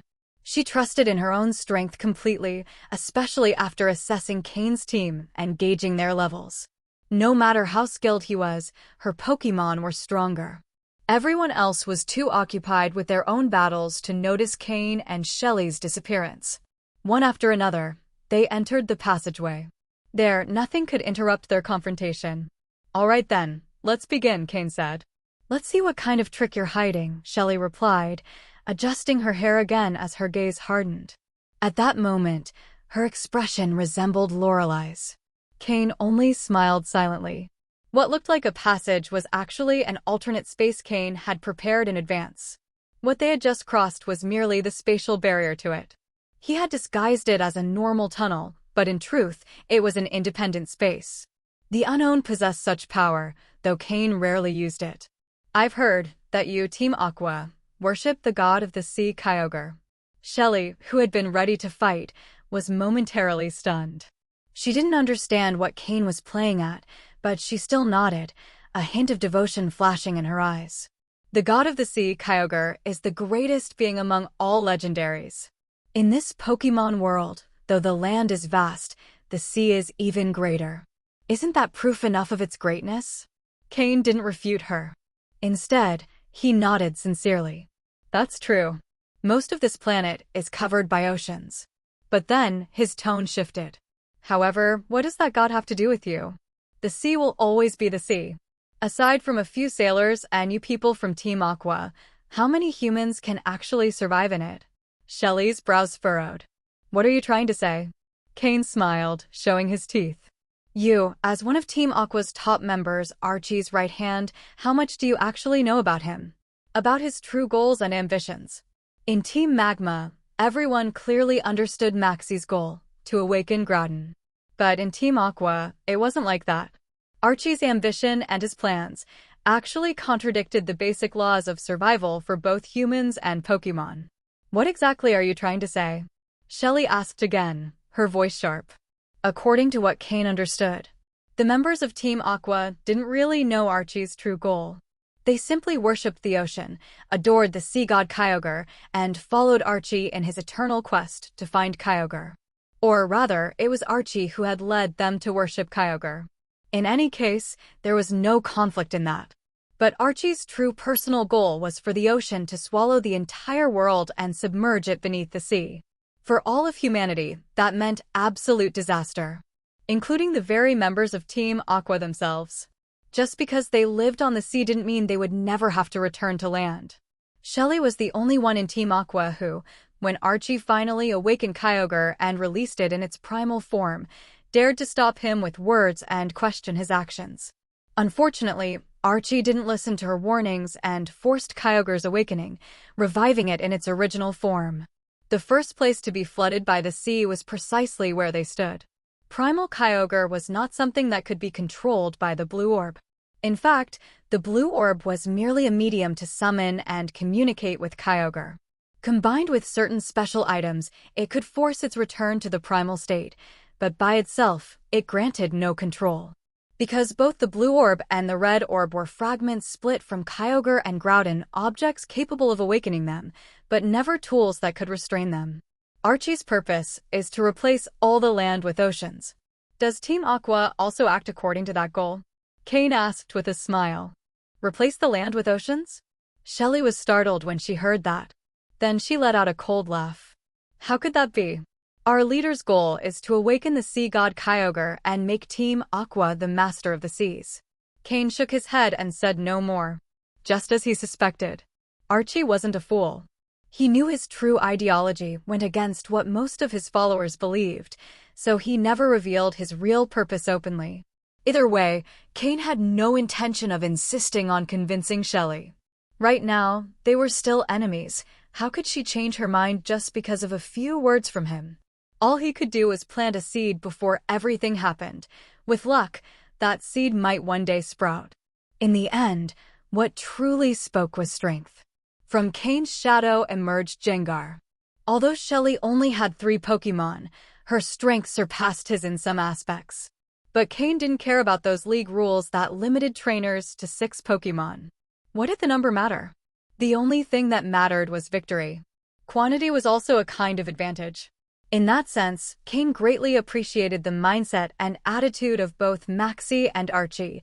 Everything must be judged by victory, no matter the method.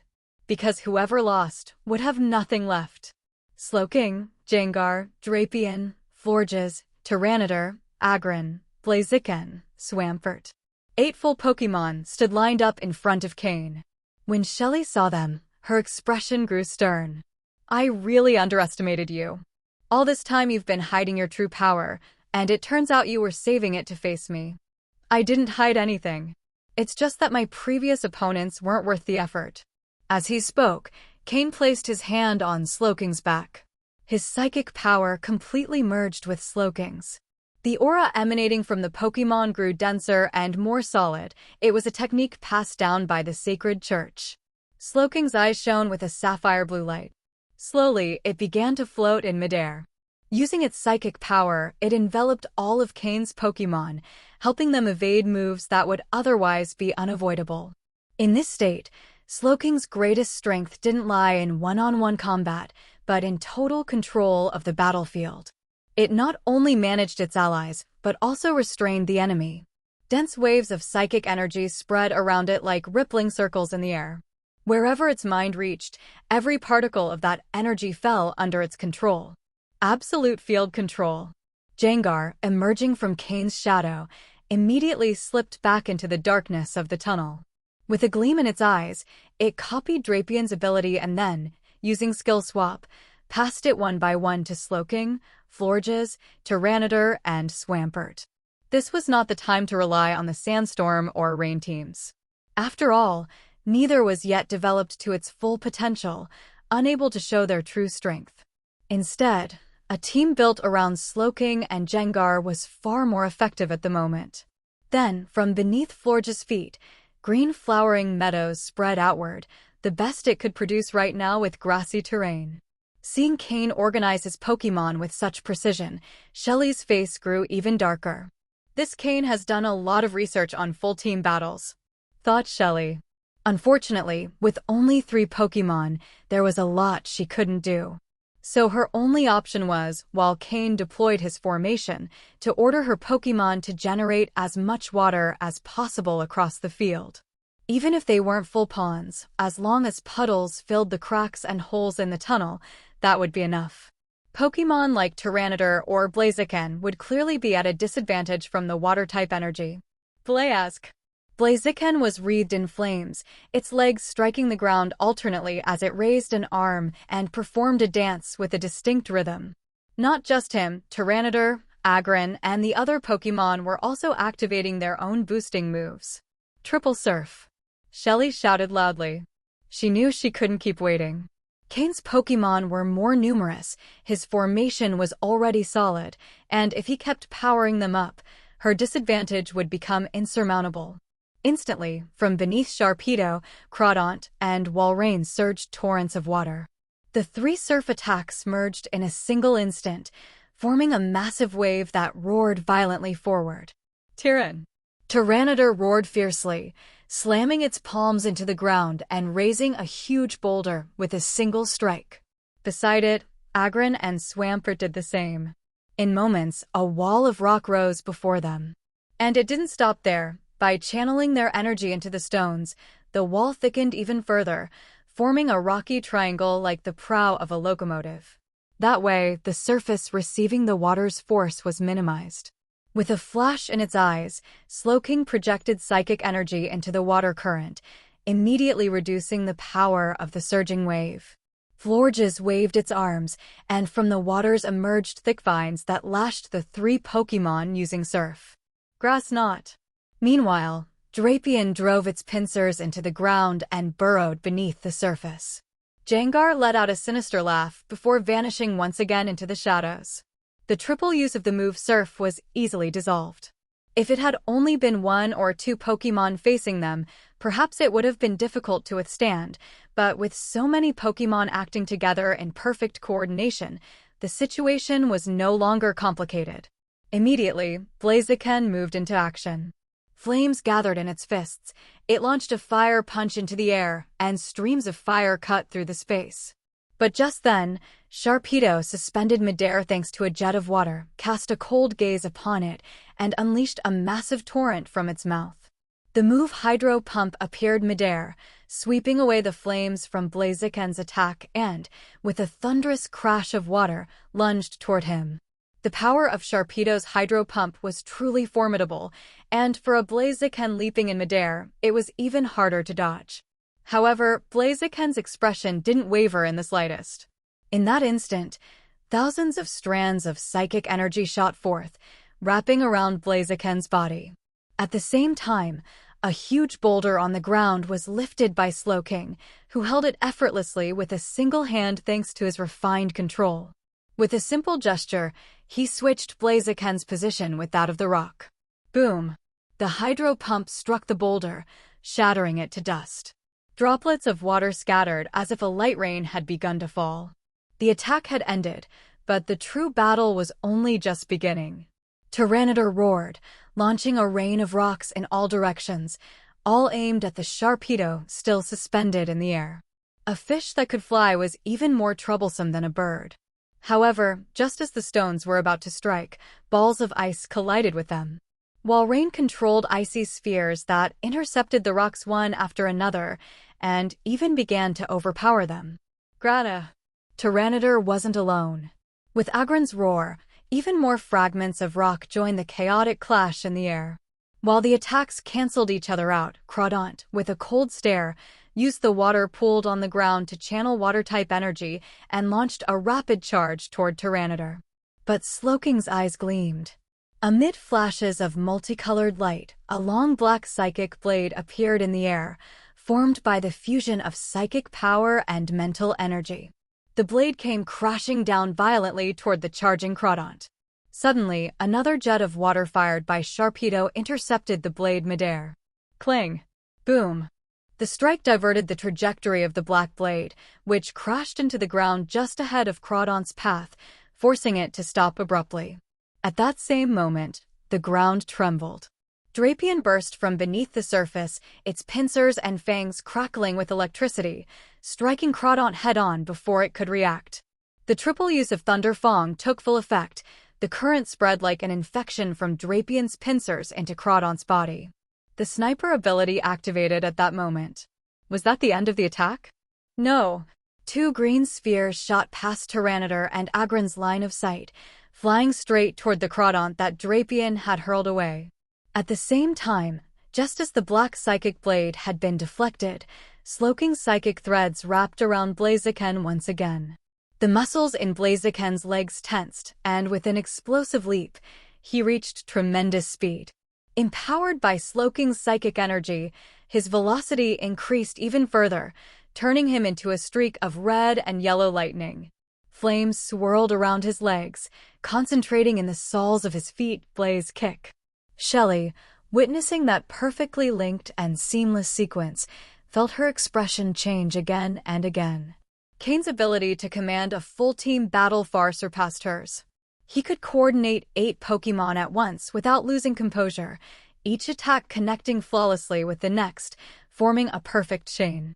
Now Shelley understood, Cain's real target was the least conspicuous one, Crawdaunt. High above, Sharpedo suddenly twisted around and dove to intercept Blaziken. With Walrein blocking Stone Edge, there was no danger of being struck from behind. If Blaziken managed to hit Crawdaunt, Sharpedo was ready to counterattack and inflict devastating damage. With its type advantage and higher level, Sharpedo was confident it could knock Blaziken out, or at least injure him severely. Meanwhile, Crawdaunt, though wounded from the assault, still had high defense and could continue fighting. Take one down first. Blaziken, however, didn't stop. With every stride, the flames grew stronger, further boosting his power. But Sharpedo didn't notice that while it charged toward Blaziken, a shadow had slipped into its own reflection on the wet ground. Crawdaunt reacted by raising a brilliant green shield, Protect. It was ready to block Blaze Kick. But the tides of battle often turn in an instant. Slowking's eyes flashed, and the psychic threads around Blaziken tightened abruptly. In a blink, Blaziken swapped positions with Drapion on the ground. Already prepared, Drapion once again charged electricity into its fangs and pincers, but this time, it was aimed straight at the oncoming Sharpedo. Behind them, the corners of Cain's lips curved into a faint smile. You finally fell for it. I knew you'd focus on Blaziken's type disadvantage and use it as your turning point. Shelley's face turned pale. Only now did she realize she had walked straight into the trap. The true target from the very beginning wasn't Crawdaunt, it was Sharpedo, the one with the weakest defense. But it was already too late. All she could do was try to salvage something from another direction. Drapion's triple Thunderfang struck brutally across Sharpedo's face. The water conducted the electricity. Surrounded by jets, what should have been its advantage became its downfall. A deafening thunderclap resounded. Suddenly, enormous green vines burst from the ground. Florge's grass knot had already been waiting, ensnaring the paralyzed Sharpedo and yanking it violently out of the water streams. The descent was swift and brutal. On the ground, Blaziken was already waiting. This time, the flames had concentrated in its fists, a fire punch combined with sky uppercut. An ascending strike and a descending one were about to collide in the middle of Sharpedo's fall. Sharpedo struggled desperately, its sharp scales scraping against the vines as it tried to break free. But right then, Gengar emerged from its shadow. Its dark body was cloaked in a golden electric glow, like a fusion of demon and deity. The move Thunderbolt shot straight into Sharpedo's body.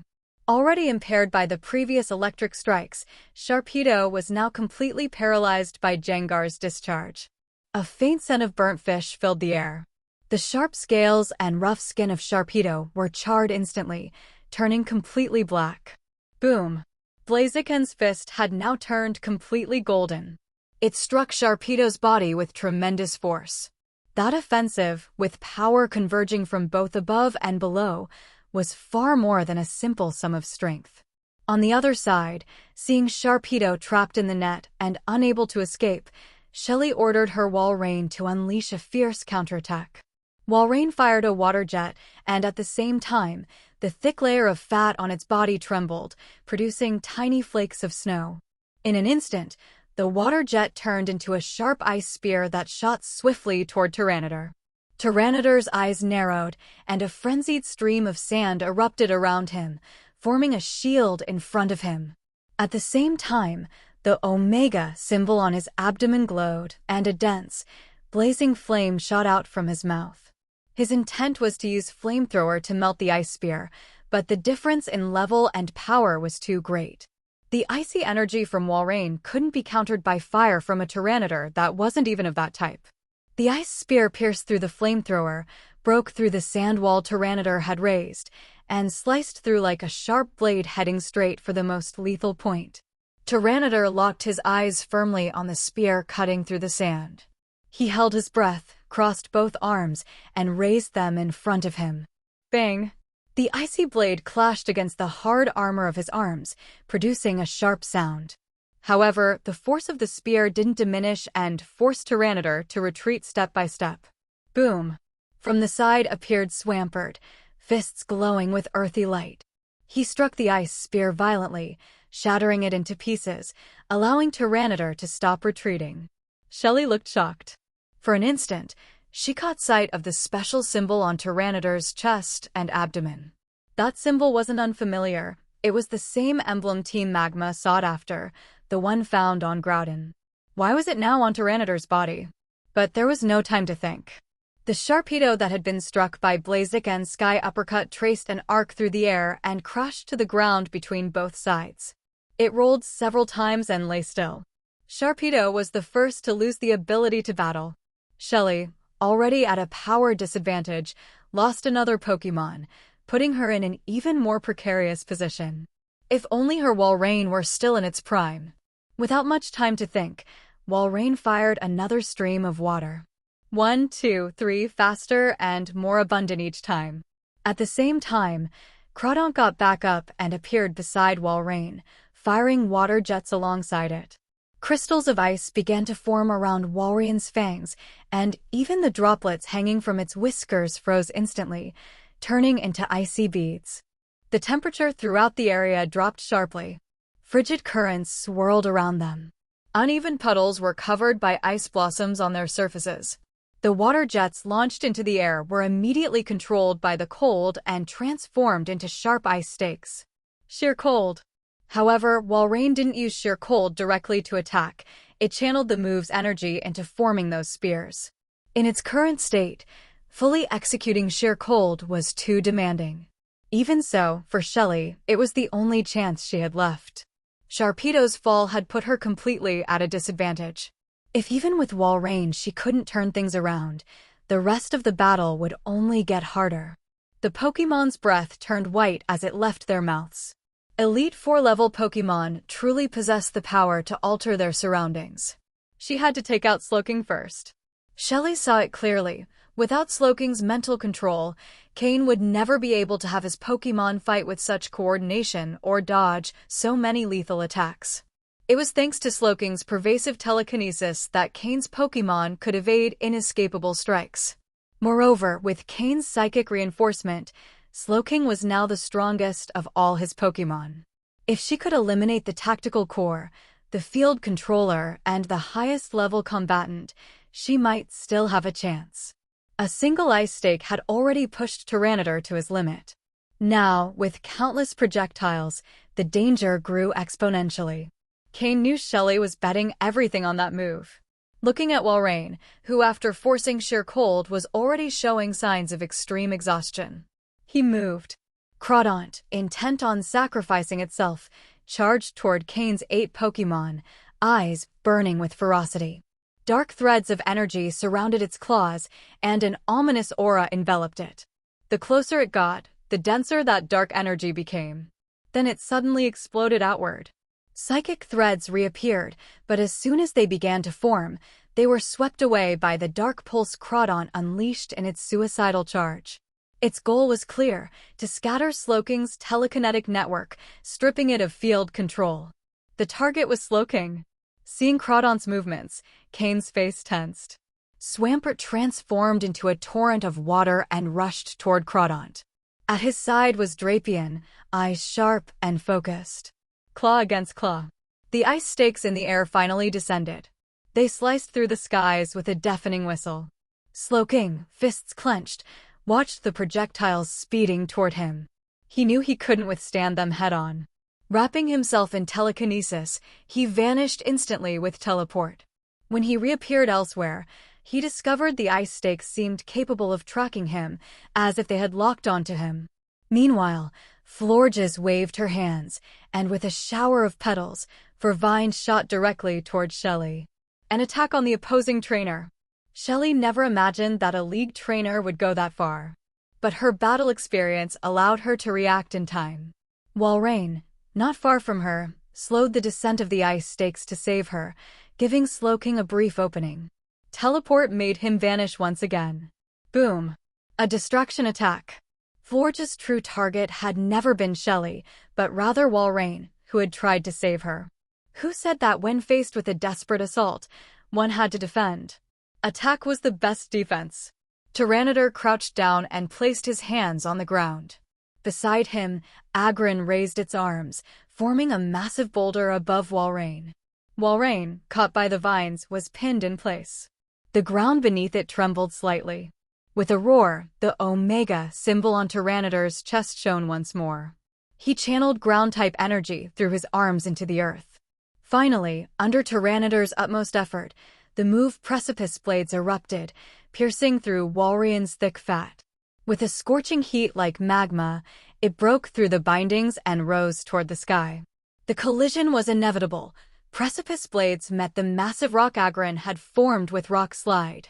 Rumble. The boulders crashed down onto Walrein's body, shattering to pieces.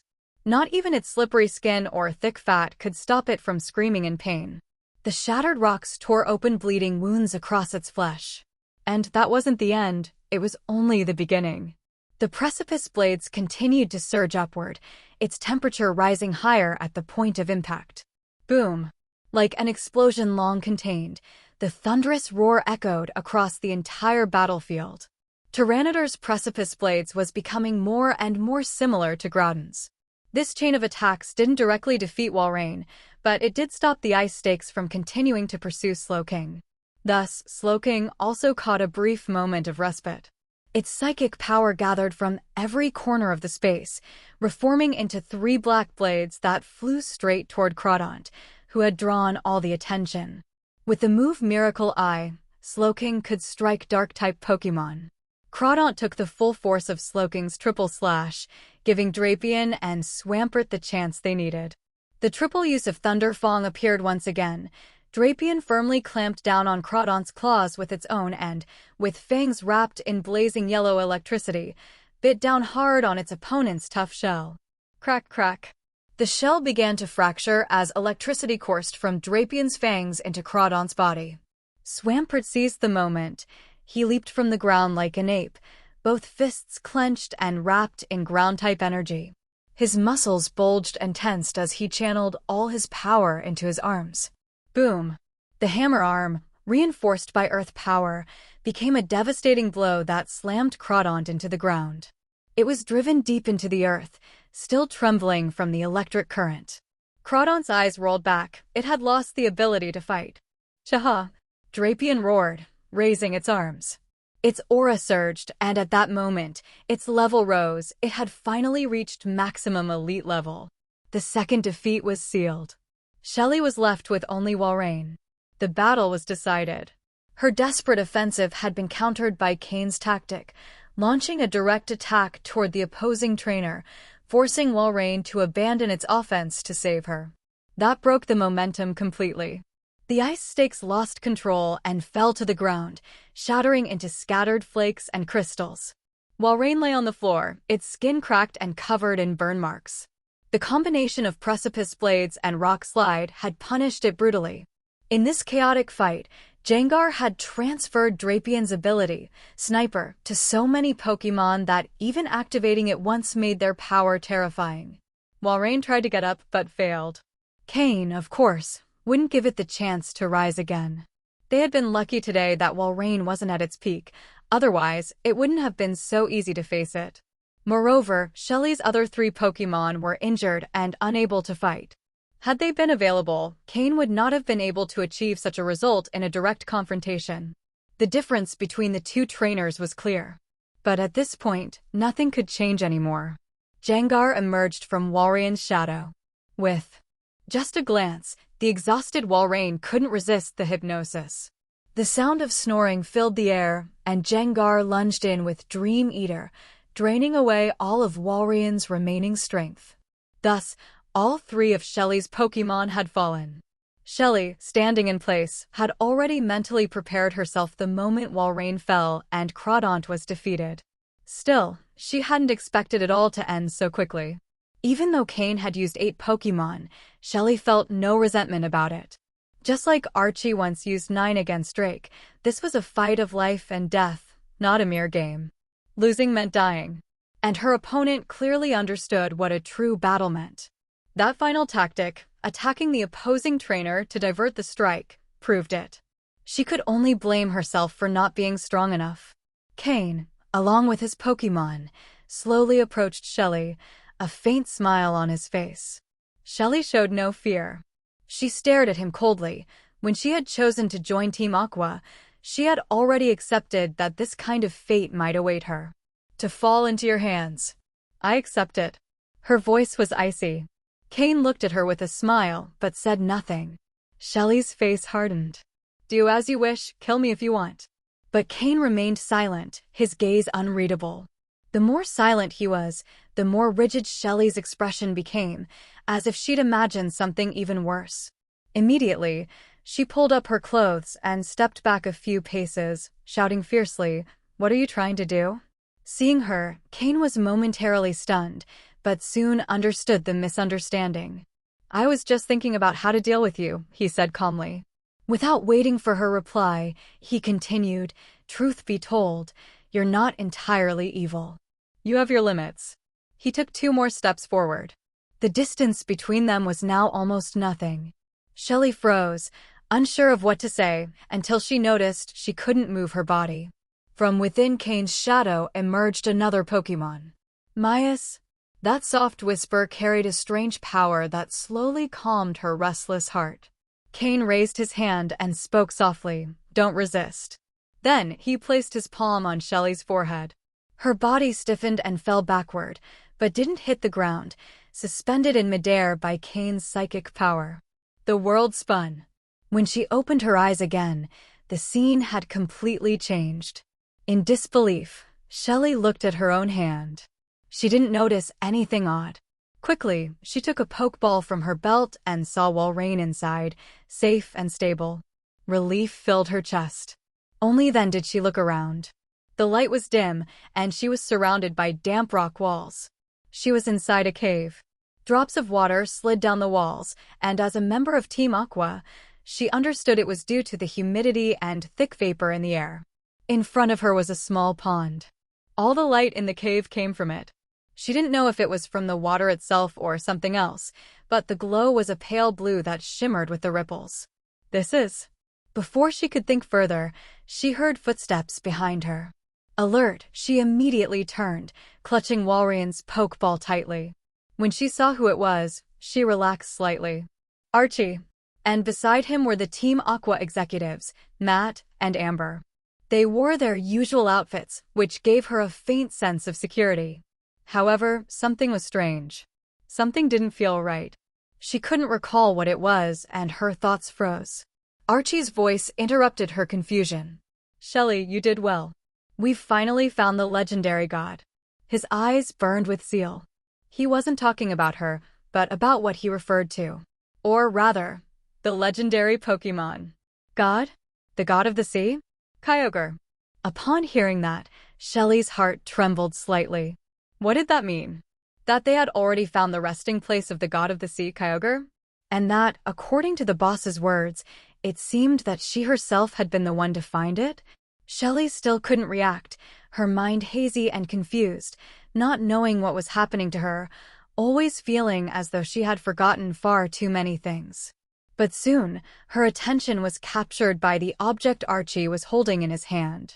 A blue pearl that emitted a faint azure glow, on whose surface a special symbol was reflected, Alpha. That pearl was precisely what Team Aqua had been searching for within Meteor Falls. Perhaps the other members of Team Aqua weren't privy to such information, but as one of the highest-ranking executives, Shelly knew well. That was the one and only artifact capable of awakening the god of the sea, Kyogre. Then, was that pond radiating a bluish light the place where Kyogre slept? Was the boss about to awaken Kyogre? Shelly's heart filled with elation, the same joy overflowing on the faces of Matt and Amber behind her, unable to be hidden. But suddenly, a voice echoed in Shelly's mind. A voice both familiar and strange. Archie's goal is to destroy all the land. Over and over again, It resounded endlessly inside her head. Immediately, Shelley's expression hardened, the smile on her face vanished. Looking at Archie's back, holding the blue orb in his hands, she asked in a trembling voice, Boss, for what purpose do you wish to awaken Kyogre? Hearing Shelley's question, Archie turned his face toward her. In that instant, Shelley saw in his eyes a boundless desire and greed, as if the entire world lay prostrate at his feet. It was the gaze of someone standing on the brink of realizing his dream, unable to suppress the most primitive ambition welling up from deep within his soul. Archie spoke. Of course, it's to conquer the seas. We, as those who live upon the ocean, as Team Aqua who sails freely across it, our goal is naturally to conquer the seas. Upon hearing that, Shelley let out a sigh of relief. Thank goodness, the boss didn't seek to destroy all the land and turn the entire world into an ocean, as that voice in her head had made her fear. But just as her expression began to relax, Archie's face twisted into a sinister grin. As the future sovereign of the sea, master of all its resources, anyone who pollutes the ocean, who exploits its riches at will, whether human or Pokémon, shall be punished. They have no right to live. I, in the name of the ocean, will wield that right. I'll make the land sink as a warning. The sea is what must rule this world. All forms of life have the right to exist only within the water. And I will be the judge who executes that verdict in the name of the ocean. His voice, wild and booming, echoed throughout the entire cavern. But upon hearing that, Shelley's once relieved expression tensed up once more. And not just hers. Behind her, Matt also frowned deeply. If all the land disappeared, what meaning would there be in conquering the world? To gaze upon an endless ocean with not a single living being left to share that victory, were all lives to be discarded for Archie's whim? No, boss, that can't be. If you do that, not just them, we won't survive either. Shelley cried out, panicked and nearly hysterical. Beside her, Matt shouted as well, exactly, boss. If you do that, we'll all be finished. Archie turned his gaze toward them. That was when Shelley noticed that the boss's eyes had turned completely blue, with the symbol Alpha marked within them. Archie had been under Kyogre's control from the very beginning. Shelley realized it instantly. The blue orb wasn't meant to control Kyogre. It was merely a tool to awaken it. From the moment one came into contact with the blue orb, they fell under Kyogre's invisible influence and temptation. Archie gave a cold smile, offering no reply. Instead, he lifted the blue orb high above his head and shouted, "Awaken, Kyogre!" Boom, boom, boom. Chunks of rock fell from the upper walls of the cavern, crashing into the pond as the water churned violently. Suddenly, a gigantic stone idol rose from the depths of the water. By its shape, it was clearly the figure of Kyogre. The blue orb reacted at once, emitting a blue beam of light that enveloped the statue. Instantly, the rock began to crack and fall away, revealing a blue body lined with crimson markings. Roar. As the entire layer of stone shattered, its eyes opened slowly, releasing a thunderous roar toward the heavens. The entire cavern shook. Kyogre, the whale-shaped Pokémon, with two enormous pectoral fins, each bearing four white square-like structures at the tips and red lines marking its body. On the reverse of its fins was a massive red Alpha symbol. The god of the sea, Kyogre. After awakening, it remained still, its eyes fixed upon Archie. A blue gleam flickered in Kyogre's eyes, and at the same moment, the same light glimmered within Archie's. He nodded slowly. From his chest, he drew a metallic case.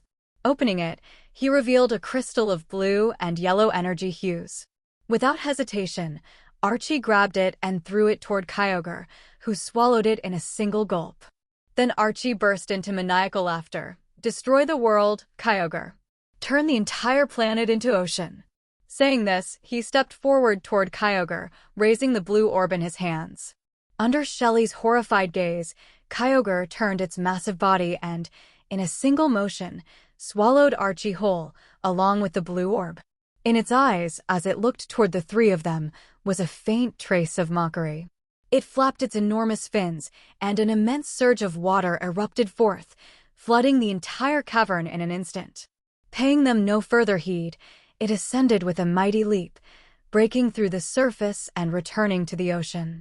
Shelly was incredibly lucky. She wasn't dragged underwater, and thanks to the aid of her water-type Pokémon, she barely managed to survive and reach the surface. But what she saw there was the very end of the world. Endless black clouds, lightning ceaselessly illuminating the sky, and rain pouring down relentlessly like an eternal deluge. The sea level rose madly, unleashing colossal waves. Among them, one wave towered as high as MT Chimney. At its peak stood Kyogre, now transformed into an even more terrifying form. It was heading straight toward the Hoenn region, and any Pokémon that tried to stop it was annihilated effortlessly. In the blink of an eye, the entire Hoenn region was submerged. Shelly, frozen in shock at the sight, felt that the true end had come, not knowing what to do. An overwhelming remorse welled up inside her. Thousands of what-ifs flooded her mind. If they hadn't awakened Kyogre. If they had never found it. If they hadn't obtained the blue orb. If she had never joined Team Aqua. Would all of this still have happened? Shelly's vision suddenly darkened. When she opened her eyes again, she was back at the previous scene. Cain was still standing before her. Everything was just as it had been, and Walrein lay off to the side. Sharpedo and Crawdaunt had also lost the ability to fight. Dazed, Shelly finally understood what had happened. It seemed that, unintentionally, she had just experienced a dream. Or rather, was that dream just now something you showed me? Asked Shelly cautiously, fixing her gaze on Cain, unsure of his intentions. Cain shrugged and replied, that wasn't simply a dream. Shelly was stunned. Not just a dream? Cain revealed an enigmatic expression. This is a prophecy. A prophecy? Shelly murmured. It sounded absurd, but the sensation had been far too real, not just the surroundings within the dream, but also Archie's appearance, personality, and habits. The most realistic part of all, however, had been Kyogre. Kyogre's appearance. As a member of Team Aqua, even Shelly herself had never seen it in person. Only through ancient ruins and old records had she caught glimpses of depictions of its form. But in that dream, she had felt firsthand the overwhelming pressure of Kyogre. Especially after it devoured the special crystal Archie had taken out, along with the blue orb, transforming into a new form. She felt that that form of Kyogre was the one truly worthy of being called the god of the sea. Suddenly, Shelly realized the crucial detail. The blue orb. How could Cain have known what the blue orb looked like, down to such precise detail, as to recreate it perfectly in that dream? That orb, not even Archie could describe it clearly, much less claim to have seen its true form. And how could Cain know that the blue orb was capable of transforming Kyogre? There were far too many things that Shelly, with her muddled mind, simply couldn't comprehend. But deep inside, she felt a profound unease, fearing that what she had just witnessed might actually come true. Cain watched Shelly, who had fallen into thought, smiling silently. At that moment, saying too much would only be counterproductive, better to let her process it on her own. A long time passed. Shelly came back to herself. She looked at Cain, her eyes filled with mixed emotions, far less suspicious than before. As realistic as that dream had been, there was no way for her to confirm any of it for now. What's your purpose in showing me this? Prophecy? Shelly asked. Cain observed her for quite a while. When she began to grow uneasy under his gaze, he smiled and said, "Haven't you realized that you played a crucial role?" A crucial role? Me? Shelly asked, surprised. But after thinking about it, she felt that what he said did make sense. I don't want to force you to do anything. We're both people who understand things clearly. You'll have the chance to verify the truth of that prophecy for yourself. But to prevent you from doing anything reckless, I need to leave something on your body. Before she could react, Cain lightly tapped her forehead. Threads of psychic energy, mixed with a trace of spatial energy, slipped silently into Shelly's mind. What did you just do to me?" she exclaimed, taking 2 steps back, her voice sharp. Nothing serious. Just a safety measure. I won't arrest you today. You'll have time to verify that prophecy for yourself, Cain replied, shrugging. You're not going to capture me? Naturally, that was the part that caught Shelly's attention the most, not the supposed safety measure. After all, what harm could a simple tap possibly do? However, Cain's face appeared slightly pale. Although Shelley hadn't resisted, she hadn't fully let her guard down either. Forcing the implantation of psychic energy into another person's mind was something he had tried for the first time. He had learned that special psychic control technique through the Sacred Church's training methods and had only just managed to master it to a usable degree. That's right, I'm not going to arrest you. After all, you can't cause any more major trouble today. Besides, you'll need to confirm for yourself whether that prophecy is true, won't you? Cain said with a smile as the color returned to his face. Without saying another word, he turned and began walking toward the exit. Who are you really? Aren't you afraid I'll report you to the League? Shelley shouted after him, staring at his back. Without stopping or turning around, Cain lifted one hand in a casual gesture. I'm not exactly a newcomer within the League, he replied with a faint smile on his lips. Report him? Report what, exactly? That he had spared her? That wasn't it, she had already completely lost the ability to fight. Wasn't that enough? He had just defeated one of Team Aqua's highest-ranking officers in a direct battle. It might not have been a perfectly fair victory, but a win was a win. And with Cain's current prestige within the League, not just anyone could discredit him. After all, everyone had witnessed his contributions during this war with their own eyes. Once the conflict ended, they would all become his loyal followers, especially those whose lives he had personally saved. And if Shelley were to accuse Drake, the Dragon-type Elite Four member, of being a spy, who would believe her? Although Cain hadn't yet reached Drake's level, after this battle, to the average League member, the difference would hardly matter. He recalled his Pokémon, letting Mismagius and Jengar fade back into the shadows. The battle against Shelley had been a high-level confrontation for all his Pokémon. The benefits of that experience wouldn't be immediate, but once digested over time, the results would be even greater. Accompanied by Slowking, Tyranitar, Aggron, Blaziken, Florges, and Drapion, he exited the tunnel concealed within the alternate dimension. Upon returning to the Great Cavern, he discovered that the League's army was already locked in full-scale combat against the forces of Team Aqua and Team Magma. Moves were flying everywhere. Chaos engulfed the entire cavern. Cain scanned the battlefield and saw that Drake was still fighting Archie. However, Archie was already at a disadvantage, barely managing to keep Drake occupied and prevent him from assisting elsewhere. Norman and Maxie continued their fierce battle, the fight having entered a critical stage. Glacia, who had arrived with reinforcements, was now simultaneously battling both Courtney from Team Magma and Matt from Team Aqua. Even while outnumbered, she refused to fall, truly worthy of her title as the Ice-type Elite Four. The battle between Steven and Tabitha had also reached its climax. The outcome would be decided in just a few more exchanges. The greatest pressure now rested upon Phoebe and Wallace, along with the remaining elite-level trainers of the League. Although Team Magma and Team Aqua lacked many trainers of that caliber, their numbers were far greater. Phoebe and Wallace each had to face two elite-level opponents, while another League member barely managed to hold off one from Team Magma. But there were still many more newly promoted elites among the enemy, who could only be contained by 3 quasi-elite trainers from the League. Even then, the difference was clear. The situation was already extremely dangerous. The League couldn't deploy all its top-tier forces to this location, and that shortage was starting to show. Beyond the battlefield, Cain also noticed a man dressed like an archaeologist, Professor Cosmo. He was under the supervision of 2 officers from Team Magma and Team Aqua, examining the cavern with various instruments in hand. It seemed that the battle raging around them had nothing to do with him.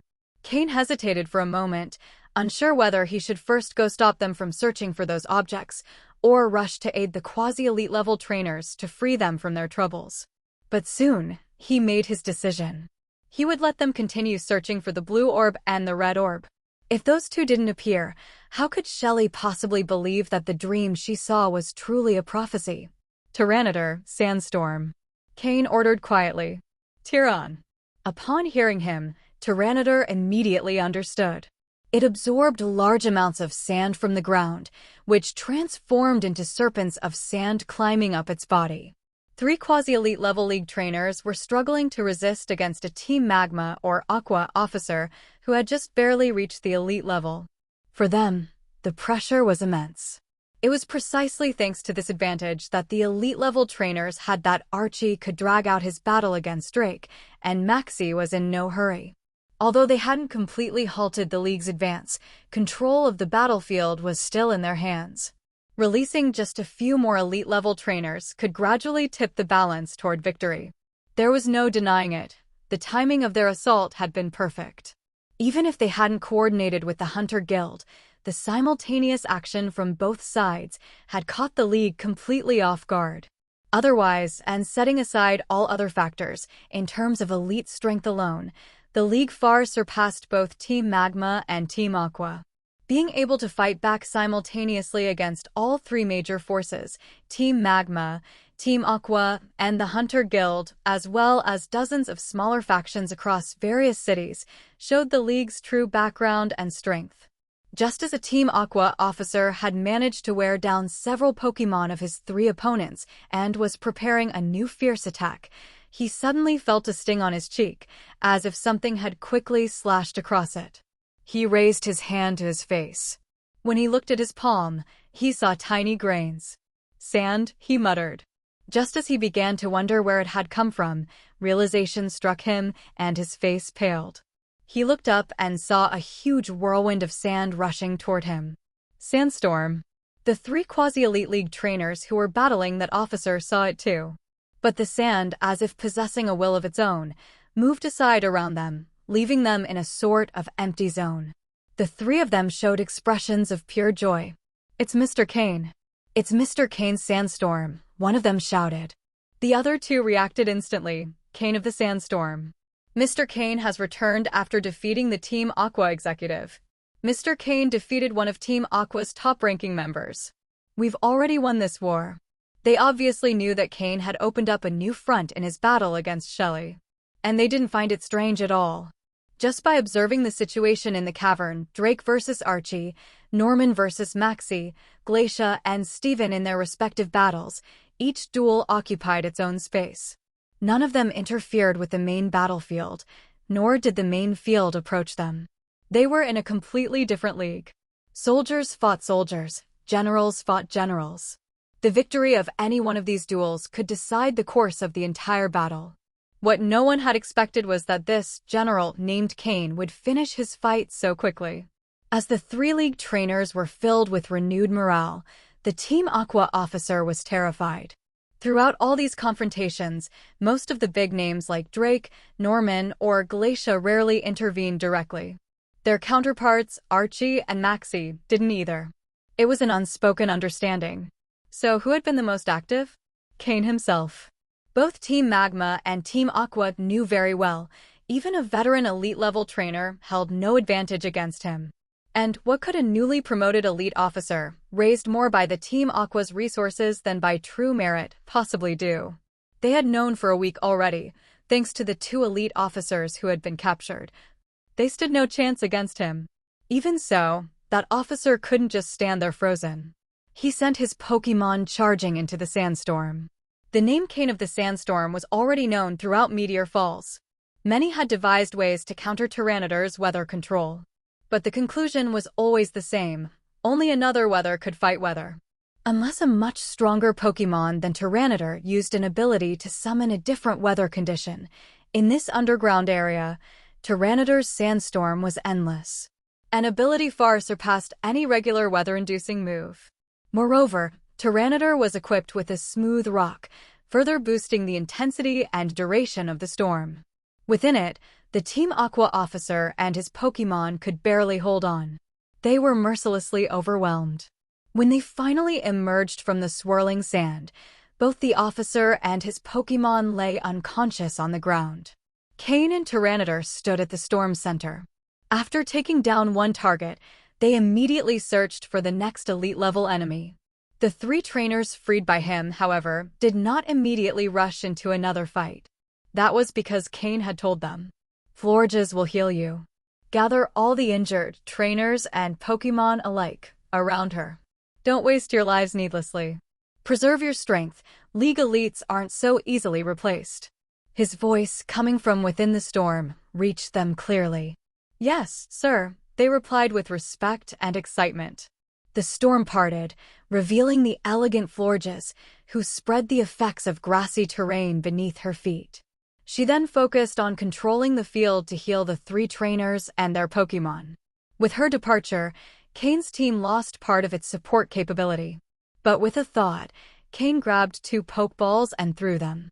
Diancie and Magiarna. In his mind, they were ideal members of a sandstorm team. Diancie could provide both offense and defense.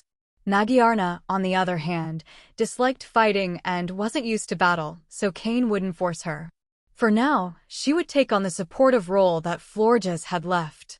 In fact, Magiarna fit even better than Florges in a team centered around Tyranitar. In terms of stats and moveset, Magiarna surpassed Diancie in battle. But her mentality wasn't ready yet. She couldn't be pushed too hard too soon. So, for now, she would only use the life energy in her soul heart to help heal Pokémon. Diancie Gravity. Focus on the Pokémon that enter the storm, slow them down. Magiarna, use Iron Defense, then channel the power of your soul heart to heal. The soul heart had a tremendous advantage. When healing, it could effectively treat both internal and external injuries. The 2 nodded obediently. After spending time at Cain's side, they already trusted him completely. Especially Diancie. Cain led Tyranitar and the others to begin a full sweep across the battlefield. More and more people were being freed by him, and, under the command of the first 3 who had been liberated, they went to where Florges was to recover their condition and then rejoin the fight.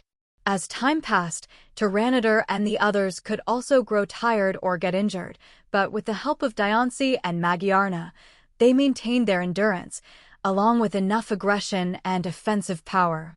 Cain of the Sandstorm. Cain of the Sandstorm. That cry was repeated more and more often. The League members who felt the sandstorm approaching showed looks of joy and fought with even greater ferocity. After all, they had Florges to assist with healing. Meanwhile, those on the opposing side began to grow wary and fearful.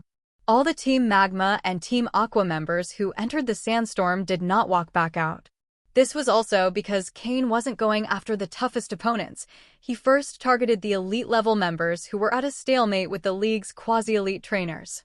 The objective was simple. Those opponents were easier to defeat, and eliminating them freed up a greater number of allies, having a larger impact on the balance of power. But that very strategy of Cain's drew the attention of Maxie and Archie. Archie could no longer take any action. Keeping Drake occupied demanded his full strength and left no room for distraction. Drake, on the other hand, had grown remarkably calm, fighting steadily, even with a faint smile on his face. The scales of victory were tipping. Archie couldn't do anything, but Maxie could no longer hold back. If things continued like this, sooner or later, because of a single man, Cain, both Team Magma and Team Aqua would be utterly destroyed. At first, he had believed that merely holding Norman off would secure him victory. But now he had no choice but to unleash everything. And if he unleashed his full strength, didn't Norman have the ability to do the same? Norman's 2 Slakings still hadn't shown their full power. Noticing Maxie's movement, Norman smiled faintly. Cain's really doing great. Now the old man can rest easy. But as veterans, we can't be the ones dragging everyone down, right? Light, time to work. Light was the nickname of Norman's second Slaking, the incomplete one, a sort of half-finished product. The stronger one was called Prime. No doubt about it, Norman's talent for naming was as simple as Cain's, a perfect duo. Sluck. The Slaking who had been lazily lying on the ground heard Norman's words and, with a reluctant expression, stood up slowly. He dusted off his hands. Once again, the time had come when he couldn't loaf around. How troublesome. Sluck. Suddenly, he clenched his fists and pounded his own chest with great force, letting out a thunderous roar. A Slaking without the restriction of the Truant ability. Tell me, isn't that terrifying? He directly grabbed one of Maxie's Camerupt and, under Maxie's horrified gaze, lifted it into the air by brute force. Meanwhile, Stephen, who was still battling Tabitha, also noticed Cain's presence, meaning Shelley had already been defeated. He really surpassed me before I even noticed, but we can't give up now. This is the final battle. Metagross. Stephen laughed heartily as he shouted his command. Metagr. Hearing his trainer, Metagross roared, and with that roar, his body gleamed with a different light, the awakening of a shiny Pokémon. A voluntary activation. Metagross's body expanded slightly as it faced Tabitha's Torkoal's fire-type attack head-on, without the slightest thought of retreating. After awakening, his resistance to fire-type moves became even stronger. With Cain's appearance, many combatants began to give it their all, speeding up the rhythm of the battle. The Team Magma and Team Aqua officers also devised a countermeasure. If before Phoebe and Wallace were each keeping 2 officers occupied, now both of them had simultaneously freed one opponent, and those 2 officers were heading together toward Cain. But this also left Phoebe and Wallace free. Did they really think those 2 were that much weaker than Cain? Before, when each was facing 2 opponents, they had been forced into a defensive stance. Now that one of their opponents had retreated, couldn't they counterattack? Cain might be slightly stronger, but as long as he didn't use all his trump cards, the difference wasn't that large. So the 2 immediately switched to offense and unleashed a fierce assault. For a moment, the Team Magma and Team Aqua officers felt as if they were facing completely different people. Such ferocity. But the 2 officers, both highly skilled, did manage to slow Cain's advance. The 3 of them became locked in a fierce struggle within the sandstorm. At this point, Cain was no longer in a hurry. It was enough, he had freed plenty of people already. Now, even a temporary stalemate was fine. Professor Cosmo also needed time to locate the blue orb and the red orb. Either way, the scales of victory were already tilting toward the League. So, since he now had 2 worthy opponents in front of him, it was a perfect opportunity to train his Pokémon. Tyranitar, Aggron, Blaziken, the Swampert that had come out afterward, and even Diancie and Magiarna, all were ideal candidates for battle training.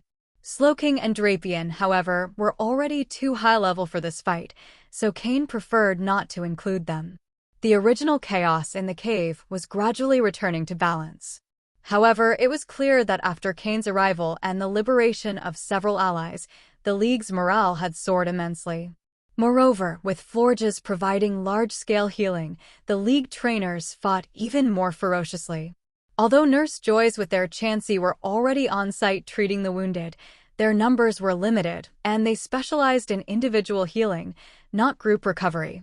By comparison, Florges excelled at mass treatment. The Nurse Joys focused on Pokémon with severe injuries, while the rest were sent to Florges' care. Team Magma and Team Aqua also had medical staff, but their skill was far inferior to that of the Nurse Joys, and they completely lacked anyone who could rival Florges in large-scale healing. After all, Florges had already reached Elite 4 level, and after so much time supporting and healing alongside Cain, she had mastered grassy terrain better than any other move. Her healing power was, without question, the highest in the entire area. Not only that, she also carried a miracle seed produced on Cain's Island, boosting the power of her grass-type moves.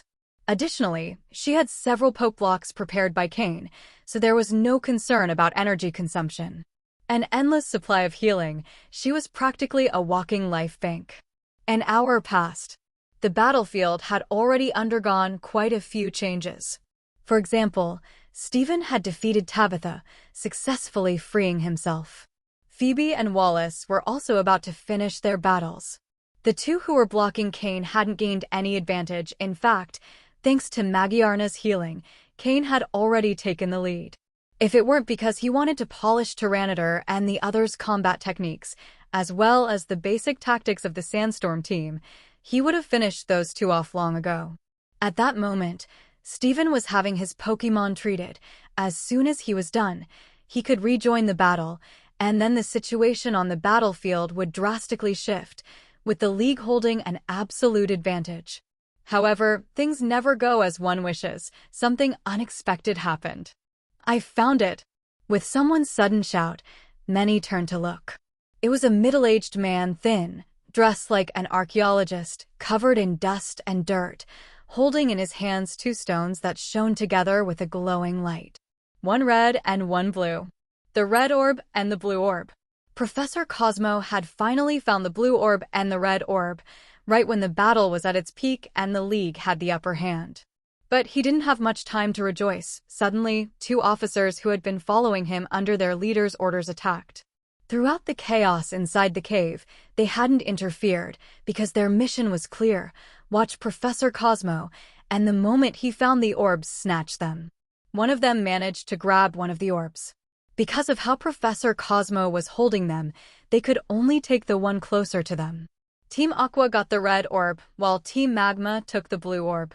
At the very instant the orbs were discovered, the alliance between Team Magma and Team Aqua officially broke apart. Maxie immediately lost control and, along with his Pokémon, lunged toward the Team Aqua officer holding the red orb. Archie, on the other hand, with great effort managed to break free from Drake's blockade and charged at the Team Magma officer carrying the blue orb. In both their eyes, only the two orbs existed now. Team Magma, Team Aqua, even the League, they no longer mattered. Meanwhile, Shelly, who had been defeated by Cain and knocked out for a while, was hiding in a corner, observing the scene. She saw the blue orb, exactly the same as the one she had seen in her dreams. She froze on the spot. Was it really identical to her vision? Could that earlier dream truly have been a prophecy? Archie and Maxie, like madmen, fought over the two orbs. Who would dare step between them? The two officers obeyed and released those heavy stones, not even knowing their true purpose. Maxie held the red orb, which radiated a crimson glow. Archie stared at the blue orb in his hands. Though their faces were different, the same flames of greed and ecstasy burned in both their eyes. Team Magma, retreat. Team Aqua, we're leaving. They shouted almost at the same time. In an instant, those who could break free from their opponents withdrew, though most couldn't escape, including several officers. "Shelly, what are you doing just standing there? Hurry up." At that moment, Archie noticed Shelly, standing in the corner, looking a bit battered. Although he was angry that she had lost to Cain, he knew it was actually because Cain's Kommo-o had seriously injured several of her Pokémon at the start of the battle. That was why she couldn't defeat Cain. Others he would have abandoned without hesitation, but he didn't want to leave the three Team Aqua executives behind. Maxie's Mitina was also carrying the unconscious Tabitha. In comparison, Maxie had it easier against Norman than Archie did against Drake, so he managed to rescue Tabitha before retreating. In the end, only about a tenth of their forces managed to regroup. The majority were pinned down, and others had fallen since the beginning. Even so, the two leaders acted in perfect sync. They summoned two Alakazam that had already been prepared, made them swallow an unknown item, and immediately, the pressure from both Pokémon began to skyrocket. Violent psychic energy radiated from their bodies. "Let's go." With two sharp cries, the Alakazam used teleport simultaneously and vanished. Cain. Seeing this, Drake, still held back by three of Archie's remaining Pokémon, roared with all his might. Not just him, Norman too was being blocked by three of Maxie's Pokémon sacrificing themselves to buy time. That was the price they paid to free themselves from Drake and Norman, a cost they had already anticipated. The others who managed to escape did so under the same conditions. However, the two enemies in front of Cain didn't have a chance to flee. As soon as he noticed the situation, Cain ordered Drapion and Slowking to join the fight, immediately finishing off the exhausted foes. "Got it." Understanding what Drake meant, Cain shouted loudly and placed his hand on Slowking's back. If there was anyone who could stop the enemy's teleport, it was Cain and his Slowking. Boom. Veins bulged on Slowking's forehead as sweat streamed down Cain's face. Suddenly, several people fell from the cave's ceiling, disoriented, and were immediately captured by the nearest League members. Cain and Slowking opened their eyes at the same time, panting, a trace of frustration reflected in both their gazes. They hadn't been able to stop them. At the fastest speed possible, Drake disposed of Archie's 3 Pokémon and stood beside Cain, but when he saw only a few grunts who had fallen from above, he understood the result. "What happened?" asked Norman, approaching after finishing off his own opponents. Cain slowly shook his head. "Elite-level Alakazam. Normally, with my psychic power combined with Slowking's, we could have blocked them. But I don't know what they were made to eat. They forced a massive spike in power at the cost of burning through their own lives. All we managed to stop were a few insignificant subordinates." After a brief silence, Cain spoke again. "I can feel the life force of those 2 Alakazam fading quickly. Most likely, this teleport was the last thing they'll ever do." Damn it. Drake couldn't help but curse. No one knew whether it was out of anger for the Alakazam's deaths, or for the enemy's escape, or both. Victory had been within reach, and right then, they had found what they were looking for. "Don't be upset, Mr. Drake.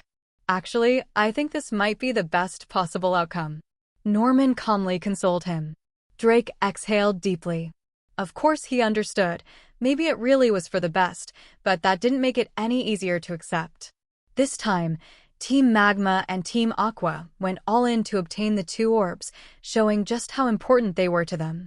In the end, in order to take those 2 orbs, both Archie and Maxie even abandoned most of their subordinates. Even the elite-level officers, unless they were of the very highest rank, were considered expendable. That showed their determination. If, in the end, the League had truly managed to stop them and they couldn't escape, Archie and Maxie would probably have gone insane. At that moment, if they had decided to take down many League members with them, not even Drake or Norman could have stopped them.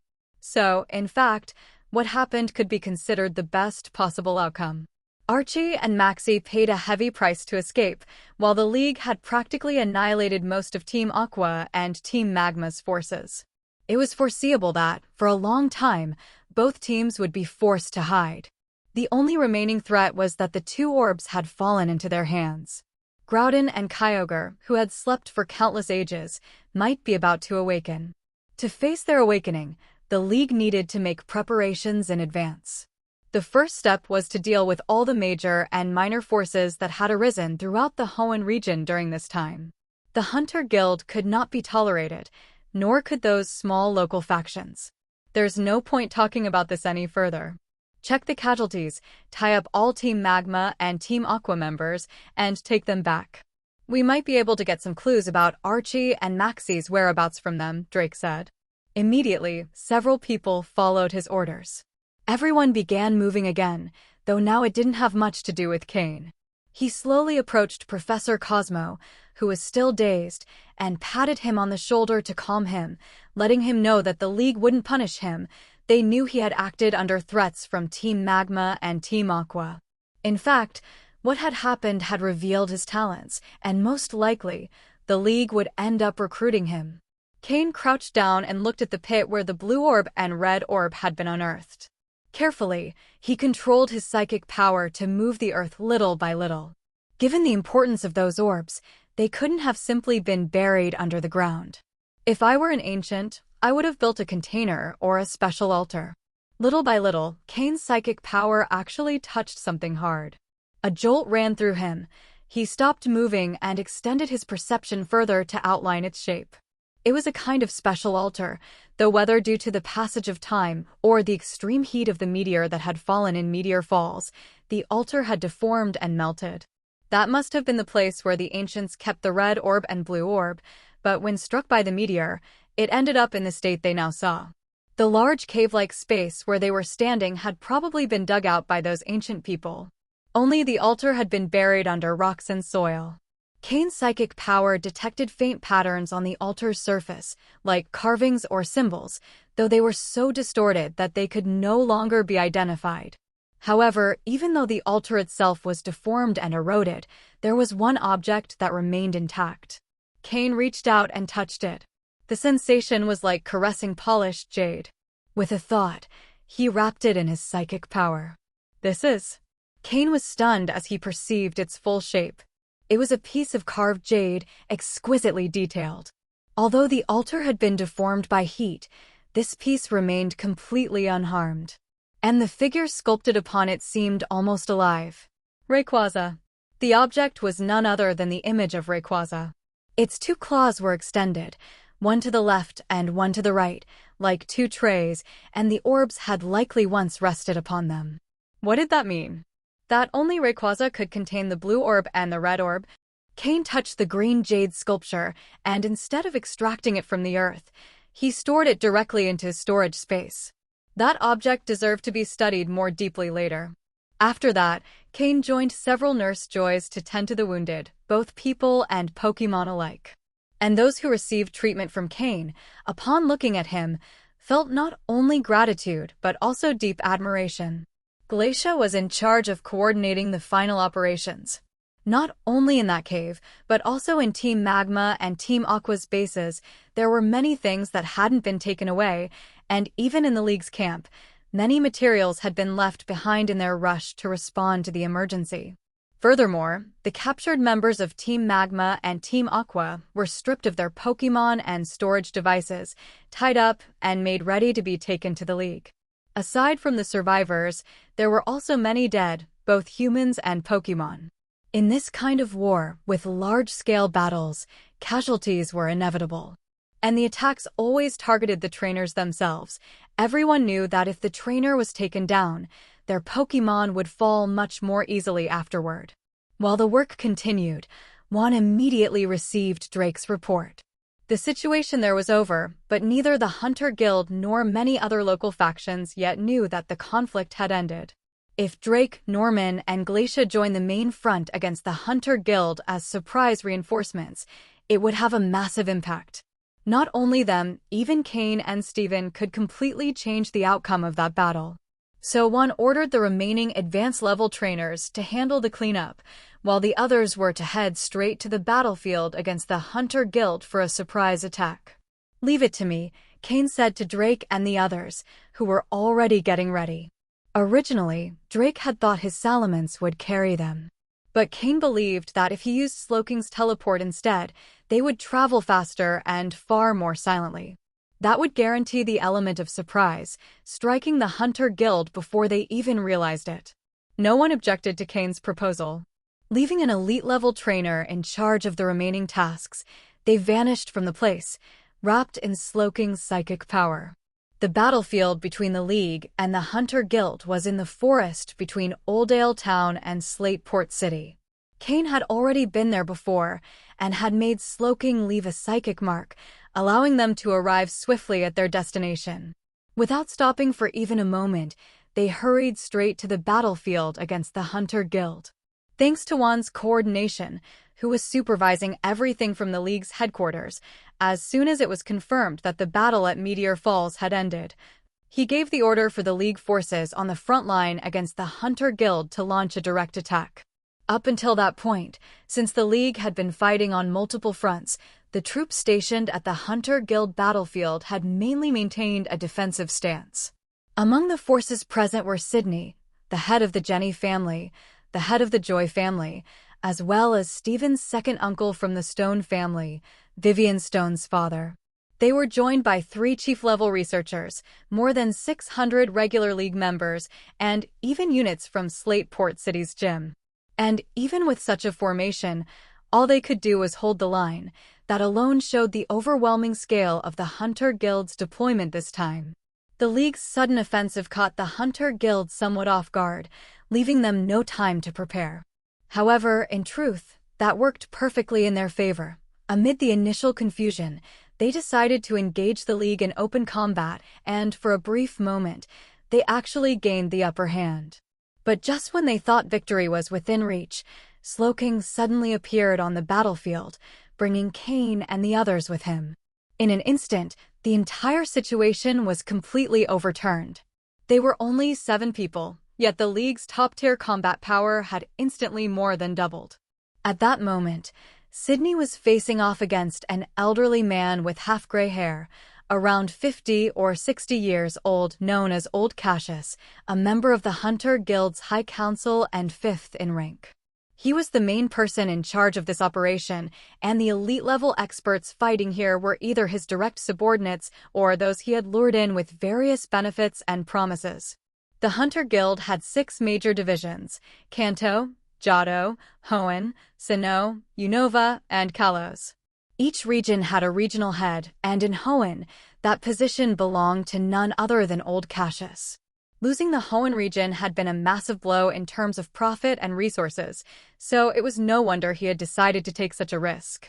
His original plan was simple: to take advantage of the conflict between the League and Team Magma and Team Aqua to re-establish the Hunter Guild across several cities in the Hoenn region. As long as the League was busy suppressing Team Magma and Team Aqua, they would turn a blind eye to the Guild's movements. Once the Hunter Guild had taken root again, wiping them out completely would come at far too high a cost. Old Cassius never imagined that the League in Hoenn would react so drastically, launching a direct assault that left them no chance to establish themselves. And so, the situation had evolved into what they now saw. He was riding a tiger and could no longer dismount. He had only 2 options: either directly defeat the League's main forces, allowing him to openly establish branches again so that even the League would think twice before attacking in the near future, or retreat. But he had invested a fortune in this operation, mobilizing countless resources. Retreating would mean losing not only that investment, but also the enormous pie that was the Hoenn region. As a result, his influence within the Hunter Guild's High Council would plummet to nothing, and many of his subordinates wouldn't survive the aftermath. Fate had taken an unexpected turn. Believing he had found an opportunity, what actually awaited him was total annihilation. Thus, Old Cassius fought against Sydney, the Dark-type Elite Four member. Meanwhile, the head of the Jenny family was facing off against a woman in a black leather jacket, dark high-tech glasses, and violet lipstick, the leader of Hoenn's largest poaching group, whom Old Cassius had lured in with generous promises, especially after the guild's eradication had drastically reduced her profits. The others were also battling opponents of comparable strength. When Old Cassius saw Drake and the others appear, his expression darkened. "Drake, you're here? Don't tell me," he asked coldly. Drake didn't respond. He simply smiled, opened his arms, and called out his Pokémon, ready to sweep across the battlefield. Even so, Old Cassius didn't show any fear or despair. He raised his voice and shouted toward the sky, "I accept your terms. But I must win this battle." Everyone looked up, seeing nothing unusual. Cain, however, frowned, feeling a bad premonition. Then a languid voice suddenly echoed from above, "If you had accepted our terms earlier, none of this would have been necessary. However, our conditions have changed. Everything we discussed before must increase by 30%. Before their eyes, a crack opened in the air. From it slowly emerged a woman dressed in silvery gray clothing, wearing strange white glasses similar to those used by Team Flare. She floated in the air, supported by a faint wave of psychic energy. Cain's pupils contracted instantly. That energy fluctuation, that spatial rift. The sacred church. Did they intend to get involved in the affairs of the Hoenn region? Or had they already been involved from the very beginning? The woman smiled upon hearing Old Cassius's reply, and with a wave of her hand, 3 more figures, 2 men and another woman, all in the same silvery attire, emerged from the rift, hovering in the air beside her. She declared lightly, "No, we'll only hold them off. The rest is up to you. After all, we're not exactly at an advantage in numbers." Old Cassius's expression grew even harder. He knew he was being blackmailed. He had too much invested in this operation to allow it to fail. He clenched his teeth and gave a single, harsh reply, "Fine." Drake, mounted atop his salamence, looked at them with a frown and said firmly, "Madam, this is a matter between the League and the Hunter Guild. I advise you to think carefully. Don't make a mistake and bring about your own destruction." His tone was sharp and forceful. Had the League truly lost all its weight? Could anyone just show up and treat them with such disdain? Was it that the title of Hoenn's strongest Elite Four member no longer commanded respect? Or could it be that my sword just isn't sharp enough? The woman smiled slightly and said to Drake, "Drake, there's nothing to be done. To receive my reward, all I can ask is that you don't interfere, all right?" As she said this, she pulled out 2 Pokeballs and threw them into the air. She summoned 2 Pokémon. But when everyone saw them, they were shocked. Because the Pokémon she had summoned were none other than the legendary Pokémon Latias and Latios. Without giving anyone time to react, the woman leapt onto Latias's back and shot straight toward Drake.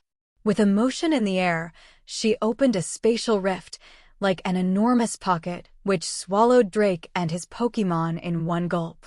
Drake, shouted Norman and Glacia immediately, watching as he disappeared.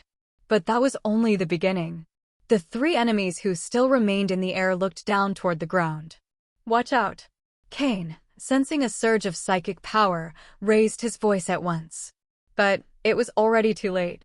In an instant, the three vanished into the air. When they reappeared, it was right in front of Norman and Glacia. Extending their hands, they pushed them, dragging them as well into the same alternate space where Drake had fallen. The last of those men clicked his tongue in irritation and appeared before Cain and his three companions. One could clearly sense the psychic energy enveloping all of them. However, it didn't harm them. Just like with Drake and the others, it dragged them into that alternate space. Cain didn't resist with his own psychic power. He wanted to see what the enemy was planning. They crossed through the rift and, along with the man in the silver robe, entered that space. Once there, the man simply threw them into a corner and hovered in midair, examining his nails with indifference. "Where are we?" "What did you do?" exclaimed Stephen, looking around at the grayish environment. "We're in an alternate space," replied Cain. "Alternate space?" Stephen was stunned. The man was surprised as well, turning his gaze toward Cain. "You know what this place is?" But then he smiled and said, "Oh, I hadn't even noticed." "So, you're a psychic too, though this technique was lost long ago in the outside world. Even if you know it's an alternate space, you won't be able to leave. Stay here quietly for a while. Don't make me use force. When the battle outside is over, I'll let you go." He spoke with overwhelming confidence, as if Cain and the others didn't concern him at all. After all, this was his alternate space here. He decided who fought and who left. "Why are you working with the Hunter Guild?" asked Cain. He didn't say it anxiously. After all, based on what the woman who had summoned Latias and Ladio said, their only goal was to keep them restrained so that the guild could gain the upper hand outside. "Kid, you talk too much." The man waved his hand, creating a special psychic prison that trapped Cain. "Eh?" He was startled. The special cage seemed to have no effect on Cain. Cain slowly straightened up and stared at him. "You really are interesting." Cain smiled and turned towards Stephen and the other two. "Out there, the League is at a disadvantage. I'll take on this guy. You three get out first and support Mr. Sydney." "Ha ha ha ha ha." "Get out?" "Ha ha ha. If you know what an alternate space is, you should understand that. No one can leave it except its master." "How could?" The man froze, speechless, when he saw Cain open a door in that space with a simple gesture, revealing the battlefield between the League and the Hunter Guild. Ignoring his astonishment, Cain continued speaking to the three. "Win this war. I'll return as soon as I can. When everything's over, I'll tell you what you need to know." With that, his psychic power surged and expelled Stephen and the others from the alternate space.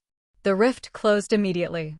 The man in silver, his face twisted in shock, descended to the ground and shouted at Cain, "Who are you? How do you know how to use alternate space techniques?" Cain smiled and pulled a white card from his pocket, waving it in front of him. Upon seeing it, the man froze in confusion. "A white card? Are you a subordinate of the White Messenger?" Cain didn't answer, simply smiling. He already knew of the existence of the Black and White Messengers, but now someone dressed in silver appeared, which struck him as odd. Could there be another faction within the sacred church? The man, after seeing the card, seemed hesitant, but soon appeared to realize something. "I never thought I'd see a white card here in Hoenn." "Then you must be the Cain the White Messenger placed a bounty on." "I'm sorry, but I can't let you leave this place. You'll have to remain in this space forever." As he spoke, he threw several pokeballs. Cain frowned.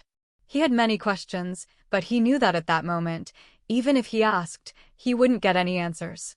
First, he had to defeat him, then he could extract what he needed to know. The only uncertain thing was the enemy's true strength. The man in silver threw his pokeballs one by one. The first to appear was a Gardevoir. As a member of the sacred church and a psychic himself, it was logical that his team centered around that type.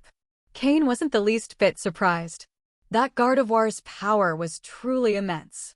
But when the man summoned the next Pokémon, Cain was once again taken aback. It was a mook, but not purple. Its body shimmered in multiple colors, and its surface was studded with white crystals of highly pure toxins. An Alolan mook. And it wasn't the only Pokémon from Alola. Next came an Alolan Marowak, completely black, wielding bones wrapped in green flames. Then an Alolan Exeggutor, with an extremely long neck and a tail to match. The last two weren't from Alola, a Jynx and a Xatu. The full team was revealed: Gardevoir, Alolan Mook, Alolan Marowak, Alolan Exeggutor, Jynx, and Xatu. The strategy was clear: the core was Gardevoir, linked through Jynx and Xatu as psychic support. Alolan Mook, with its poison and dark types, acted as a disruptive support. Alolan Marowak, Fire/Ghost, reinforced defense. Alolan Exeggutor, Grass/Dragon, served both as an attacker and support. A psychic-centered team with a solid core and multiple coverages. Perhaps not as refined as a sand or rain team, but under proper command, it could be a very dangerous formation. Upon seeing their types, Cain immediately understood the opponent's strategy. However, Cain didn't summon his Pokémon immediately. Instead, he kept his gaze fixed for a long while on those three Pokémon from Alola. The League shouldn't have officially discovered the Alola region yet, or rather, perhaps they already had, but hadn't established a presence there. In the previous Sinnoh League, Lorelei had received an Alolan Sandshrew as the final prize.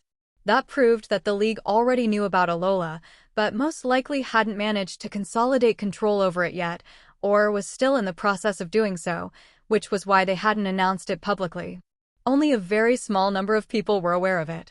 And yet, that man had suddenly summoned three Pokémon from Alola, and the way he arranged them suggested he had been preparing for this for a long time. "Have you been to Alola?" Cain asked suddenly. "Oh? I didn't expect you to know about Alola as well. I see you truly aren't just anyone. You must already know the League is trying to establish diplomatic relations with the Alola region," the man replied with a smile. "That kind of information isn't something many people know." "Then, are you people from Alola?" Cain pressed. His suspicion was growing stronger by the second. "That silver robe." Suddenly, Cain's eyes narrowed. "You belong to the Ether Foundation, don't you?" The Ether Foundation. At the mention of that name, the man was left stunned, a look of shock spreading across his face. Although he neither confirmed nor denied it, his reaction was enough for Cain to know he was right. The Ether Foundation, the sacred church. Everything was becoming more and more entangled. Pokémon, Gardevoir, dark blue. Gender, female. Level, 74. Types, psychic plus fairy. Ability, synchronize. Held item, none. Egg moves, disable, destiny bond, skill swap, ally switch. Basic moves, moonblast, misty terrain, healing wish, growl, confusion, double team, teleport, disarming voice, wish, magical leaf, heal pulse, draining kiss, calm mind, imprison, future sight, captivate, hypnosis, dream eater, stored power. Learned moves, pain split, thunder punch, ice punch, fire punch, magic coat, telekinesis. TM moves, protect, psychic, psyshock, grass knot, substitute. This Gardevoir had the synchronize ability. Although not as versatile as Trace, within this lineup, it was the best choice. The ability Synchronize allowed her to pass on any status conditions she suffered, such as burns, poison, toxic poisoning, or paralysis, to her opponent. Just looking at Alolan Mook and Alolan Marowak was enough to understand the strategy. Load Gardevoir with all those negative effects, then forcibly transfer them to the enemy. It was a hurt the enemy by harming oneself tactic, but taken to its fullest potential. With moves like Disable, Destiny Bond, Ally Switch, and Pain Split, the concept of a self-destructive endurance battle was being displayed to perfection. When Cain looked into Gardevoir's empty eyes, obeying commands without will of her own, he understood that to this man, She was nothing but a tool. Cain asked nothing further. After one last glance at Gardevoir, he threw his own Pokeballs. Out came Slowking, Drapion, Florges, Tyranitar, Aggron, Blaziken, Gengar, and Diancie. Seeing those Pokémon, the man let out a cold laugh. Gardevoir, begin. An overwhelming psychic power surged forth. Ever since she and the other psychics had appeared, their energy had been spreading invisibly, expanding to fill the entire alternate space. With the command, Gardevoir's eyes gleamed. The white dress that formed part of her body began to float, and she rose into the air. From her body emanated countless fine threads of psychic energy, like spider silk, weaving a net that covered the entire area. Her eyes glowed again, and those threads connected with the other 5 Pokémon on her team. The man's eyes also shone with psychic light. A storm of uncontrollable fury erupted within Cain's heart. Perhaps it was anger at seeing how he treated Gardevoir as a mere tool, or maybe because Cain himself had once acted the same way. Only someone who had once used that same strategy could recognize it instantly upon seeing Gardevoir's data. Tyranitar, Sandstorm. Cain ordered coldly. That man had touched one of his deepest wounds. Immediately, countless grains of sand shimmering with golden light began to fill the space. Under Tyranitar's control, the sand expanded from the ground upward, covering everything, and its intensity kept increasing. Gardevoir's psychic threads began to distort under the interference of the storm. The man frowned at such a display of power. Throughout the time Cain had fought against Team Magma and Team Aqua, Tyranitar's greatest improvement had been in mastering the Sandstream ability, and therefore, in his control over sandstorms. But this sandstorm was only beginning. Aggron stepped forward firmly to stand beside Tyranitar. His body released rock-type energy. The ground trembled as fragments of stone rose up and merged into the storm. Diancie, standing tall beside Cain, watched her companions act and nodded toward him. She raised her hands, and countless pink diamonds began to emerge, spinning and multiplying in a spiral. It was her signature move, Diamond Storm. The pink diamonds fused into the sandstorm, even altering its color. Tyranitar roared mightily. At that very moment, Aggron and Diancie released their control over their moves, surrendering all the rock fragments and diamonds to Tyranitar. And it still wasn't over. Gengar emerged from Tyranitar's shadow, his eyes glowing, and replicated the Sandstream ability. Around his body, sand particles began to rise, gradually merging with Tyranitar's storm. Though Gengar's control wasn't as precise as Tyranitar's, his level was higher, and even so, he managed to significantly amplify the effects of Sandstream. Once his storm was fully activated, Gengar also released control, transferring all the sand to Tyranitar. In an instant, the quantity and quality of the sand Tyranitar could manipulate multiplied several times over. The storm wasn't just vast, it was immensely powerful. Its strength had reached the point where it could rightfully be called the domain of the sandstorm. The mastery of the sandstorm domain was a goal and a training direction that Cain had been developing with Tyranitar and Aggron for a long time.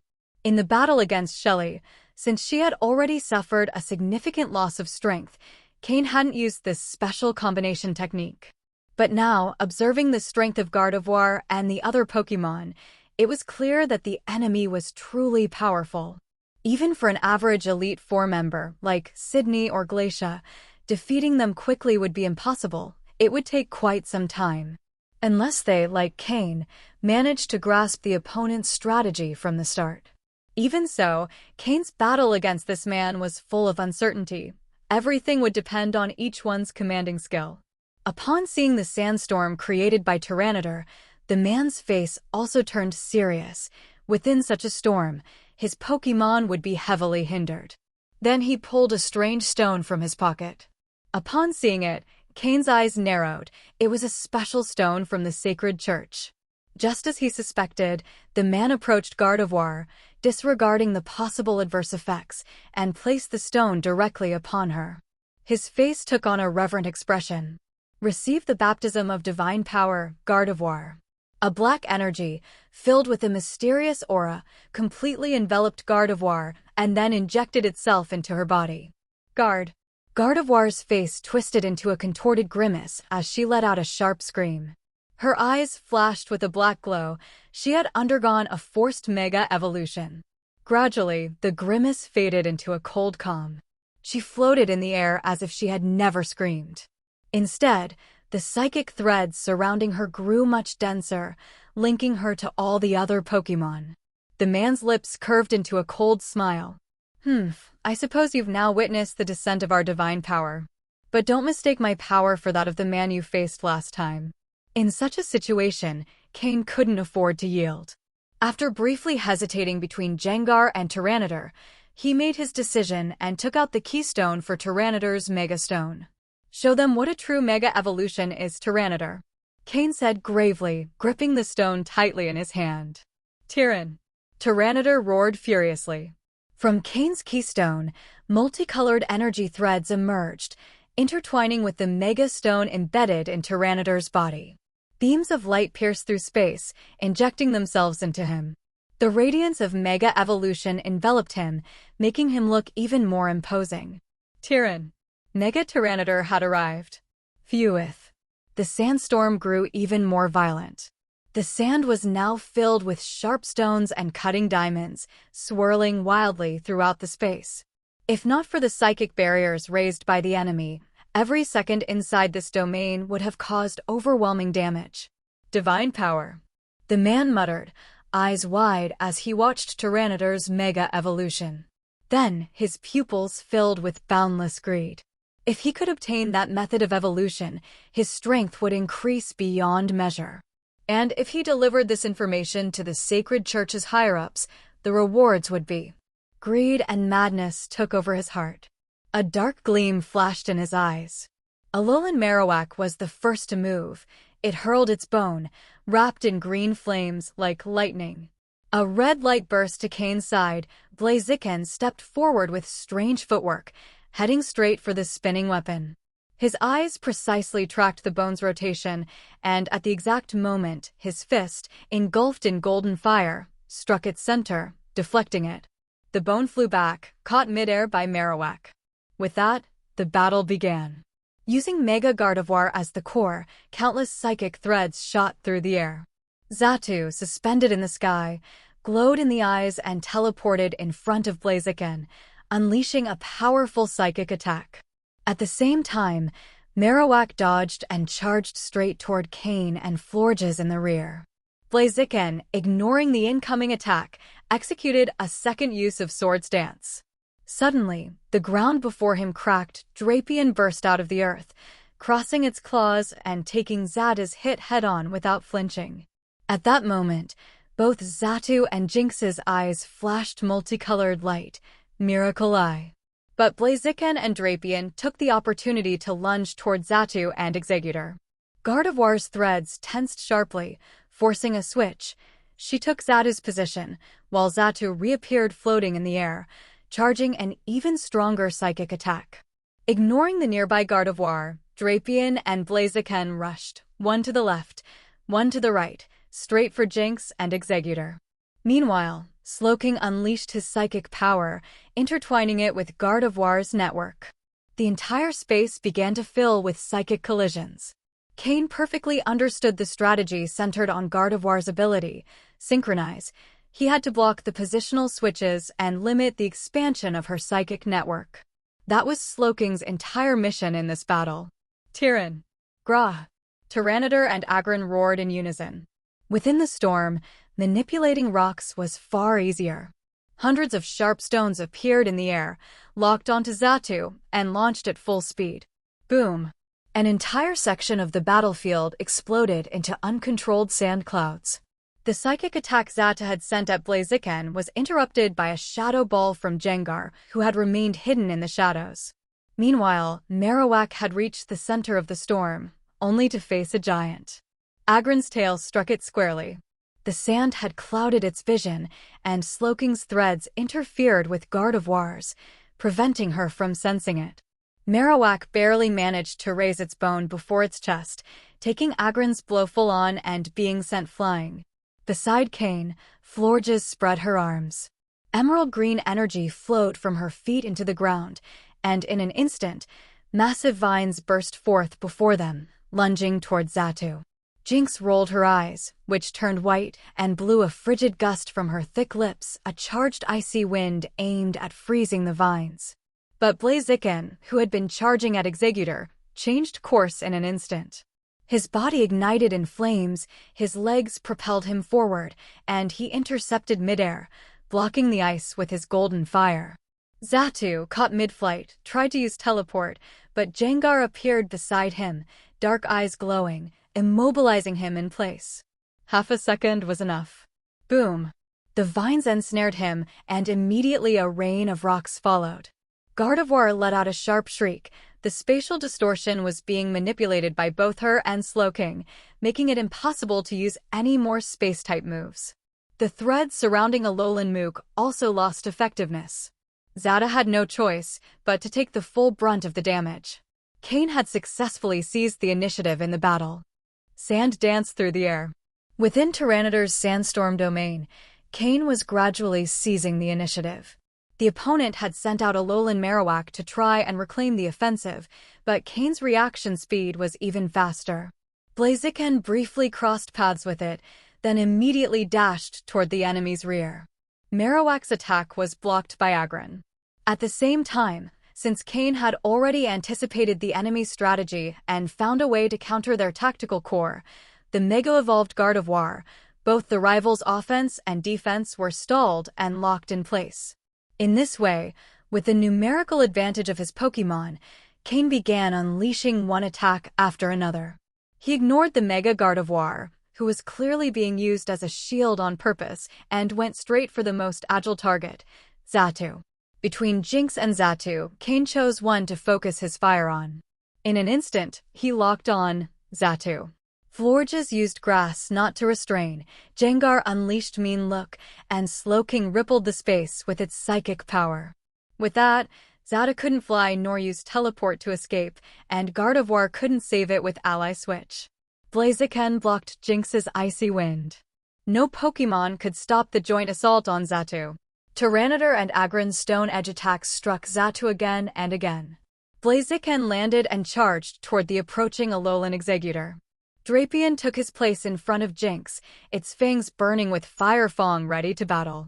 Alolan Mook, slow to move, tried to ease the pressure, but couldn't move freely. In a life-or-death battle, at least one Pokémon had to remain near the trainer, preventing any direct assault against him. The man's face turned dark. He never imagined his tactics would be seen through so easily. Gardevoir's suicidal defense had failed to deceive the enemy. One reason was that Cain simply wasn't attacking her. The other was that Slowking was using all his power to disrupt space, preventing Gardevoir from operating normally. Although Slowking's power was inferior to Gardevoir's, if he poured all his energy into manipulating space, she couldn't do anything about it. If no adjustment was made, with Zata's fall, the disadvantage would only deepen. However, he managed to find a weak point. Although Cain had more Pokémon and smoother coordination, his raw power was still insufficient. At a critical moment, Zata wrapped itself in psychic energy and forcibly withstood 2 rounds of Tyranitar and Agron's Stone Edge. Marowak, who had been flung away by Agron's tail, didn't immediately re-engage. Instead, he used the momentum to launch himself swiftly toward Xatu. His bone ignited with pale green flames that completely covered the weapon as it smashed toward the vines from Grass Knot. Bang!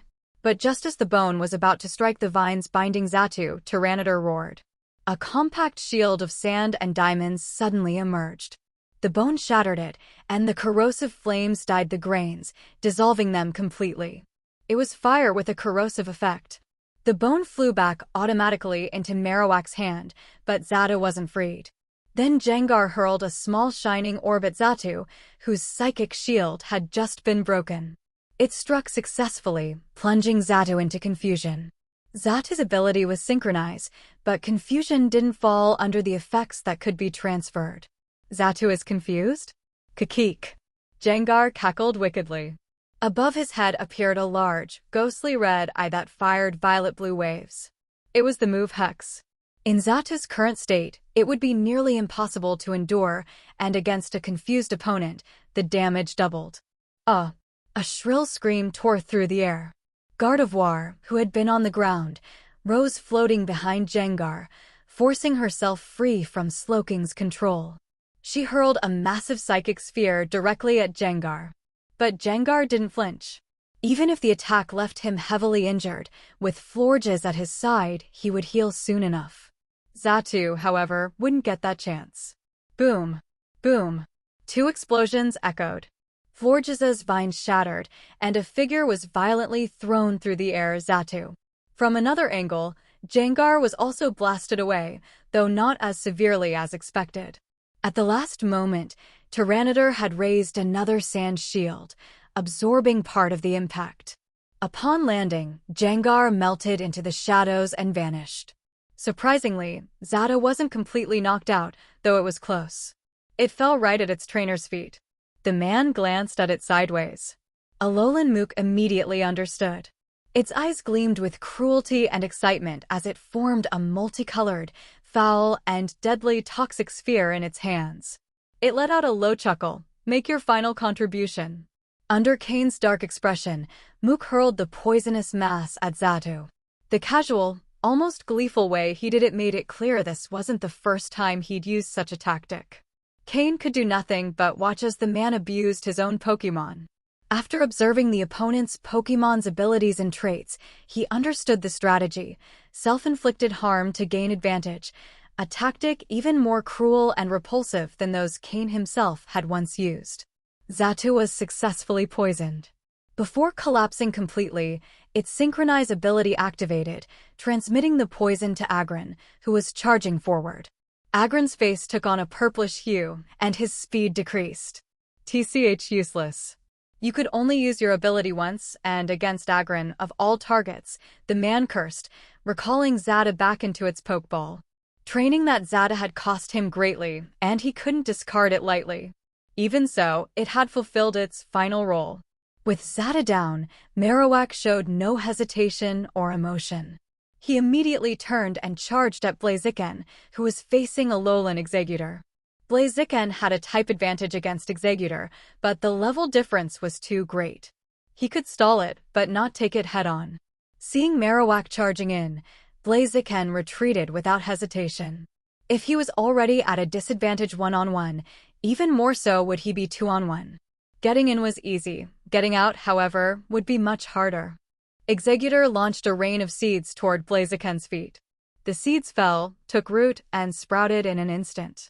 Blaziken's body suddenly became engulfed in a torrent of vigorous flames, resisting the invasion of the leech seed move. But because of that, his movement slowed down, giving Alolan Marowak the chance to intercept him.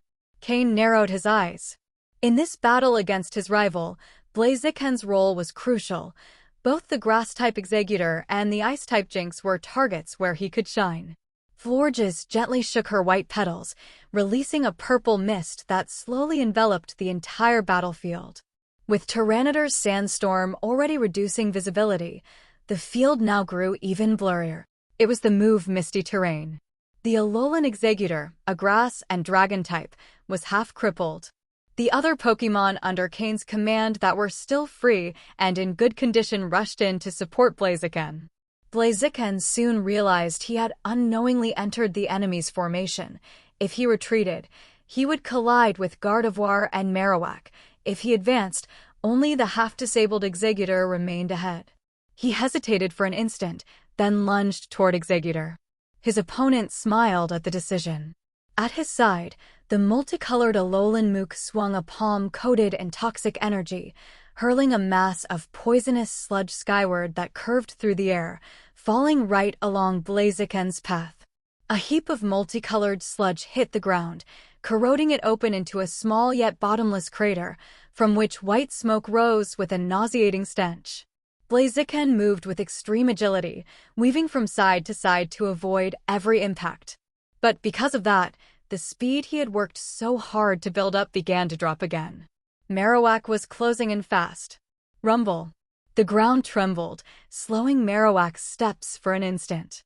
For vines sprouted around him, Florges had used grass not again. Recognizing the move, Marowak spun his bone rapidly, forming a small vortex of pale green flames that carbonized the vines instantly. Florges had bought Blaziken a brief moment of respite. Blaziken no longer dodged the sludge raining down from the sky, because Tyranitar had already raised a sand shield. Made of sand and diamonds, the sand portion corroded easily, but the diamonds created by Diancie were far harder to destroy. Watching so many of Cain's Pokémon clearing a path for Blaziken to approach Exeggutor, the man in silver clothes let out a mocking laugh. Did Cain really think that merely getting close to Exeggutor would grant him an advantage? He hadn't forgotten that the level gap was even greater than the type gap. Even if Exeggutor's dragon type was suppressed by Misty Terrain's field effect, that didn't mean he was out of ways to attack. Exeggutor's usually smiling face darkened. The Alolan Exeggutor stood over 10 meters tall, most of that height being its neck. Suddenly, it lowered its head like a hammer and slammed it downward toward Blaziken. Blaziken tried to dodge, but felt his body locked in place. It was as if he had sunk into an invisible swamp, fine psychic threads wrapped around him like silk, holding him still. Behind Marowak, Gardevoir stood with eyes glowing a dark light. The threads came from her. Slowking, though powerful, couldn't match her. He hadn't been able to keep her restrained. She had broken free and now ensnared Blaziken. Exeggutor's hammer-like head fell mercilessly. Blaziken stood firm, his gaze resolute and fearless. He lowered his head, pressing a hand against the plumage on his chest. From between his feathers, multicolored energy threads flared out, wrapping around his body instantly. Mega Evolve, Blaziken. At that precise moment, Cain activated Blaziken's Mega Stone. 2 Pokémon in Mega form. Before, Cain could sustain a double Mega Evolution for 3 minutes. After much training, that limit had doubled to 6. The surge of Mega Evolution energy shattered Gardevoir's psychic bindings. The transformation completed in a blink. Mega Blaziken had arrived. With a peculiar foot movement, Blaziken used the rotational motion of Aerial Ace to precisely dodge Exeggutor's hammer blow. Third use of Swords Dance. The 4 fire bands around his wrists melted into his body, flames erupted across him, then compressed into his fist. Sacred Fire. A crimson-golden flame shimmered in his hand. Using the rotational momentum of Aerial Ace, he delivered the blow straight to Exeggutor's head. Boom! Exeggutor was launched backward at a speed even faster than its own attack. One of its coconuts charred and dented in.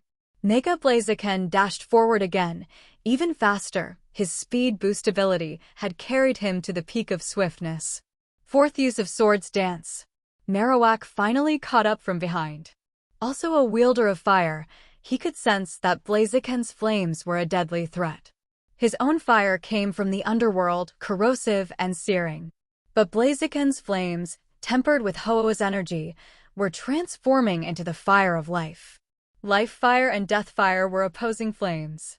That was why not only did Marowak feel threatened by Blaziken's fire, Blaziken also felt repulsion toward Marowak's. Marowak's bone ignited again, wrapped in flames. Whoosh! He spun the bone swiftly, forming a vortex of pale green fire. The Sand Tyranitar tried to send as a barrier melted and disintegrated on contact with the vortex.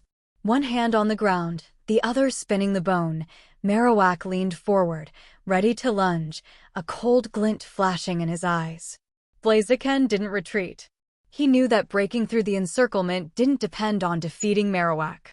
Marrow! Roared Marowak, leaping with both arms raised, slamming the bone down at Blaziken. Mega Blaziken countered by leaping upward, his leg wreathed in fire, delivering a deadly kick. Bam! The blaze kick collided with the bone. It wasn't just a clash of strength, it was a duel of flames. Boom! A scorching wave of heat exploded from the point of impact. In the end, Mega Blaziken's flames prevailed, the fire on Marowak's bone was extinguished. Blaziken, however, didn't press the advantage. Using the rebound from Marowak's weapon, he propelled himself into a somersault, spinning through the air and resuming his charge toward Exeggutor. Cain could only maintain double Mega Evolution for 6 minutes. Blaziken couldn't afford to waste them comparing whose fire burned stronger. Hello, everyone! As we wrap up this video, I want to share a quick note. I have a Patreon account. If you'd like to support me and enjoy on-demand audiobooks, you can become a Patreon member. Alternatively, you can check out my Google Drive link, which has 500-plus novel audiobooks available through my Ko-fi or Patreon shop. I appreciate your support.